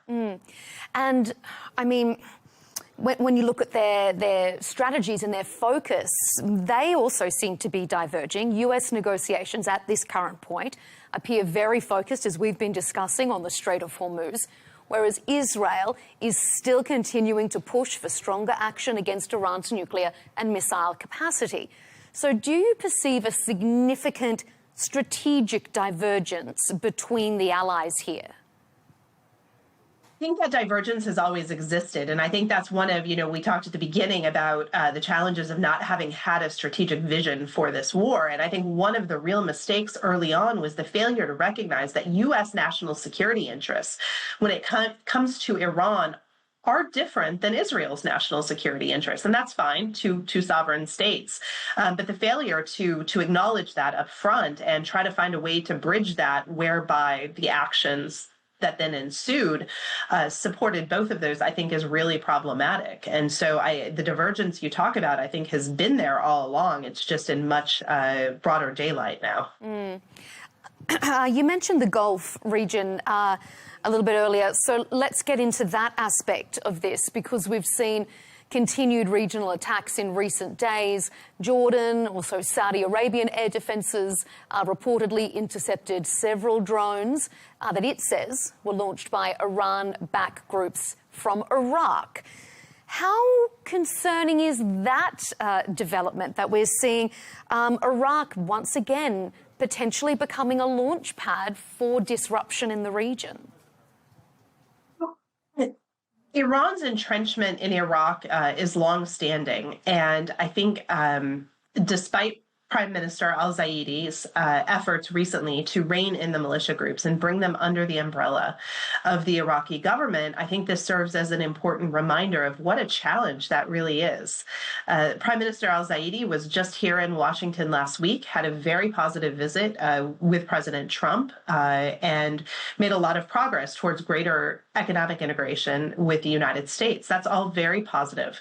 And all of that serves to help reorient Iraq away from Iran over the long term. That doesn't address the short-term issue, however, of the militias. And certainly the prime minister has a difficult road ahead of him.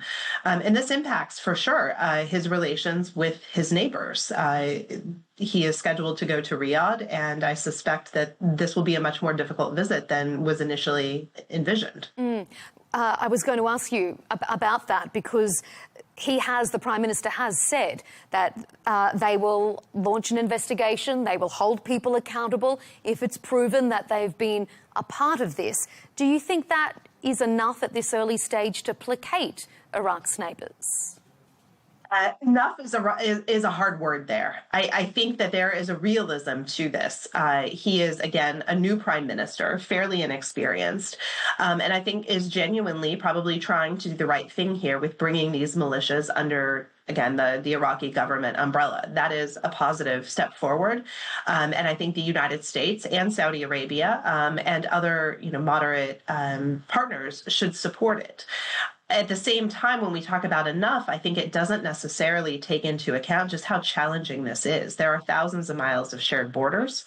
Iran's influence in Iraq goes beyond weapons, but extends to really being part of the political fabric there. And so I think that there is a patience that is required and sustained support for the new prime minister to make this over the long term successful, but there's no doubt in my mind that there are going to be continued hiccups along the way of the sort that we've seen this week. And ideally, Saudi Arabia would support Iraq's efforts to take the steps that they're trying to, but understand they're in a difficult position. And just finally, how much leverage do you think the United States has to prevent an increased regional spillover at this point? So one of the challenges, of course, of war is that you have a lot of agency in how they start and less in how they end. And I think that's what we're seeing now. There seems to be little doubt that President Trump's preference would be for this war to be over. But we are continuing to see attacks by the Houthis against energy infrastructure in Saudi Arabia. Of course, these drone attacks by Iraqi militias against not just Saudi, but allegedly Syria as well. We continue to see the Iranian attacks, as you noted at the top, on Jordan and other countries. And so this is spilling over and is certainly having an effect on these countries' economies and stability, and by virtue of that, on the global economy. And so it is very hard to rein that in. And certainly these complicated dynamics that go beyond the U.S.-Iran are going to continue to fester. And I think that will increase the pressure on President Trump to find a negotiated outcome here. Jennifer Gavito, we really appreciate your analysis there, former U.S. Deputy Assistant Secretary of State for Iran and Iraq. Thanks for joining me. Yeah.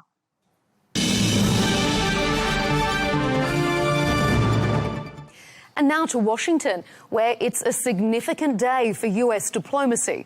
President Donald Trump is set to meet both Israeli Prime Minister Benjamin Netanyahu and the Ukrainian President Volodymyr Zelensky on the same day.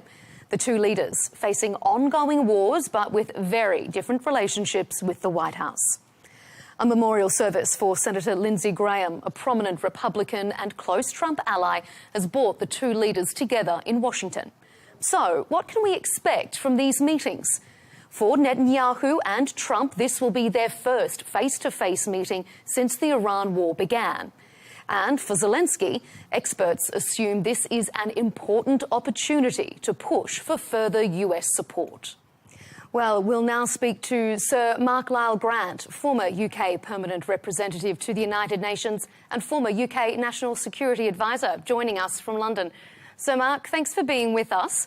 The relationship between President Trump and President Zelensky appears to be on a stronger footing than it was before. I'm sure President Zelensky's not hoping for a repeat of that infamous White House exchange earlier. How do you assess their current situation, and what are you expecting out of the meeting at the White House? Well, of course, you're absolutely right. It couldn't possibly be worse than it was in February last year in that famous meeting in the White House.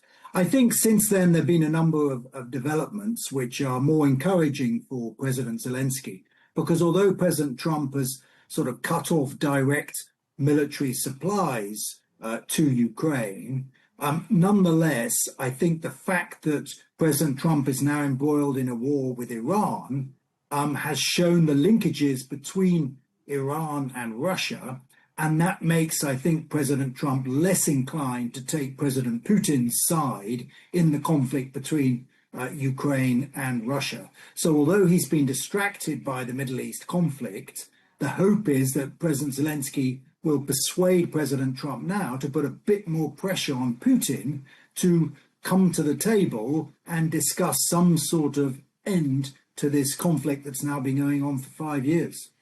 So timing incredibly important for this meeting then for President Zelensky to really highlight what he says are the links between Russia and Iran. Absolutely.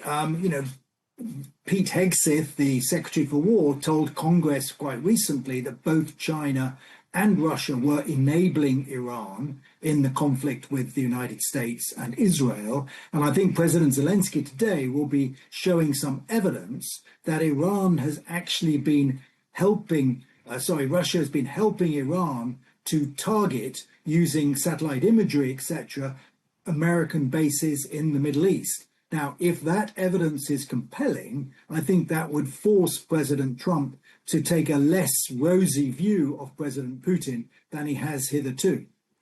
Could it be enough, Sir Mark, to persuade the president to give Ukraine what it has so desperately been asking, additional US weapons, particularly air defense systems?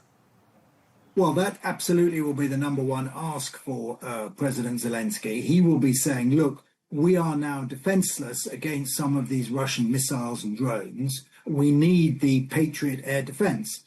And I think if President Trump is willing to offer licensing arrangements with Ukraine, that could potentially be a game changer, because it would enable Ukraine to develop some version of the Patriot themselves. It's more difficult for America just to hand over more Patriot batteries because they themselves are running out and need them in the Gulf against Iran. So, Mark, the UK, though, has repeatedly positioned itself as one of Ukraine's strongest allies. So, if that's the case, why has it been so reluctant to hand over that kind of IP up until now? Well, I think the significance of the meeting between President Zelensky and Prime Minister Burnham was that the new British government has adopted 100% the same position on Russia-Ukraine than all its predecessors have done. And of course, there have been a number of changes of Prime Minister in the United Kingdom since this conflict started in 2022. So I think what Andy Burnham has said, look, my government will be 100% behind you. And as a show of goodwill, Britain is also looking to hand over some IP, some intellectual property to Ukraine on something called Stone Cloak, which is a very sophisticated method you can add to offensive drones that make it more difficult for them to be detected by Russian defense systems. Now, that is significant because Ukraine has had a lot of success recently in these so-called deep strikes inside Russia, including around Moscow and St. Petersburg, some of the key centers in Russia, by using these drones. But if they can now use drones that are less easy to detect, they will have more success. And that, again, will put pressure on President Putin to come to the negotiating table. So I think President Zelensky will have been very pleased with the meeting that he had in Portsmouth with Andy Burnham. If the UK has really positioned itself as one of UK's strongest allies, why hasn't it been willing to sort of hand over that IP until now? Well, it's relatively new technology, and I think the idea was that you could hand over equipment, but be a bit cautious about handing over technology transfers in case it fell into Russian hands. It's not that the Ukrainians can't be trusted, but of course there will be elements within the Ukrainian establishment who may be sympathetic to Russia, and there will be concerns about losing that technology to Russia in the medium term. So I think that's probably what's been holding back the British government so far, and indeed, arguably, is holding back the American government when it comes to the Patriot missile defences. If we are to see that get off the ground, how much of a game changer could it be for the Ukrainian military?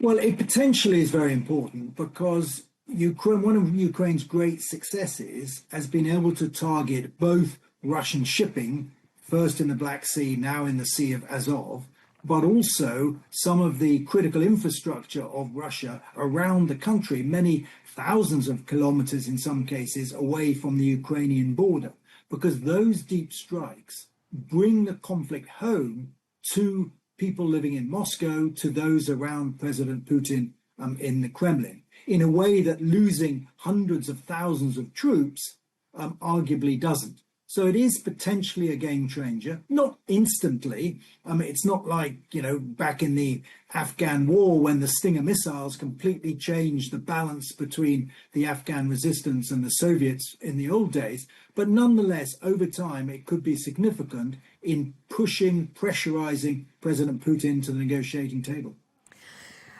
Let's talk about some of Ukraine's military successes, you could say, I suppose. How significant, to your assessment, is Ukraine's reported strike on that Iranian vessel in the Caspian Sea? Do you think that that marks a new phase of this war? Well, not necessarily, no. I mean, I think the strike, what is significant, it's the first time it's been a direct strike on an Iranian ship. There have been many strikes on Russian ships, both in the Black Sea and the Sea of Azov, as I mentioned, but this is the first direct attack on an Iranian ship. Now, the Iranians have threatened to retaliate, but I don't think their capacity to retaliate against Ukraine is, in fact, that important. So I don't see that as being a sort of significant game changer. It's the symbolic nature of directly targeting an Iranian ship. And of course, it will help President Zelensky when he's in the White House to say, look, we are on the same side, Ukraine and the United States. We're both in conflict with Iran, and that's why we need your help. Iran, as you say, has warned of consequences, unforeseen consequences, they say. Do you consider that to be a serious threat? You don't think that this could draw Europe or maybe other Ukrainian allies into harm's way from Iran, the way that we've seen Gulf states been brought in during the Iranian conflict? Of course, there must be a risk of that, but I don't think it myself it's a serious risk. I don't think Iran would want to drag Europeans into a conflict in the Middle East. And they are already helping Russia by providing Shahed drones, for instance, that the Russians are using against Ukrainian cities. But I don't think Iran will have the capacity or the will to directly retaliate against Ukraine. Do you think, from what you know and have seen of President Trump, how do you think he will interpret Ukraine's actions here? I mean, he likes a strong military leader. Do you think that this could endear him even more towards the Ukrainian president? I think it could. I mean, the difficulty in predicting President Trump, as you know, he's very unpredictable, and what he says one day may change the following day. But I would expect today the meeting to go very well with President Zelensky. Let's not forget that President Trump is also meeting Prime Minister Netanyahu of Israel. And the focus of both those talks will be around this linkage between Russia and Iran, and how they are essentially on the same side and enabling each other. And therefore, that brings America into alliance potentially with Ukraine. And I think it's that big picture that Zelensky will try and get across to President Trump to unlock some of these commitments that he's made about helping them with, for instance, the provision of Patriot missiles or some of the technology to go into partnership on developing Patriot missiles in Ukraine. You mentioned Prime Minister Netanyahu there, so let's jump to the Israeli Prime Minister's visit because, as you rightly say, President Zelensky is not the only leader in the White House today. Prime Minister Netanyahu is there too, a big day for US diplomacy. How much of what happens next with regards to Iran do you think is reliant on how successful or otherwise President Trump's meeting is with his Israeli counterpart? Well, it will matter a lot because Prime Minister Netanyahu has had a lot of influence over President Trump, let's not forget, in the past. Last year, it was Netanyahu who persuaded Trump to break off negotiations going on in Geneva and launch a bombing campaign against Iranian nuclear sites. And then again, on the 28th of February, it was very much Netanyahu pushing Trump into this major US Israeli strikes against Iran and the leadership of Iran. Now, I think since then, there has been a divergence of objectives between the two leaders, because there's no question that Netanyahu wants America to continue the fight against Iran, to deliver regime change in Tehran, whereas President Trump, I think, is now desperate to find an off-ramp away from this conflict, which is deeply unpopular in the United States and has been going on now for 5 months to the day today. Well, the top US military commander in the Middle East, Admiral Brad Cooper, has reportedly said that the bombing campaign around the Strait of Hormuz has reached its limit of effectiveness. What do you make of that assessment?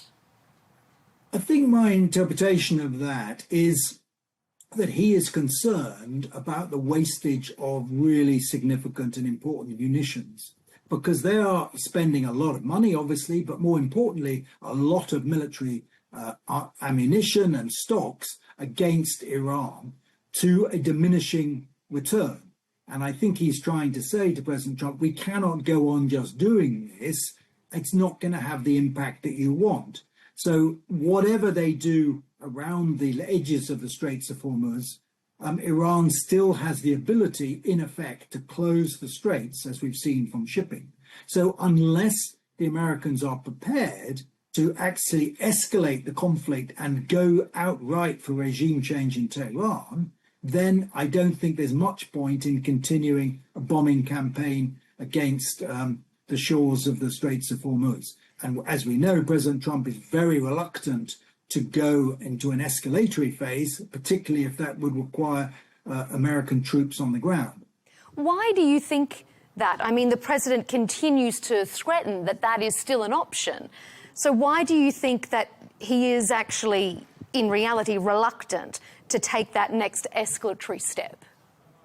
Because every comment he's made ever since he was a candidate and indeed now as president over the last 18 months is that he is here to resolve wars, stop wars, and not drag America, as some of his predecessors have done, into what he calls endless wars, particularly in the Middle East.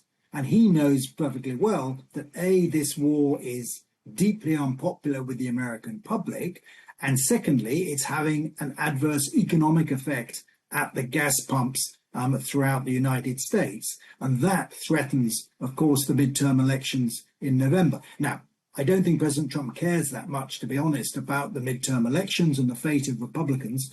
But nonetheless, he is very concerned about his own popularity at home. So I think he is very keen to find an off-ramp. There are some discussions, indirect talks going on behind the scenes, and he will be hoping that something can come out of that which will end this conflict. Of course, he has to continue to threaten to escalate because that is the best way to get the Iranians to the table. But he is in something of a bind, undoubtedly.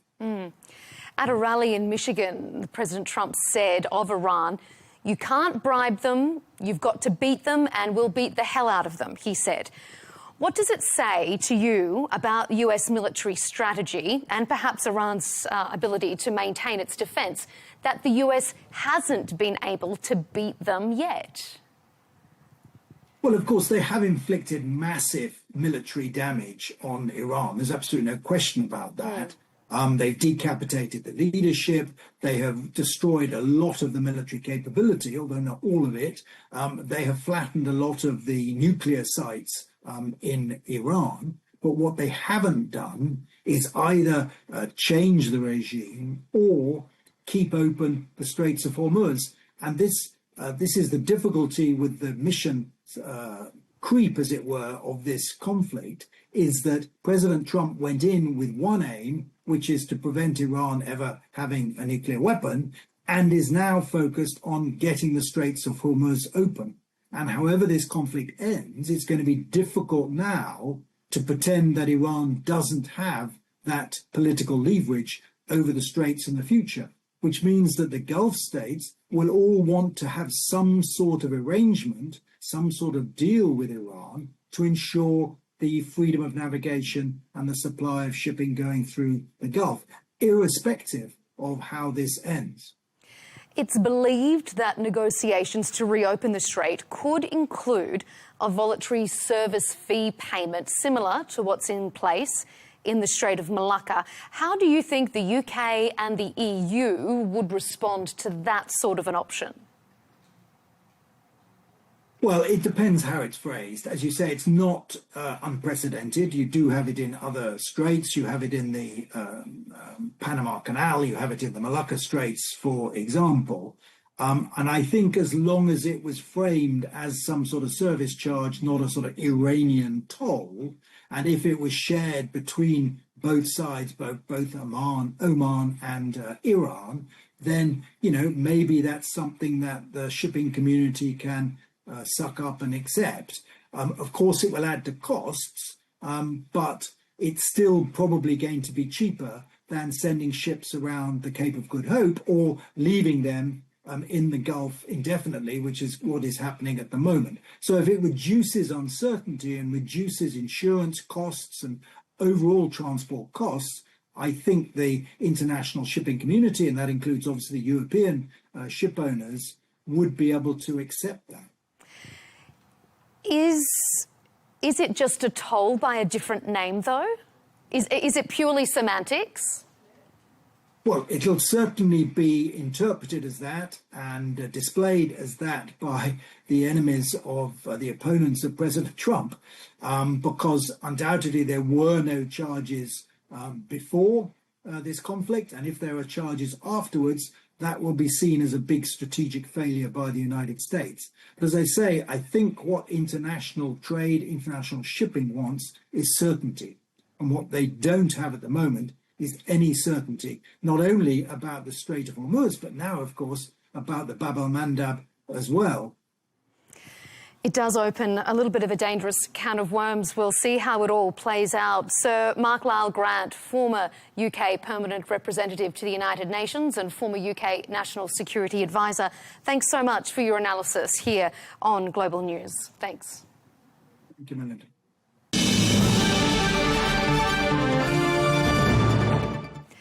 And now, for more developments from the Gulf, Saudi Arabia says it's foiled an attempted drone attack by Iran-backed militia in Iraq. According to Saudi authorities, the drones were destroyed before they could reach oil facilities in the kingdom's eastern province and sites in the Riyadh region. The attempted attacks mark another escalation as Iran-backed groups expand their campaign beyond Iran's borders. The Gulf Cooperation Council has condemned the strikes, calling them a flagrant violation of international law and a direct threat to regional security and stability. For some deeper analysis, I'm joined by Dr. Aziz Al-Ghashian, Senior Non-Resident Fellow at the Gulf International Forum and a specialist on Saudi Arabia's foreign policy and Gulf-Israeli relations, joining us from Riyadh. Doctor, thanks so much for being with us. My pleasure. It's good to join you, Melinda. Saudi Arabia says that it has intercepted drones launched by Iran-backed groups from Iraq, targeting key oil facilities. How significant do you see that in the sense of escalation?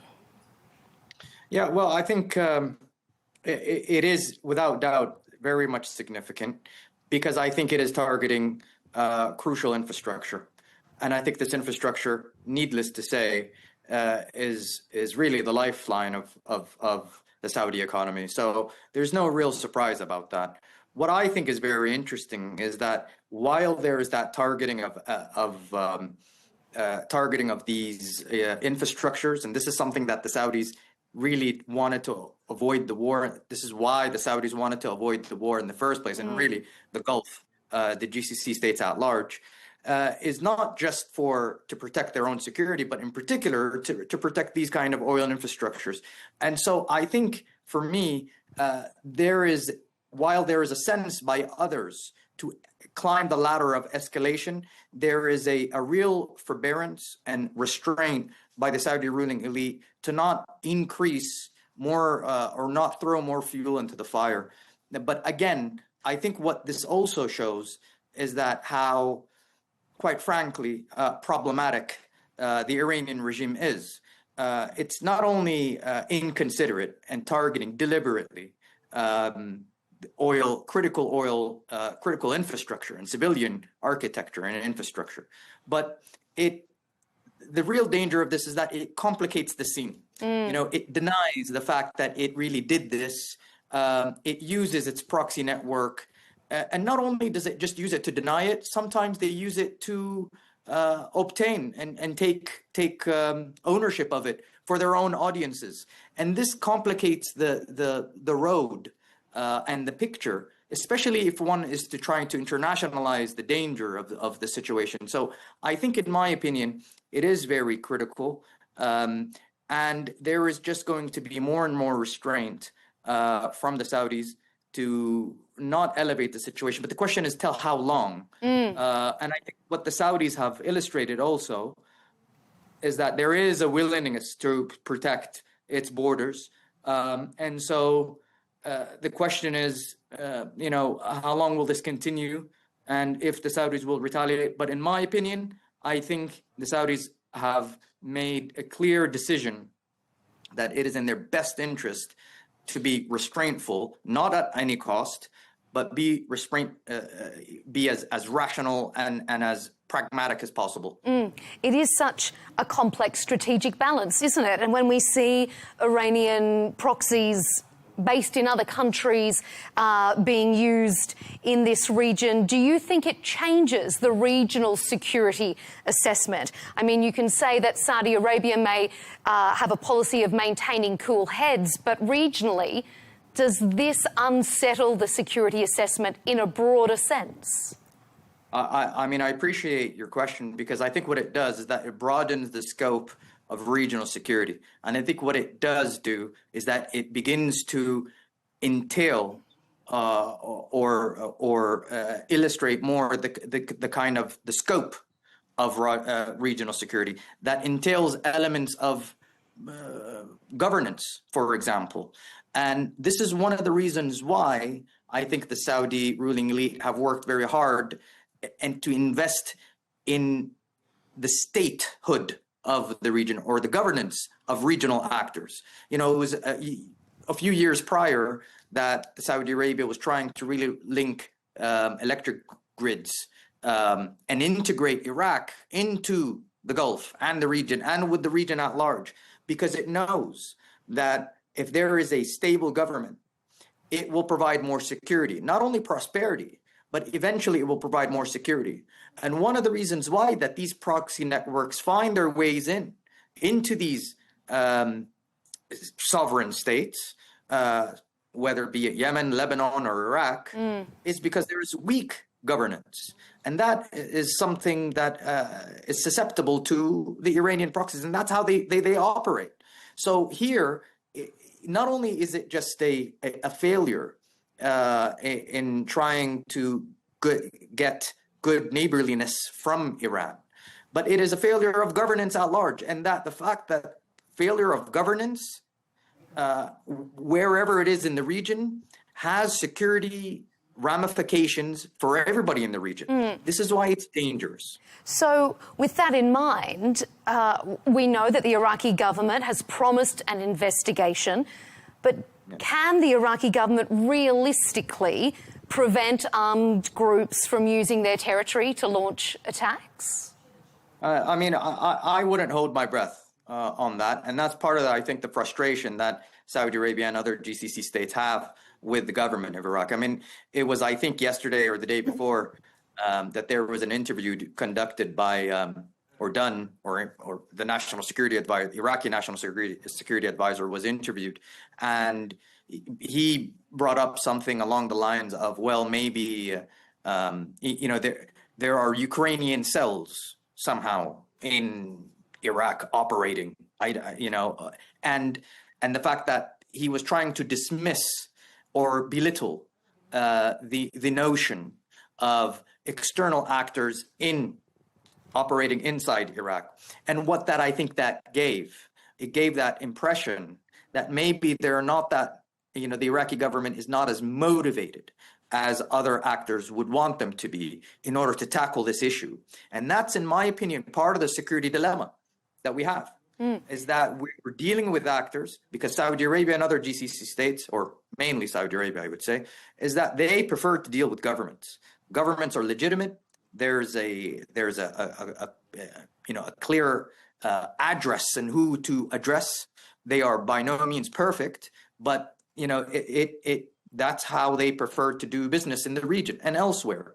But when you have that system, that regime, and not in the diminishing sense, but I mean, not in the disparaging sense, but the regime, the system, the government, the state, not operating at a level that will enable its own security, not least its neighbor's security, then it really causes the problem and creates the question of really who do we then begin to trust in dealing with, dealing with partners inside that state.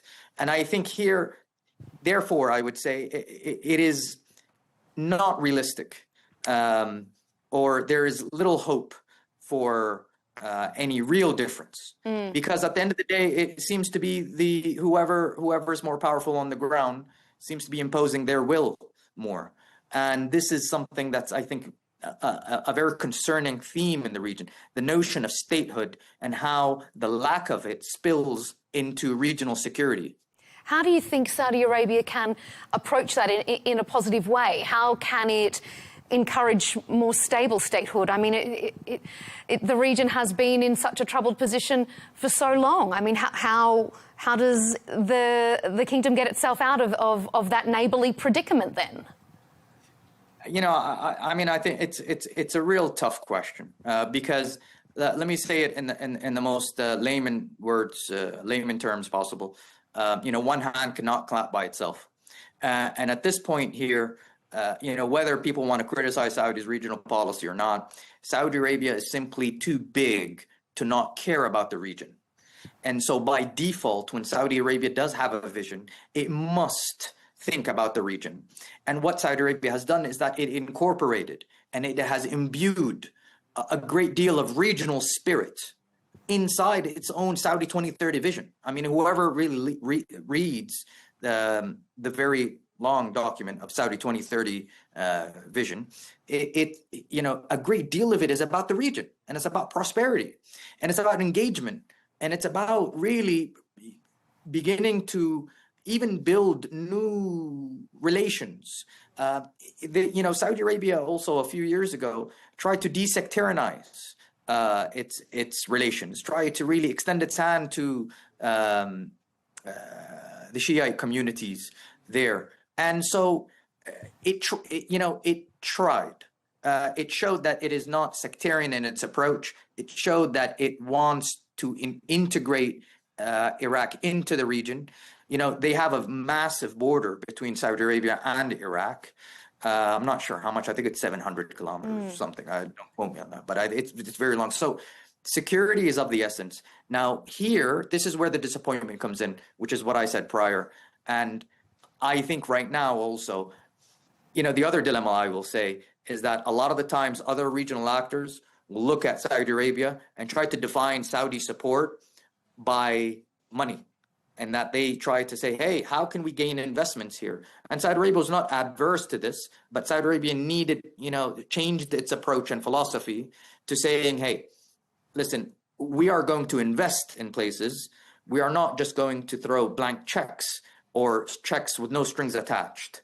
So this approach is actually good theoretically for more integration. However, this needs a conducive environment.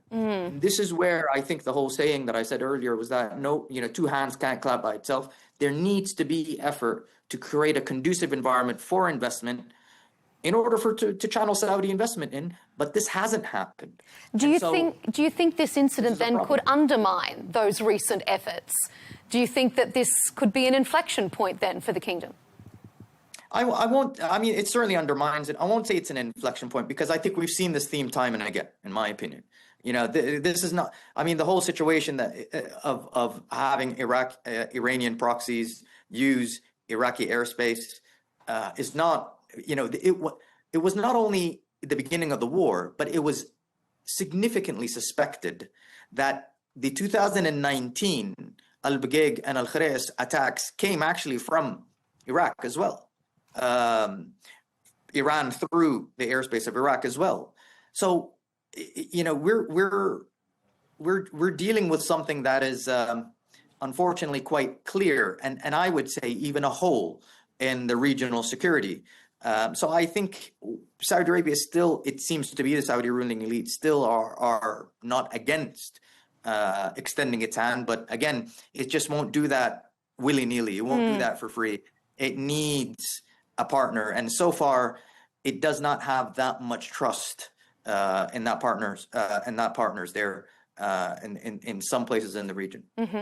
If we're talking regionally, we have to then discuss Iran's other regional-backed proxy. The Houthi militia have expanded their campaign from targeting mainly Israel and US-linked vessels to announcing a naval blockade on Saudi Arabia and threatening ships, calling it Saudi ports.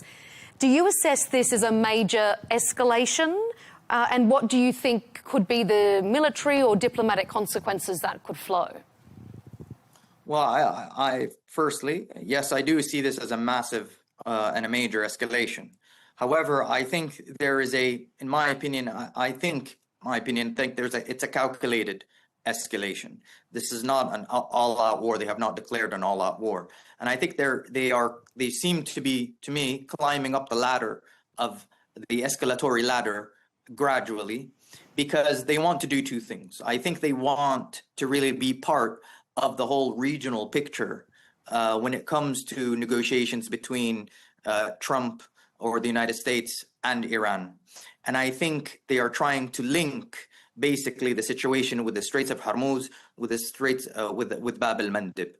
And therefore, I think they're doing this for the second reason, which I will mention, is that they are trying to alleviate some of the domestic pressures that they have.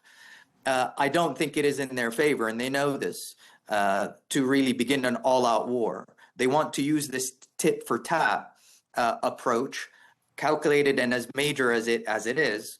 But I think they seem to be using this as a way to try to get to the negotiating table, get some sort of deal, get some sort of concessions, maybe to alleviate just some of that pressure. However, that also is limited. I mean, people that know the Houthi situation far more than I will say we are very much close to going to a situation where it was back in 2015 of Operation Decisive Storm.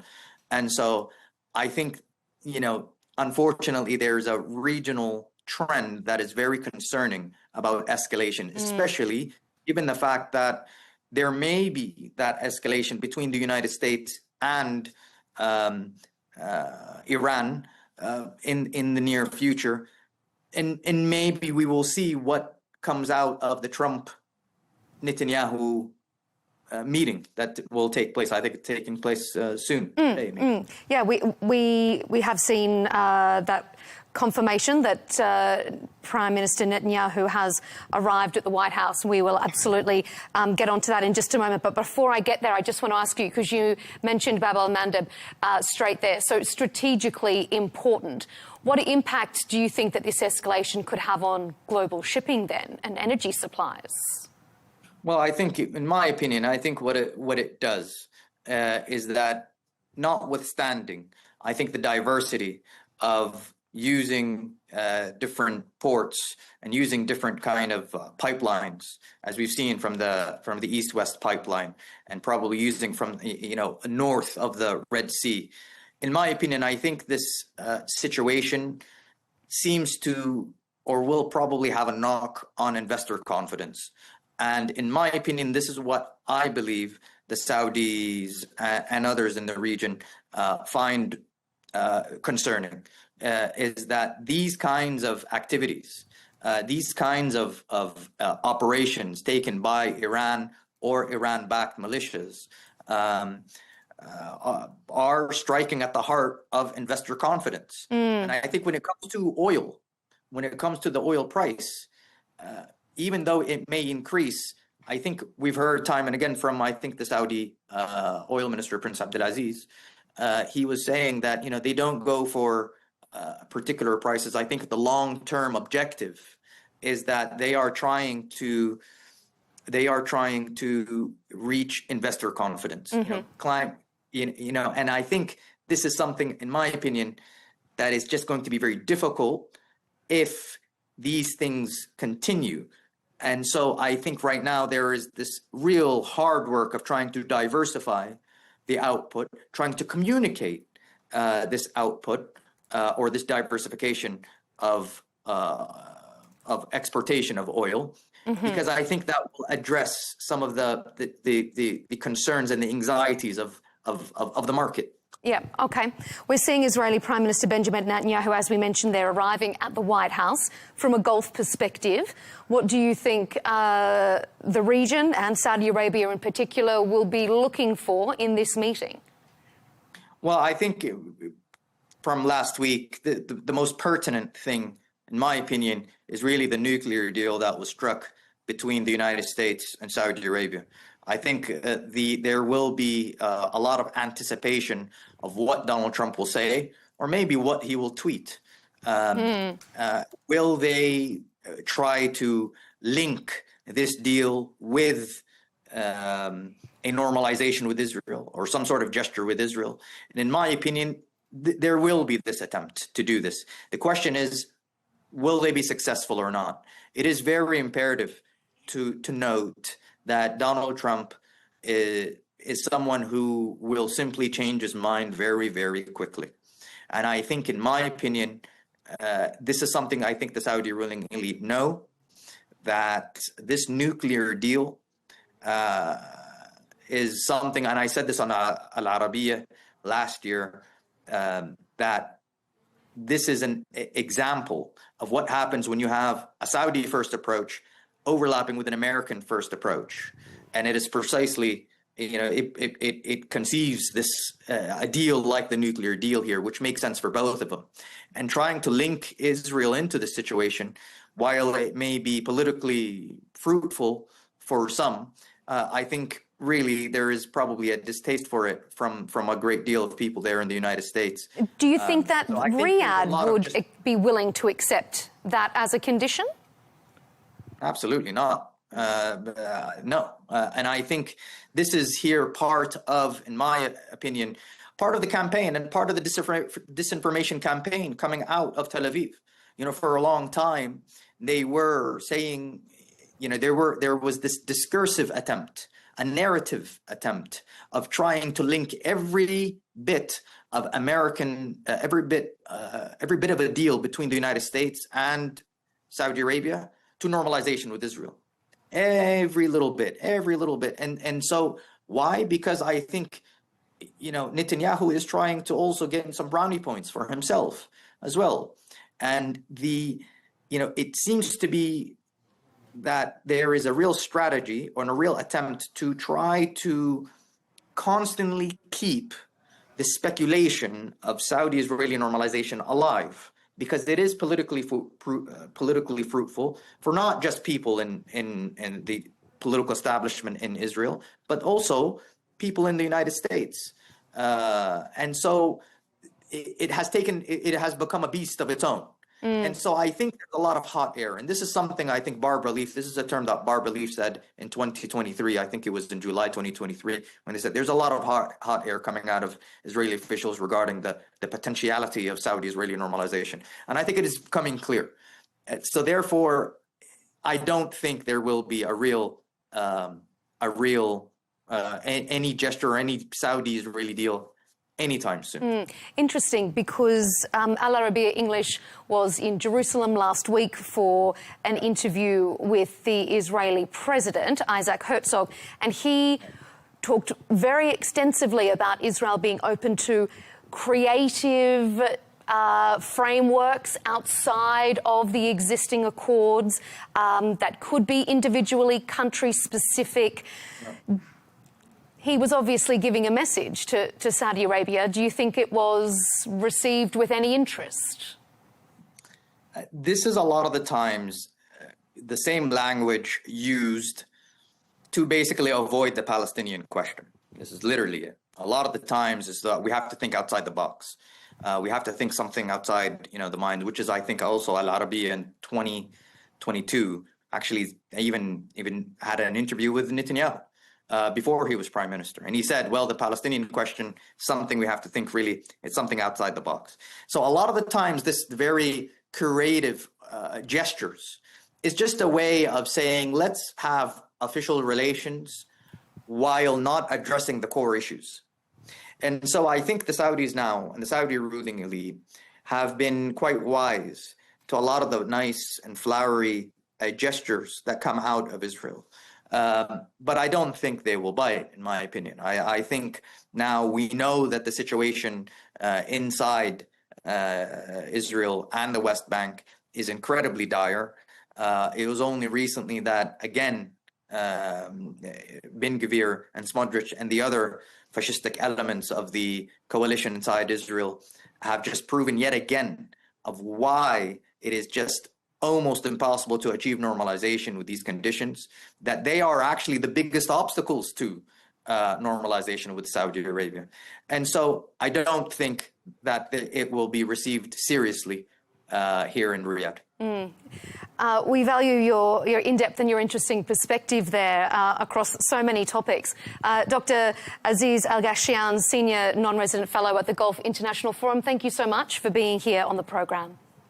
My pleasure. Good to join you.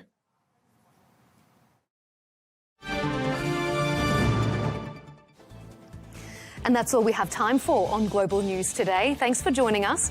Be sure to catch us again tomorrow for more exclusive interviews. Until then, goodbye.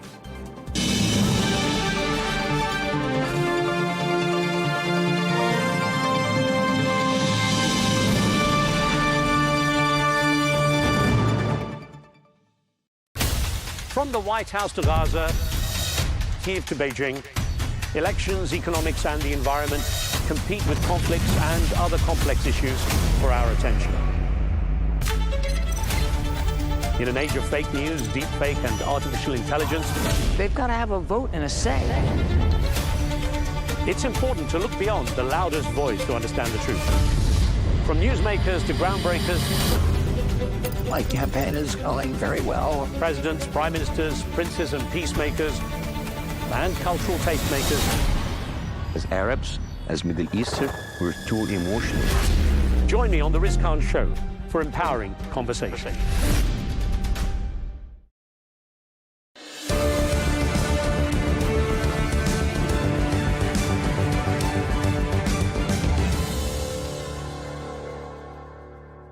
Hello and welcome. I'm Riz Khan. My guest today is someone who's turned controversial conversations on issues such as the woke culture into an art form. The renowned evolutionary behavioral scientist Dr. Gadsad pulls no punches as he fights for what he believes should be universal truths and real freedom of speech. His best-selling book, The Parasitic Mind, explores how the human thought process can be hijacked by irrational ideas and how these parasitic beliefs shape much of modern society. Professor Saad's upcoming book is called Suicidal Empathy, exploring how excessive compassion for harmful ideologies is threatening much of Western society. Well, his impact and presence on social media has earned him the friendship and support of people such as the world's richest man.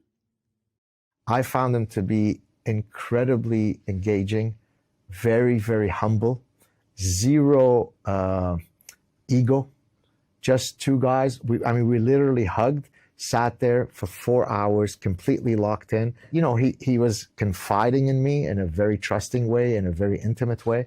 So I thought he was just absolutely lovely. I mean, he is an eccentric guy, but I've got nothing but positive affection for him. And Professor Saad has welcomed Donald Trump's second presidency as an opportunity to turn the tide on woke culture and to boost freedom of speech. I caught up with him in his hometown of Montreal in Canada for a candid conversation covering a number of controversial ideas that he's put forward. In this, the first of 2 episodes, Dr. Saad explains what he sees as the real danger of the parasitic mind, his abhorrence of what he calls social justice warriors, and how he justifies his position. I am putting the epistemological noose around your neck. I don't have to emote louder than you. I don't have to scream louder than you. If I can have this, gargantuan triangulation of evidence, I'll let that do the talking for me. Professor Gad Saad, technically, but Gad Saad, I'm glad you could spend some time with me for this conversation. There's so much to talk about.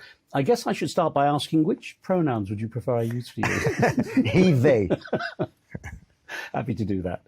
Now, you've written so many books, you've written a number of books, I should say, that really look at the human condition from a number of angles. I'm going to go through a couple of those down the road, but let's start with the parasitic mind, because that's the one that really got you out there. And having been through it, I don't know, one sense I got was that you seemed almost angry or frustrated with the way society has gone. Was it essentially a vent? I mean, in a sense, yes, because having been in academia for for 31 years now, I always tell people I faced 2 great wars in my life. The first one was the Lebanese Civil War, growing up in Lebanon. The second one was the war on reason, on logic, on common sense, on reality that I saw on university campuses. And I just couldn't understand how supposedly intelligent people could be parasitized by such nonsense. And so it was really a result of me having stood at the top of the mountain, screaming into the wind, nobody paying attention to me. Eventually they paid attention with the parasitic mind. Isn't a best-selling book in its own way an infectious idea? It is. So in the mimetic sense, so if you remember, Richard Dawkins famously wrote a book in 1976 called The Selfish Gene. In that book, he argued that, of course, humans are a biological animal, but also a cultural animal. Our genes spread, but so do our memes, which is packets of information. Right. So when you're reading my book, I am literally infecting your brain with my ideas. Now, you state in the book that people should proactively judge, not just judge simply to be politically correct. Where does that leave someone like me? I'm an old school journalist, and it was kind of beaten into me years ago as I trained that I should not take a position, that I should not be involving myself in the story with adjectives or a commentary or an opinion. All that's changed now in the media, as we know, but I'm kind of stuck in that world. Where does that leave me, where I don't want to be in an argument with you screaming and shouting that you're right or wrong? I just want to hear your opinions, right, and let people decide. So in your case, if you're wearing your hat as a journalist, then perhaps not judging is the right ethos to invoke. But in my case, if I am a creator of truth and a defender of truth, then by definition, I have to judge, right? I mean, I belong to the society of judgment and decision-making as someone who studies psychology of decision-making. So it's perfectly natural to judge. And in the book, I talk about the fact that many people are reticent to judge because they view it as gauche. Who am I to judge? Who are we to judge? Now, that's an injunction from the New Testament, but it refers to not being a moral hypocrite, right? Don't judge others if you are committing the sin yourself. You know, people who cast stones from a glass house and so on. But that doesn't mean that we never judge. I judge those who engage in reprehensible acts. It's perfectly part of our repertoire of human behavior. And of course, it makes it very difficult for me because I'm kind of stuck in this world where conversations like this normally would involve me trying to catch you out or, you know, trying to have a go at you. But what I want to do is really get the most out of where your mind is and how it works. And I wonder, in the sense that you say in the parasitic mind that, we're basically capitulating. We're surrendering our opinions to the woke culture and to political correctness. What's wrong in your mind with that particular approach of at least accepting it? Right. So each of those parasitic ideas that I talk about in the book, and maybe it's worth that I mention what some of those ideas are. Please. So postmodernism is the granddaddy of all parasitic ideas because it purports that there are no universal truths. We are completely shackled by subjectivity. So to speak of an objective truth is completely nonsensical, according to the postmodernists. Cultural relativism is an offshoot of that. It says, who are you to judge absolute moral truths, right? If another culture wants to cut off the clitorises of little girls, that's their business. Don't be a cultural imperialist. Social constructivism is another parasitic idea. It basically says we're not biological creatures. Everything is due to social construction. So if Bubba can bench press more than Linda, it must be because his parents taught him to play rough and tumble. It can't be because there are physiological, hormonal, morphological differences between men and women. Now, each of these parasitic ideas originally started off from a noble place. So take, for example, trans activism, right?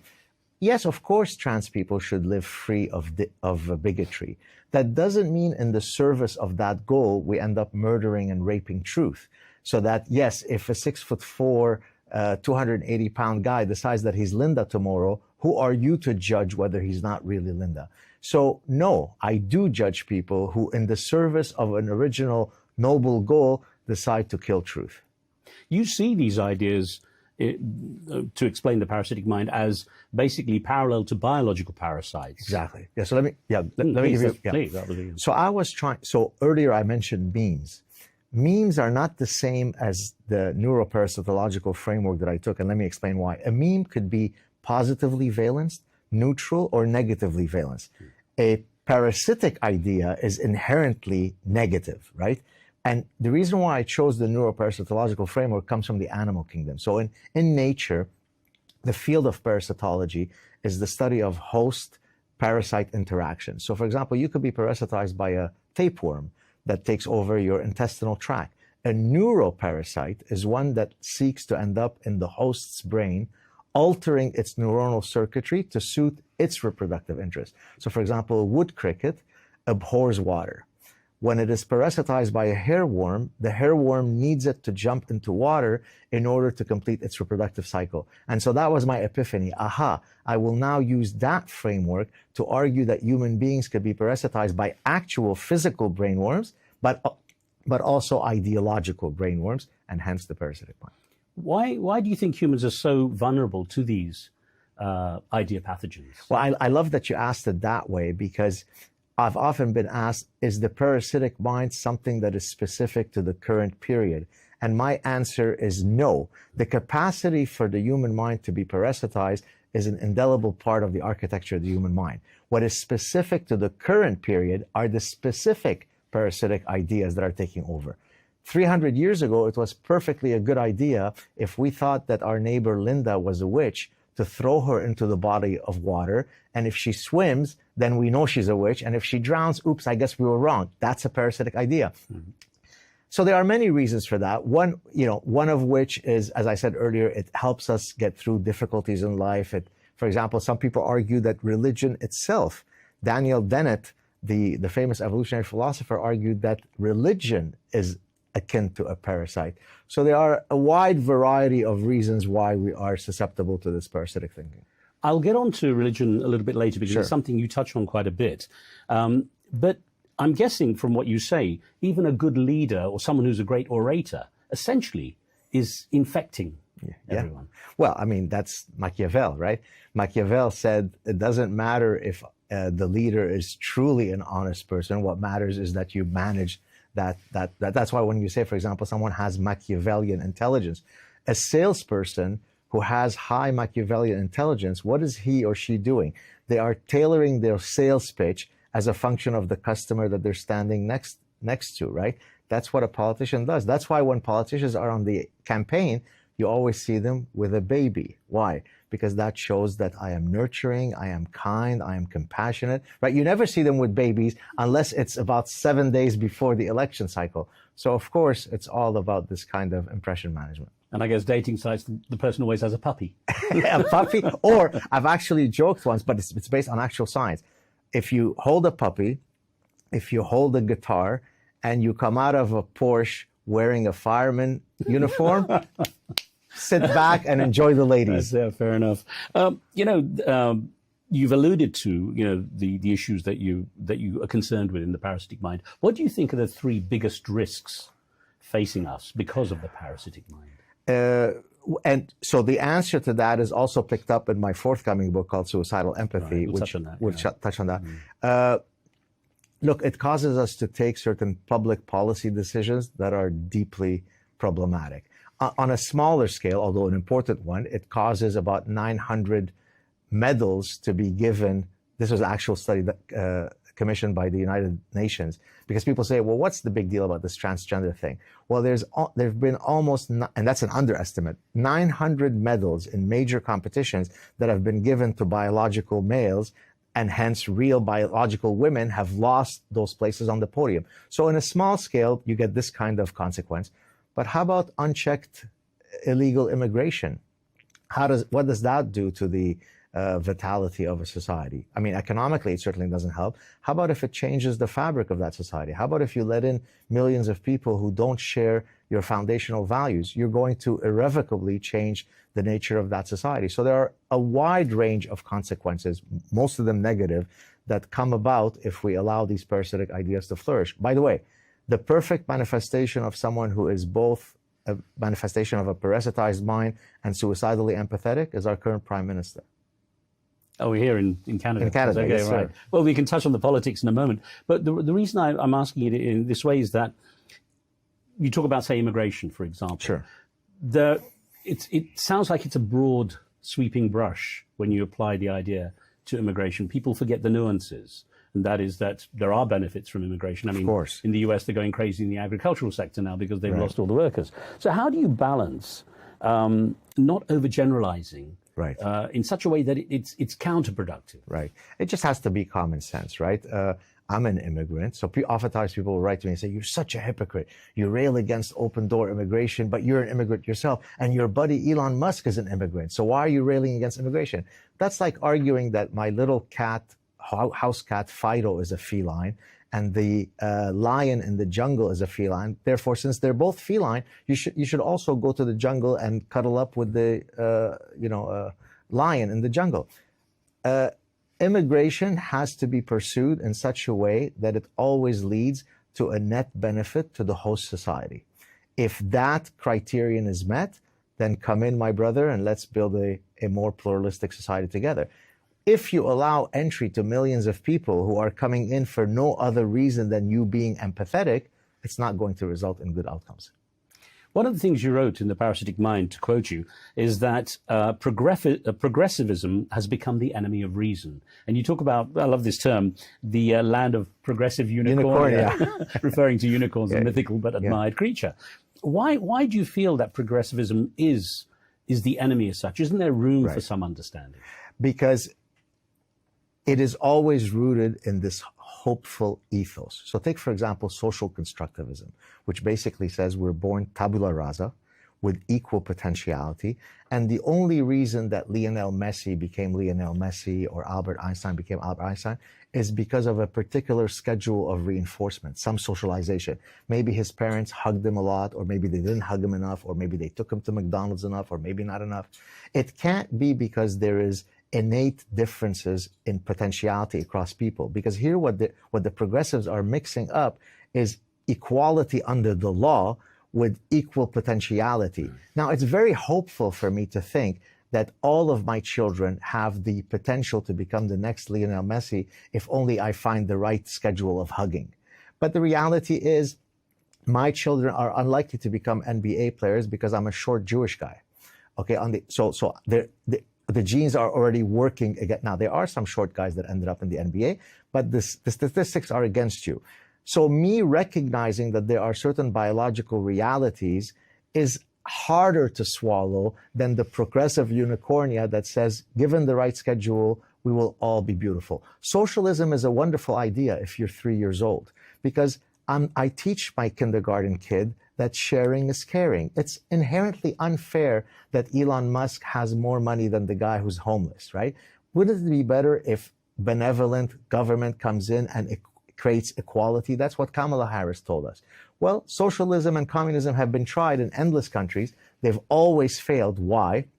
Because unicornia is inconsistent with human nature. I'll tell you a quick quote that I think you'll love. E.O. Wilson, are you familiar with E.O. Wilson? I don't recognize the name. E.O. Wilson was a Harvard biologist who recently passed away, one of the great scientists of the 20th century. His specialty was social ants. He was an entomologist who studied social ants. Now, in social ant colonies, it actually is communistic. There's a reproductive queen, and then there's a bunch of worker ants and a bunch of warrior ants that are completely indistinguishable from each other. So when he was asked in an interview, Professor Wilson, what are your thoughts on communism? His answer was, great idea, wrong species, right? So what the progressives are doing, they're saying, we will impose our beautiful, rosy view of unicornia to a species that hasn't evolved to be consistent with that unicornia. So no, I think it's a bad idea to succumb to these ideas. So essentially, it sounds like you're saying the land of progressive unicornia ignores basic science. Exactly. It ignores the most fundamental features of our evolved human nature. Here's a great example from, so I teach at a business school. So many years ago, there was a company that decided that they wanted to break free of the antiquated notions of toxic masculinity. In what context? Romance novels are almost exclusively read by women around the world, right? I mean, literally almost exclusively. And I'm about to describe to you the exact same male protagonist that's been depicted in every romance novel ever written. You ready? He's a count. He's got some royal title. He's a neurosurgeon. He's tall. He's bold. He's aggressive. He wrestles alligators on a six-ab pack, but he could only be tamed by the love of this one woman. I just gave you the plagiarized version of every single romance novel that has ever existed. Why is that? Because women fantasize about a particular type of male archetype. It's part of their innate human nature. Now, this progressive unicornia company came along and said, we want to break free of this toxic masculinity. So they're going to come up with a guy that cries a lot, sucks his thumbs, goes in a fetal position, is pear-shaped, has a whiny voice, he's very sweet and sensitive.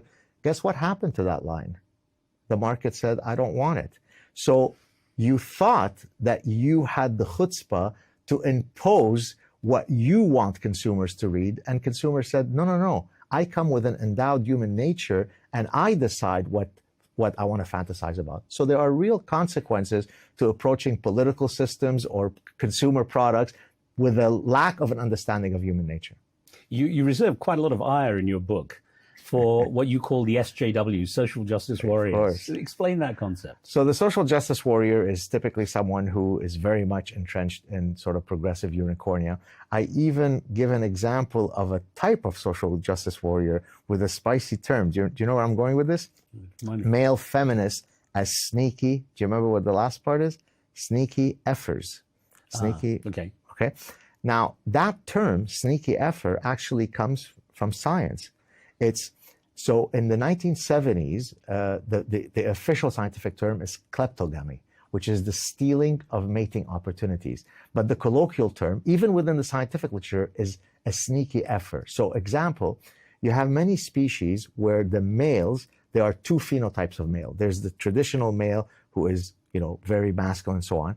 There is another type of phenotype of a male that mimics females. So when the big dominant male sees this one, it dupes him into thinking that he is a female and then goes around and surreptitiously engages in mating opportunities. So I took this principle from the animal kingdom and I argued that human male feminists, social justice warriors, are adopting the sneaky effort strategy. I remember this now, yeah. I'm very, very kind. I hug the trees. When I put gas into my car, I start crying because I am raping Mother Earth with the devil's juice and so on. And so I'm very kind. You could trust me, Linda. You don't have to worry about me. I'm a kind and compassionate person. I'm a sneaky effort. How do you propose to protect those who are genuinely vulnerable? Because we can't all be that archetypal, super strong alligator wrestling type. There are those who need, to some degree, I guess, support and protection. So how does it not kind of dissolve into this, as you say, unicornia kind of perspective? Look, I'm not suggesting that empathy is something that should be eradicated. We are a multifaceted creature, right? We can be ruthlessly violent, and we can be infinitely kind and loving, right? She's not on camera right here, but my daughter is here. I would be willing to jump in front of a truck to save her life, right? So that allows me to have empathy, have love, have unlimited compassion for the right targets, right? But on the problem is when you take these virtues and they misfire. So I don't know if we want to talk about suicidal empathy later, but maybe we'll talk about it. We'll carry on. Yeah. Carry on. So suicidal empathy is simply the misfiring of an otherwise adaptive emotion. So let me draw an analogy. OCD is a psychiatric disorder, right? But at its root, it is based on something that is quite evolutionarily advantageous. The idea of scanning the environment for potential threats makes perfect evolutionary sense.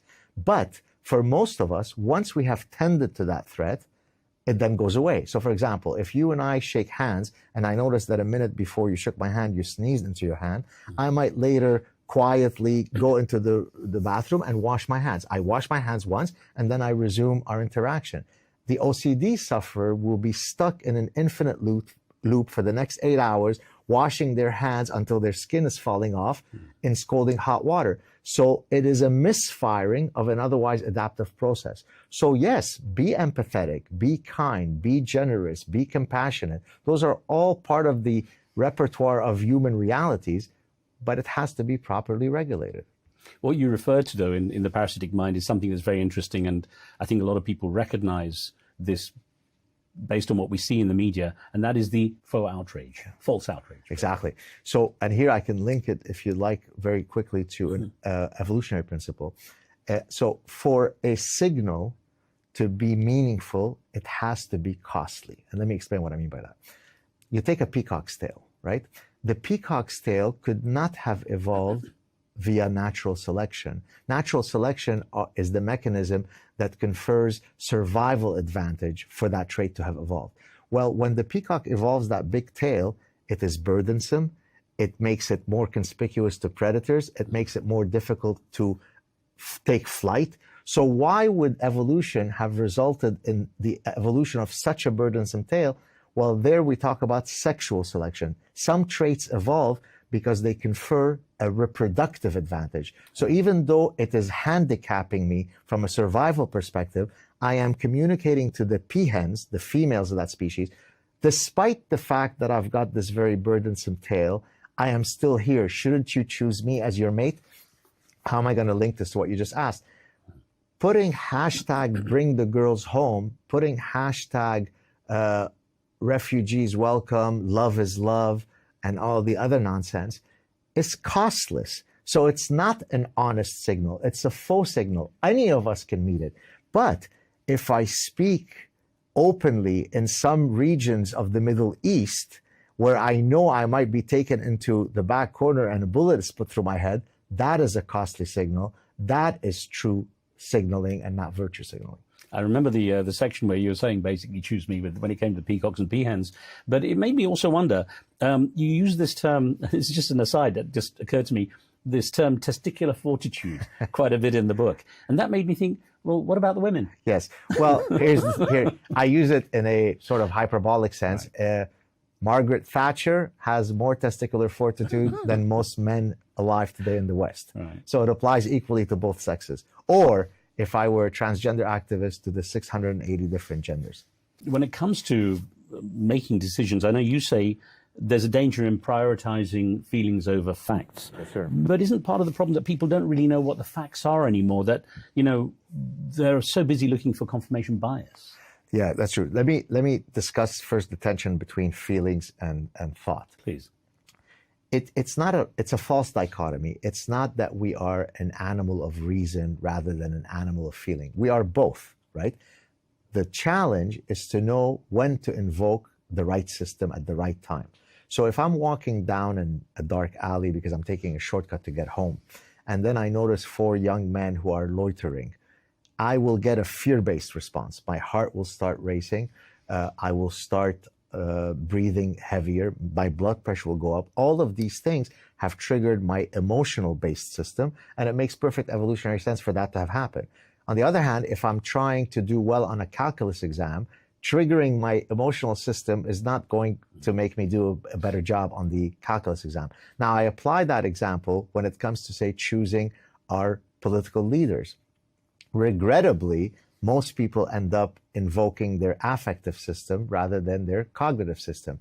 And so here I talk about, actually an expression from Arabic says that getting drunk by simply smelling the cork of the wine bottle. Right. Because what that basically says, I don't need to actually drink the wine to get drunk. I just take a whiff and I'm already, right? So it refers to someone who has a weak cognitive constituency, right? So for example, if you ask people, why do you love Obama? Well, he's tall, he's lanky, he's got a mellifluous voice, he's got a radiant smile. It could well be that every single syllable he utters is complete rubbish, but I'm already getting drunk by his cork.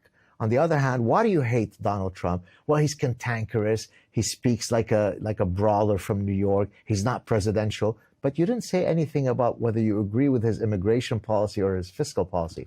So the reason why I discussed that tension is because many of the problems that we face is because we trigger the wrong system at the wrong time. Regarding your issue of what do we know what is true or not, well, one thing I could tell you is that there shouldn't be a government agency that decides for us what is true or not. I don't know if you remember, under the Biden administration, there was a woman, Nina something, that came out who was going to be the first official czar of disinformation. I mean, Orwell couldn't have come up with such a ridiculous notion. Do you remember her? Vaguely, but I was thinking the issue is partly that with politics, the scene has become distorted anyway. Right. Well, and look, for example, in science, once you utter the words, these 2 words, settled science, you understand nothing about science. Because science deals in provisional truths. Yes, right. There is a truth, but that truth can move. What we thought was true, I mean, the Copernican revolution was about people thinking one way about the cosmos, and then Copernicus and Galileo came along and said, no, that's not how it works. So the idea that it's settled science, and therefore we need to remove your YouTube channel, we need to get you off of Twitter because you are espousing false beliefs. Is it disinformation to say that men menstruate, or is it veridical information? So this whole idea of we tell you what the facts are is a terribly Orwellian, dangerous idea. I'll get on to how this has been affected by social media and the mainstream media as we progress. But what I was getting at also is, isn't it now that in the case with politics, it is more about smelling the cork than actually listening to what the real policy should be? And I think there is a reason for that. Look, we face a lot of computational complexity in our everyday life, right? Imagine if I sat there aching about every single decision by looking at every single piece of information that is relevant before I decide which restaurant to go to or which car to purchase. Then I would be stuck in choice paralysis, right? So I use what are called decision rules or heuristics that allows me to cut through the clutter, right? And so, for example, when people evoke their affective system, that's a very quick shortcut, right? Because it allows me to say, look, how do I feel about Obama? He's lovely and majestic. How do I feel about Trump? He seems mean and cantankerous. Good enough, right? Because it cuts through the clutter. Now, it's a suboptimal way of making decisions, but it is a very quick way to navigate through the computational complexity. You know, when it comes to it, in your opinion, which is more important, truth or freedom? And who wins when they clash? For example, if you have people, putting out, because of free speech, putting out falsehoods, disinformation, and so on in the media? It's very hard to put a ordinal ranking on which one requires the other in an infinite loop, right? I can't pursue truth if I don't have the freedom to pursue truth, and vice versa, right? So that's what and I'm glad you raised those two, because I'm guessing you're referring to the parasitic mind, where in chapter 1, I say that the 2 fundamental ideals that that inform my life are truth and freedom, right? I don't think you can have one without the other, right? I have to have the complete freedom to be able to pursue truth where it takes me, which, by the way, leads to a very dangerous idea, forbidden knowledge, which I briefly referred to in The Parasitic Mind, and I pick up again in Suicidal Empathy. Forbidden knowledge is the idea that there are some inquiries that we should refrain from pursuing because the consequences would be too great to pursue them, right? Now, and if I may, let me explain here the concept of deontological versus consequentialist ethics. Deontological ethics is absolute statements. It is never okay to lie would be a deontological statement. A consequentialist statement would be it's okay to lie if you're trying to spare someone's feelings. And so I often joke that if you want to have a long, happy marriage, I remember, yeah. you're right, and your spouse says, "Do I look fat in those jeans?" Put on your consequentialist hat and say, "You've never looked more beautiful." You're lying, perhaps, but that is a consequentialist lie. For most things in life, it is perfectly reasonable for us to be consequentialist. For freedom of speech, for the pursuit of truth, for journalistic integrity, those are by definition deontological statements. So if you say, yes, pursue truth, but don't hurt people's feelings, the but there is a big problem. Professor, from where do you get your news? How do you make sure you're getting what you would consider accurate? Wow, what a great question. It's really a collection of stuff. Some of it TV, some of it I read, some of it is just the scrolling through X. So I don't have a single one-stop shop place. It's a bit of but what I try to do is triangulation of the veracity of information. Do you see what I mean by that? Yeah. I always say that there's a triangle: information plus diversity leads to perspective. Right. So, there you go. But the thing is, are you constantly aware of the risk of an echo chamber? Constantly trying to validate your own thoughts, because you're obviously quite forceful in your thoughts. There's a risk you could always be seeking validation.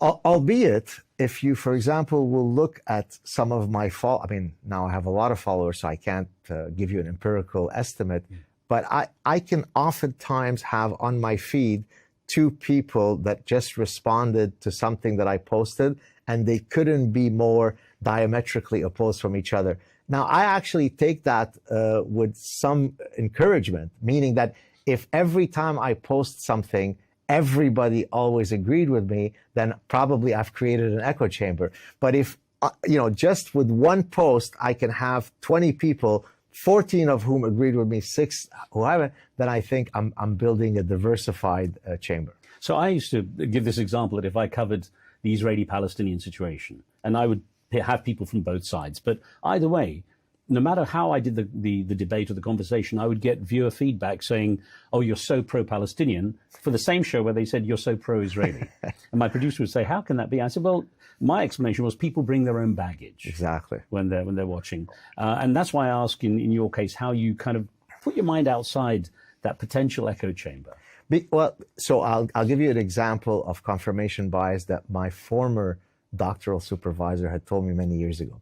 So he had been hired to help some company. He's a cognitive psychologist and consumer specialist at Cornell. He just recently retired, by the way. So he had been hired by a company where half the executives seemed to be for a product launch and the other half seemed to be deadly set against the product launch. And so what was going to break the tie is they were going to bring a bunch of them, put them in a focus group, and then based on that interaction, either one side would win or one side or the other side would win. After that interaction happened, then you polled both sides. Both sides said, "You see, we won." Now, how could it be? How could it be that they both saw the exact same interaction and arrived at exactly the opposite confirmation, right? Well, it's exactly to your point, which is I only look for information that supports my position, and I filter out perceptually and cognitively any information that doesn't agree with my position, and therefore I solidify my anchored position. I was recently asked on a show by a British psychiatrist, this was about a year ago, at the end of the show, maybe the best question I've ever been asked, maybe you'll beat it on this show. He said, what is the singular phenomenon that, you've seen in the human condition in your 30 plus years as a professor that has most surprised you? So I had to pause for a second. And then I said, the inability for most people to change their anchored positions, irrespective of the amount of conflicting evidence that they might be shown, which itself, and that's why, by the way, in chapter 7 of The Parasitic Mind, I try to offer a means by which we can break through that resistance. I talk about nomological networks of cumulative evidence, which we could talk about. So I'm mindful of even my capacity to succumb to this kind of echo chamber. That's why I try to sample from many different sources. How do you regard conspiracy theories? You know, the moon landing wasn't real, or that there are chips in vaccines during COVID, these kind of things that are out there. How do you regard them? I apply the scientific method, right? So I think there is now enough evidence that the Holocaust did happen. So if you're a Holocaust denier who argues that, you know, it was all Hollywood made and there were no ovens and so on, I don't have to take it seriously, because I know the accumulation of evidence has already established that that thing happened. And so you just apply the scientific method as you navigate between what is true or false. There's no other way to do it. It's difficult, though, with things like the moon landing. It doesn't have the same empirical basis as the Holocaust, for example. That is true. That is true. But by the way, I mean, I don't know if it's the right time to do it, but maybe it is. Do you want me to talk about how you do the nomological networks? Please do, yeah. So in a sense, it speaks to your general question. How do you seek truth? How do you know what's true, what's not true? And so in chapter 7, the chapter's titled How to Seek Truth, I argue that there is an incredibly powerful, albeit very cognitively taxing, method to try to decide whether something is true or not. So let's take, for example, I give several examples in the chapter, but I'll discuss one here.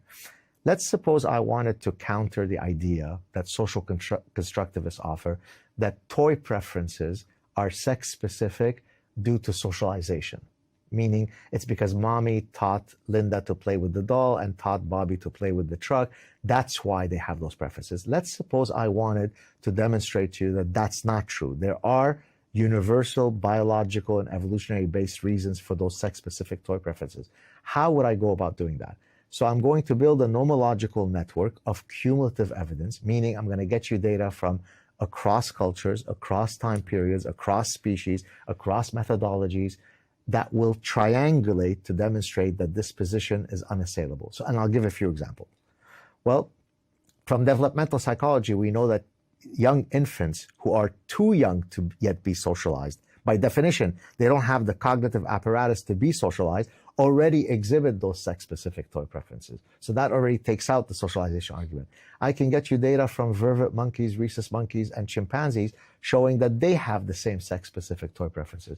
I can get you data from sub-Saharan Africa, where cultures that are very non-Western, they exhibit the same sex-specific toy preferences. I could go back 2,500 years ago, showing you that in ancient Rome and ancient Greece, on funerary monuments, little boys and girls are depicted playing with exactly the same types of toys as we have today. So look how I am putting the epistemological noose around your neck. I don't have to emote louder than you. I don't have to scream louder than you. If I can have this, gargantuan triangulation of evidence, I'll let that do the talking for me. And so that's why, by the way, I'm epistemologically quite humble in that I know what I know, and I know what I don't know. That's why I never get caught in interviews. I give thousands of interviews because I'll never try to wing it. If you ask me a question that I think that I haven't done the requisite nomological network for, I'll say, hey, Riz, that's a great question. It's above my pay grade. I don't know. Right. But if I know, good luck to you if you want to debate me. Fair enough. No, because a lot of people obviously want to try to catch you out. Yeah. But if you know your stuff, that's obviously going to be important. But it was interesting because you did say people who spew falsehoods should be judged. Now that stuck with me with Paris. Judged doesn't mean imprisoned. No, I didn't. I realized what you meant. It was the whole chapter on us taking a position and so on, which is why I started asking you about my situation as a journalist. Because of course, as a human being, I have in my head judgments and opinions, but I really, difficult as it is, I enforce them in terms of my journalistic work. I want to stand away and hear the story. So many people would say that politicians in general happily lie. And in the case of Donald Trump, who I know you do like as a politician, he regularly is accused of lying, and people actually metrically record this. How do you reconcile your belief then about his veracity with that documentation? So there are lies and then there are lies. So Donald Trump lies about, I've got the biggest in the world. I'm the greatest lover in the history of humanity. The biggest audience was ever at my inauguration, right? They're ego defensive lies, right? So is he fibbing? Undoubtedly. That is a very different lie than if you are a postmodernist saying that there are no objective truths. That eradicates the possibility of truth being. And it's that allows them to say slavery is freedom, war is peace, men are women. So lies don't all come in the same final shape, right? Is he lying in the sense that he's constantly trying to protect his ego because he's a benign narcissist? Yes. But there are guys on the progressive side that are lying. If you say, for example, that socialism is the means by which people are most likely to flourish, that is a much more consequential lie than I am the best lover of all time. Both are lies. One is much bigger than the other. But he does have those consequential ones too. You know, they're eating the cats and dogs in Springfield, Illinois, and so on. People react to this. Yeah, okay. In that case, I think it's the fog of the rapidity of how information comes about, right? I think, though, and Elon Musk recently said it, he said, look, we will put out stuff often and it'll turn out to be false, in which case we're happy to correct our position. So just have the epistemological humility to accept that sometimes you'll get it wrong. True. No, I heard him say that. He was actually in the White House as he said it. Exactly. Now, the question is this, though. If putting out this information without checking its veracity in the first place, there are consequences, the risks are great. Right. So from your side, how do you rationalize that with saying someone like this is worth the leadership position? Because I think all politicians lie, as you said. The question is, which one is the lesser of a liar? I don't think that when I put my imprimatur in supporting a particular candidate, I think that they are interchangeable with a saint, right? I think that given these options, this is probably the better option. So given the types of values that are important to me, it is incontestable to me that Donald Trump would have been a much better choice than Kamala Harris. All right, you're picking between those candidates, but I'm talking in a general sense with politicians. They all lie. I was going to say, so in the sense of Donald Trump, you see him as something of a cure.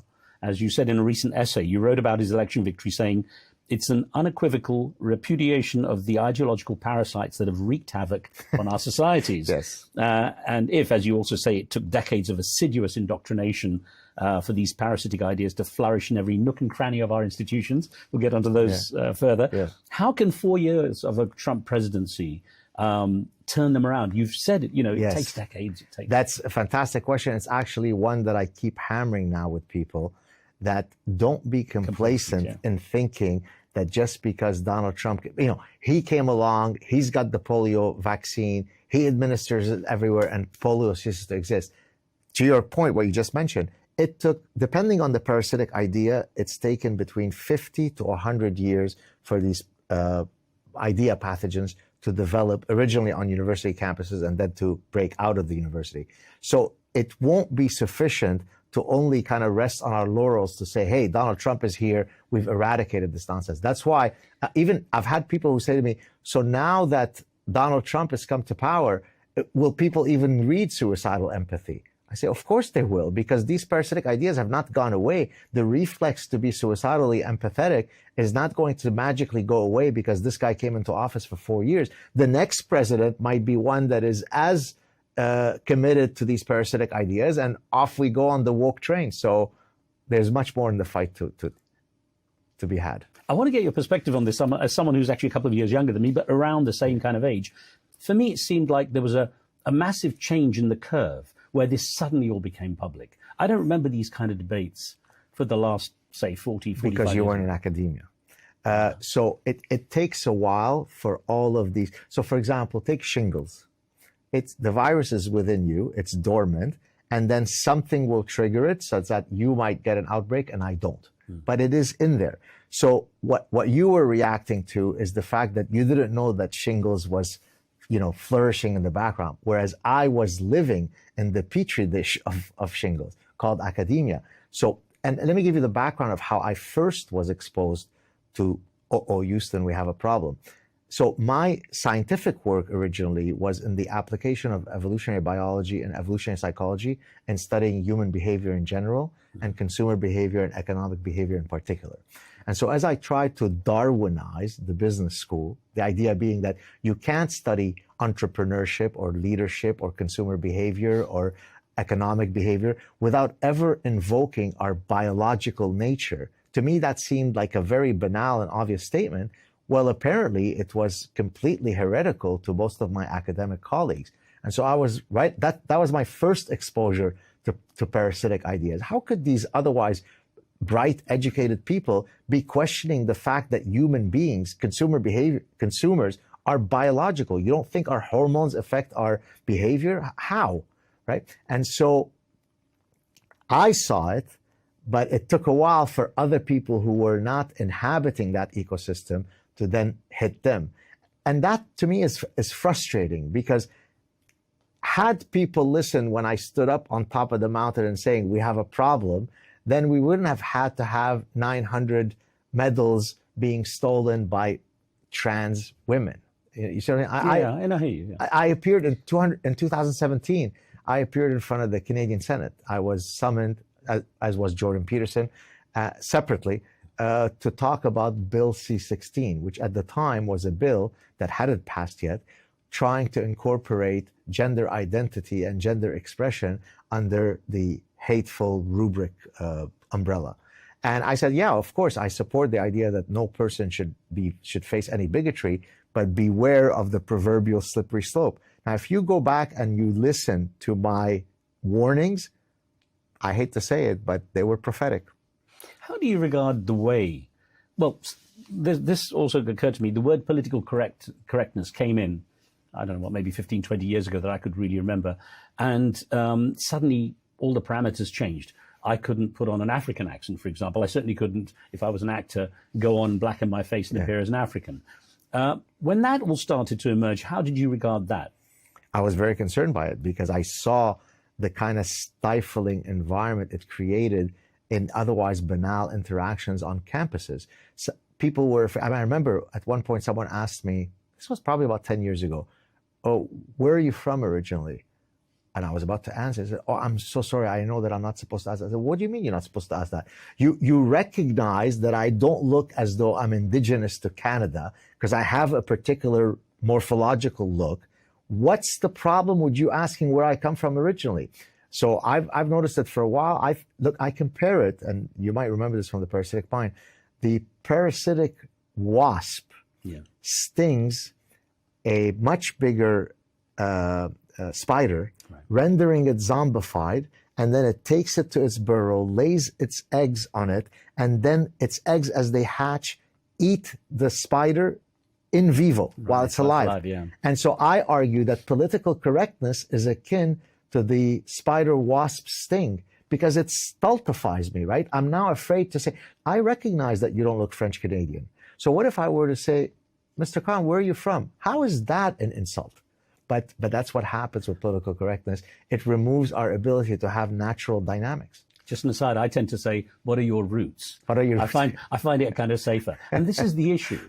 Aren't there so many landmines now onto which we can easily step? Not if you're called Gadsad. I mean, I don't give a SHIT. You know, there's a, and I invoke this in chapter 8 of the Parasitic Mind. I say, activate your inner honey badger. Right? The honey badger, for the viewers and listeners who may not know, has been literally ranked as the most ferocious and fierce animal in the animal kingdom, which is saying a lot. There are a lot of ferocious animals in the animal kingdom. The reason, it's the size of a small dog. It is so fierce that adult lions will stay clear of it, right? That's why there's the expression, honey badgers don't give an F. I live my life this way, maybe to a fault, and I wish more people would invoke. Well, you end the book basically saying evoke your honey badger. You know? Exactly. How do you regard Andrew Tate?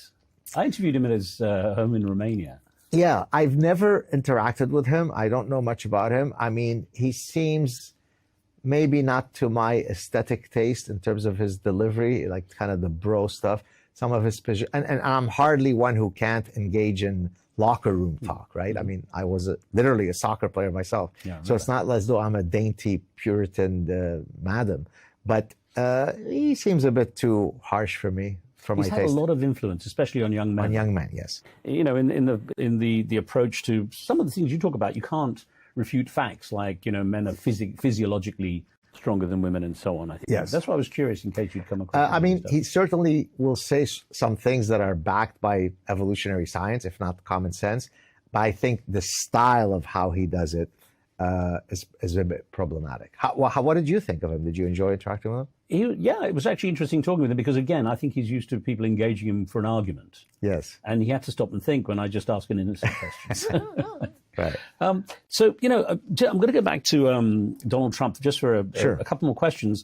Joe Rogan, someone with whom you've appeared a number of times now, has been very influential. How much do you think he played a role in tipping the scale in favor of Donald Trump? Huge. As a matter of fact, before he had appeared with Joe Rogan, I was in touch with Trump's people about him coming on my show, which is a much smaller show than, I'm a popular guy, but I'm not Joe Rogan popular.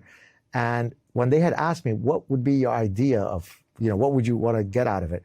I said, well, you know what I'd love? Just to sit with him and to humanize him so that the people who are on the fence can actually see he's a funny guy. He's got a great sense of humor. He's a regular. He could, just shoot the blank, right?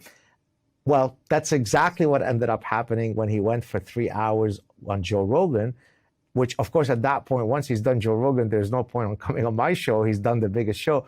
But so to your question, I think it really helped to humanize him because so often his interactions are ones where he's put on the back foot, where he's defensive, whereas here he's calm, he's relaxed. There's no gotcha stuff. With just two guys chatting, I think it probably flipped a few people who were fence sitting.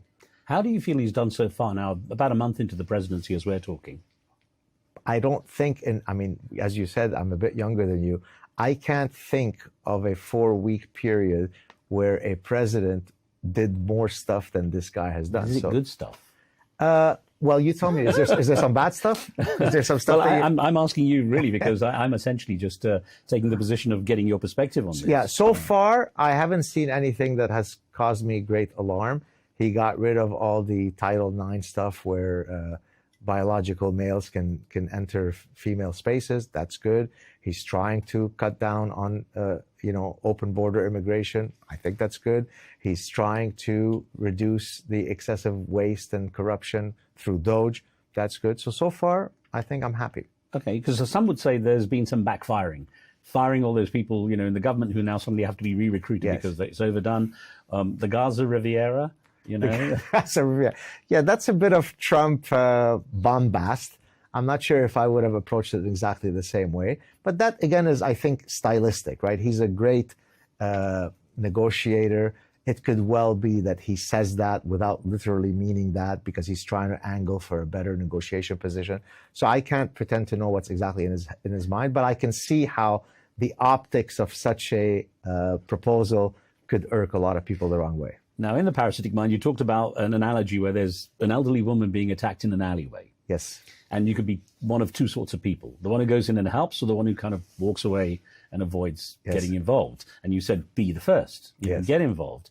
Some might say with what's just happened, as we're talking again with the situation with Ukraine, he has now said, I'll go into Ukraine, but if we can have mineral rights. It's like, I'll help you, old lady, but as long as you give me some money from your purse. Except, hasn't there been already a lot of the purse of the United States taxpayer given to Ukraine? So the question becomes, how far do you want to take this? I mean, how much are the American and frankly the Canadian taxpayers owing in the protection of Ukraine? If you are a strong isolationist, you'd say we've already spent way too much money. If you're a globalist, we haven't spent enough money. It depends on your perspective. Talking of those close to the president, Elon Musk is also a fan of yours and your book. Yes. And he's certainly, a lot of his decisions. I wonder, do you feel that he was shaped to some degree by what you wrote in The Parasitic Mind? Well, there is an article that came out in Wall Street Journal about 7-8 months ago. The title of the article, "The Man Who Fuels Elon Musk's Nightmares." Do you know who that man is? So I suspect, it's hard to answer that question without being immodest, but certainly I probably I played have a to look hand. for that. I missed that in my Yeah. research. But you said that Elon Musk should get the Nobel Prize. I do. In which field? Well, we probably peace in the Yeah. sense that someone will probably correct me, but I would say probably within a week of him having purchased Twitter, I did a sad truth clip where I said, of all the things that Elon Musk has done and anything that he will do in the future, none will be as historically consequential as him having bought X. No, I remember you'd quoted that. Exactly. And so the fact that he has freed many of us from the oversight of in French you say les bien-pensants, the good thinkers, the ones who are better, or as Thomas Sowell would say, the anointed ones. The fact that I can now go on a thing and even use the R word. You know what the R word is? Somebody says something really idiotic. I go, come on, man, are you retarded? Oh, And right, yeah. So that was completely a no-no. I mean, the only strike I ever got on former Twitter, I think it was maybe like a 7-day violation, was because I had used the R word. Real life cannot be sanitized in this way, right? When I was in the Lebanese Civil War, I didn't know if the next minute I was going to live or not. And that was my reality growing up. You can handle the R word. How did you find Elon Musk as a person? So we spent a lot of time together. He actually had invited me down to meet him at his house. We ended up spending maybe about 4 hours together. I found him to be incredibly engaging, very, very humble. I mean, we had communicated many times, but that was the first time that we had seen each other in person. Zero ego, just two guys. We literally hugged, sat there for 4 hours, completely locked in, sometimes discussing some very personal and intimate things, sometimes discussing about maintaining human consciousness via interplanetary travel. So sometimes it got very, esoteric and philosophical. Other times, as a matter now I could say it because he's mentioned it himself.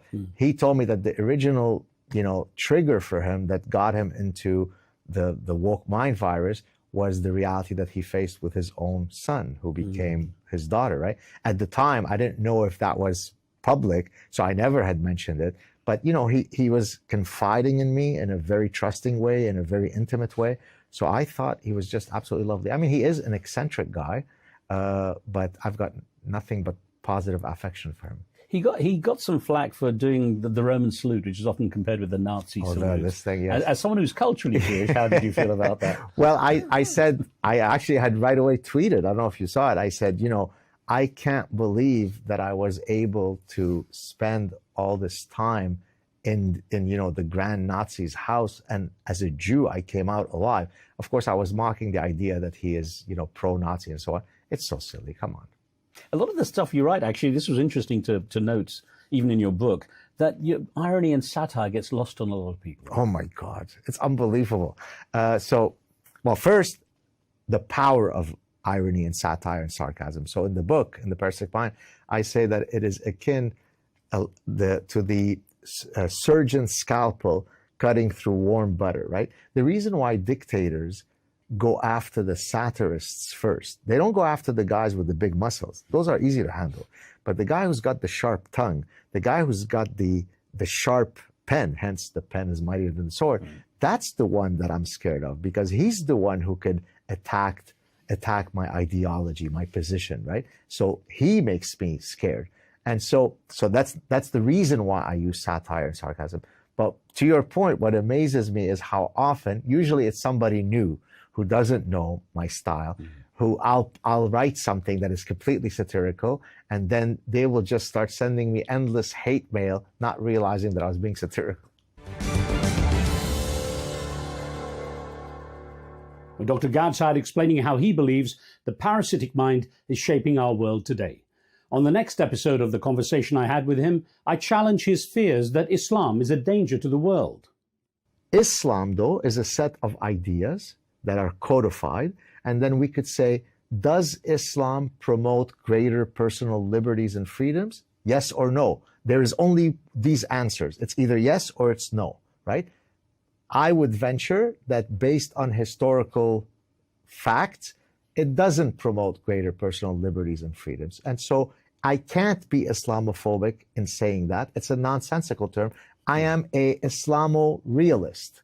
Plus, a look at how suicidal empathy, also the title of his next book, will drag down the world order if it's not fully resisted now. Join us for that. But in the meantime, don't forget to leave your thoughts and comments, subscribe to the channel, and we'll see you next time. A big thank you from me and the team for watching. I'm Riz Khan. See you soon.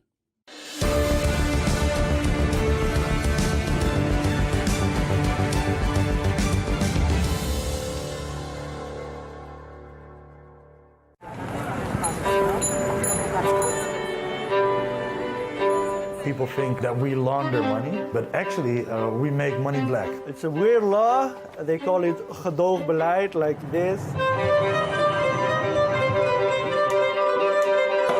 That is the law. So they say, okay, bye, but don't let us see you.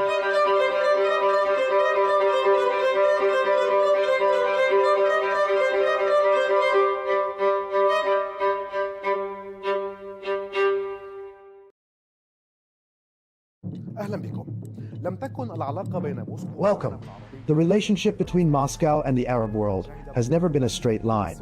It has seen decades of rises and falls, from peaks of alliance during the Arab-Israeli wars to a sharp decline after the collapse of the Soviet Union, and then a notable return through the Syrian gateway, followed by Gulf caution amid the war in Ukraine. Today, with the Arab-Russian summit convening in Moscow, a central question is being asked. Is Russia seeking to restore its former glory in the region, or to build new partnerships that adapt to the transformations of the 21st century? Since the mid-20th century, the Soviet Union emerged in the Middle East as a pivotal player. As its early support for the independence of Egypt, Syria, Algeria, and South Yemen granted it special influence with Arab capitals, that influence soon turned into an active military and political presence, reaching its height during the wars of 1967 and 1973, when Moscow supplied Cairo and Damascus with weapons, experts, and pilots, becoming a principal partner in the Arabs' battles with Israel. In that period, the depth of the alliance with Cairo was embodied in a historic visit by Soviet leader Nikita Khrushchev to Egypt in 1964, where he joined President Gamal Abdel Nasser to celebrate the diversion of the Nile as part of the Aswan High Dam project. Those were highly symbolic moments that cemented Egypt as Moscow's closest Arab ally, and showed how development and weaponry, together with political positioning, became interlocking tools of the Soviet project in the region. At that time, Khrushchev delivered his famous line, "The High Dam is not just an engineering project. It is a symbol of friendship between the Egyptian and Soviet people." From there, a new phase began in which the Soviet Union became the primary patron of Arab nationalist and socialist regimes. But that alliance gradually began to crack through the 1970s, when President Anwar Sadat rose to power following the death of Nasser.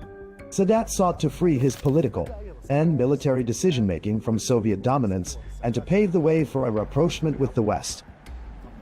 In 1972, he took a stunning step by ordering the expulsion of around 20,000 Soviet military experts and advisors from Egypt, a moment that marked the great rupture between Cairo and Moscow. And although cooperation in arming the Egyptian military continued up to the October War, what followed, the signing of the Camp David Accords and Cairo's opening to Washington, effectively ended the Soviet presence in Egypt and pushed Moscow to seek alternatives in Syria, Algeria, and Libya to compensate for the loss of its largest Arab ally, with the Soviet Union's collapse in 1991. Russia's presence in the Middle East receded, and Moscow withdrew from bases and ports that had underpinned its influence for 5 decades. With the dawn of the 2000s, Vladimir Putin redrew the compass of Russian foreign policy, seeking to regain influence lost with the Soviet collapse. Military cooperation revived with Algeria, Egypt, and Syria, and economic channels opened with the Arab Gulf in energy and grain, restoring Moscow's bridges of interest with the region. But the major shift came with the Arab uprisings of 2011, when Moscow saw a chance to cement its presence. Its direct military intervention in Syria in 2015 restored to it key strategic levers, most notably the bases of Tartus and Memim. This intervention reinforced Russia's image as a protector of its allies. Yet, at the same time, it raised caution among Arab capitals trying to balance relations between Washington and Moscow. Saudi Arabia, the UAE, and Qatar viewed Russia's military presence, maintaining as deepening Iranian influence and keeping Assad in power. Despite political disagreements, Moscow's ties with the Gulf capitals remained pragmatic, maintaining close cooperation in the energy sector, along with Russian investments in gas and petrochemicals, and a limited degree of security and military coordination. With the eventual fall of the Assad regime, the scene shifted again. The new Syrian leadership rearranged its priorities, moving away from dependence on Moscow and opening up to Gulf capitals in search of reconstruction and investment.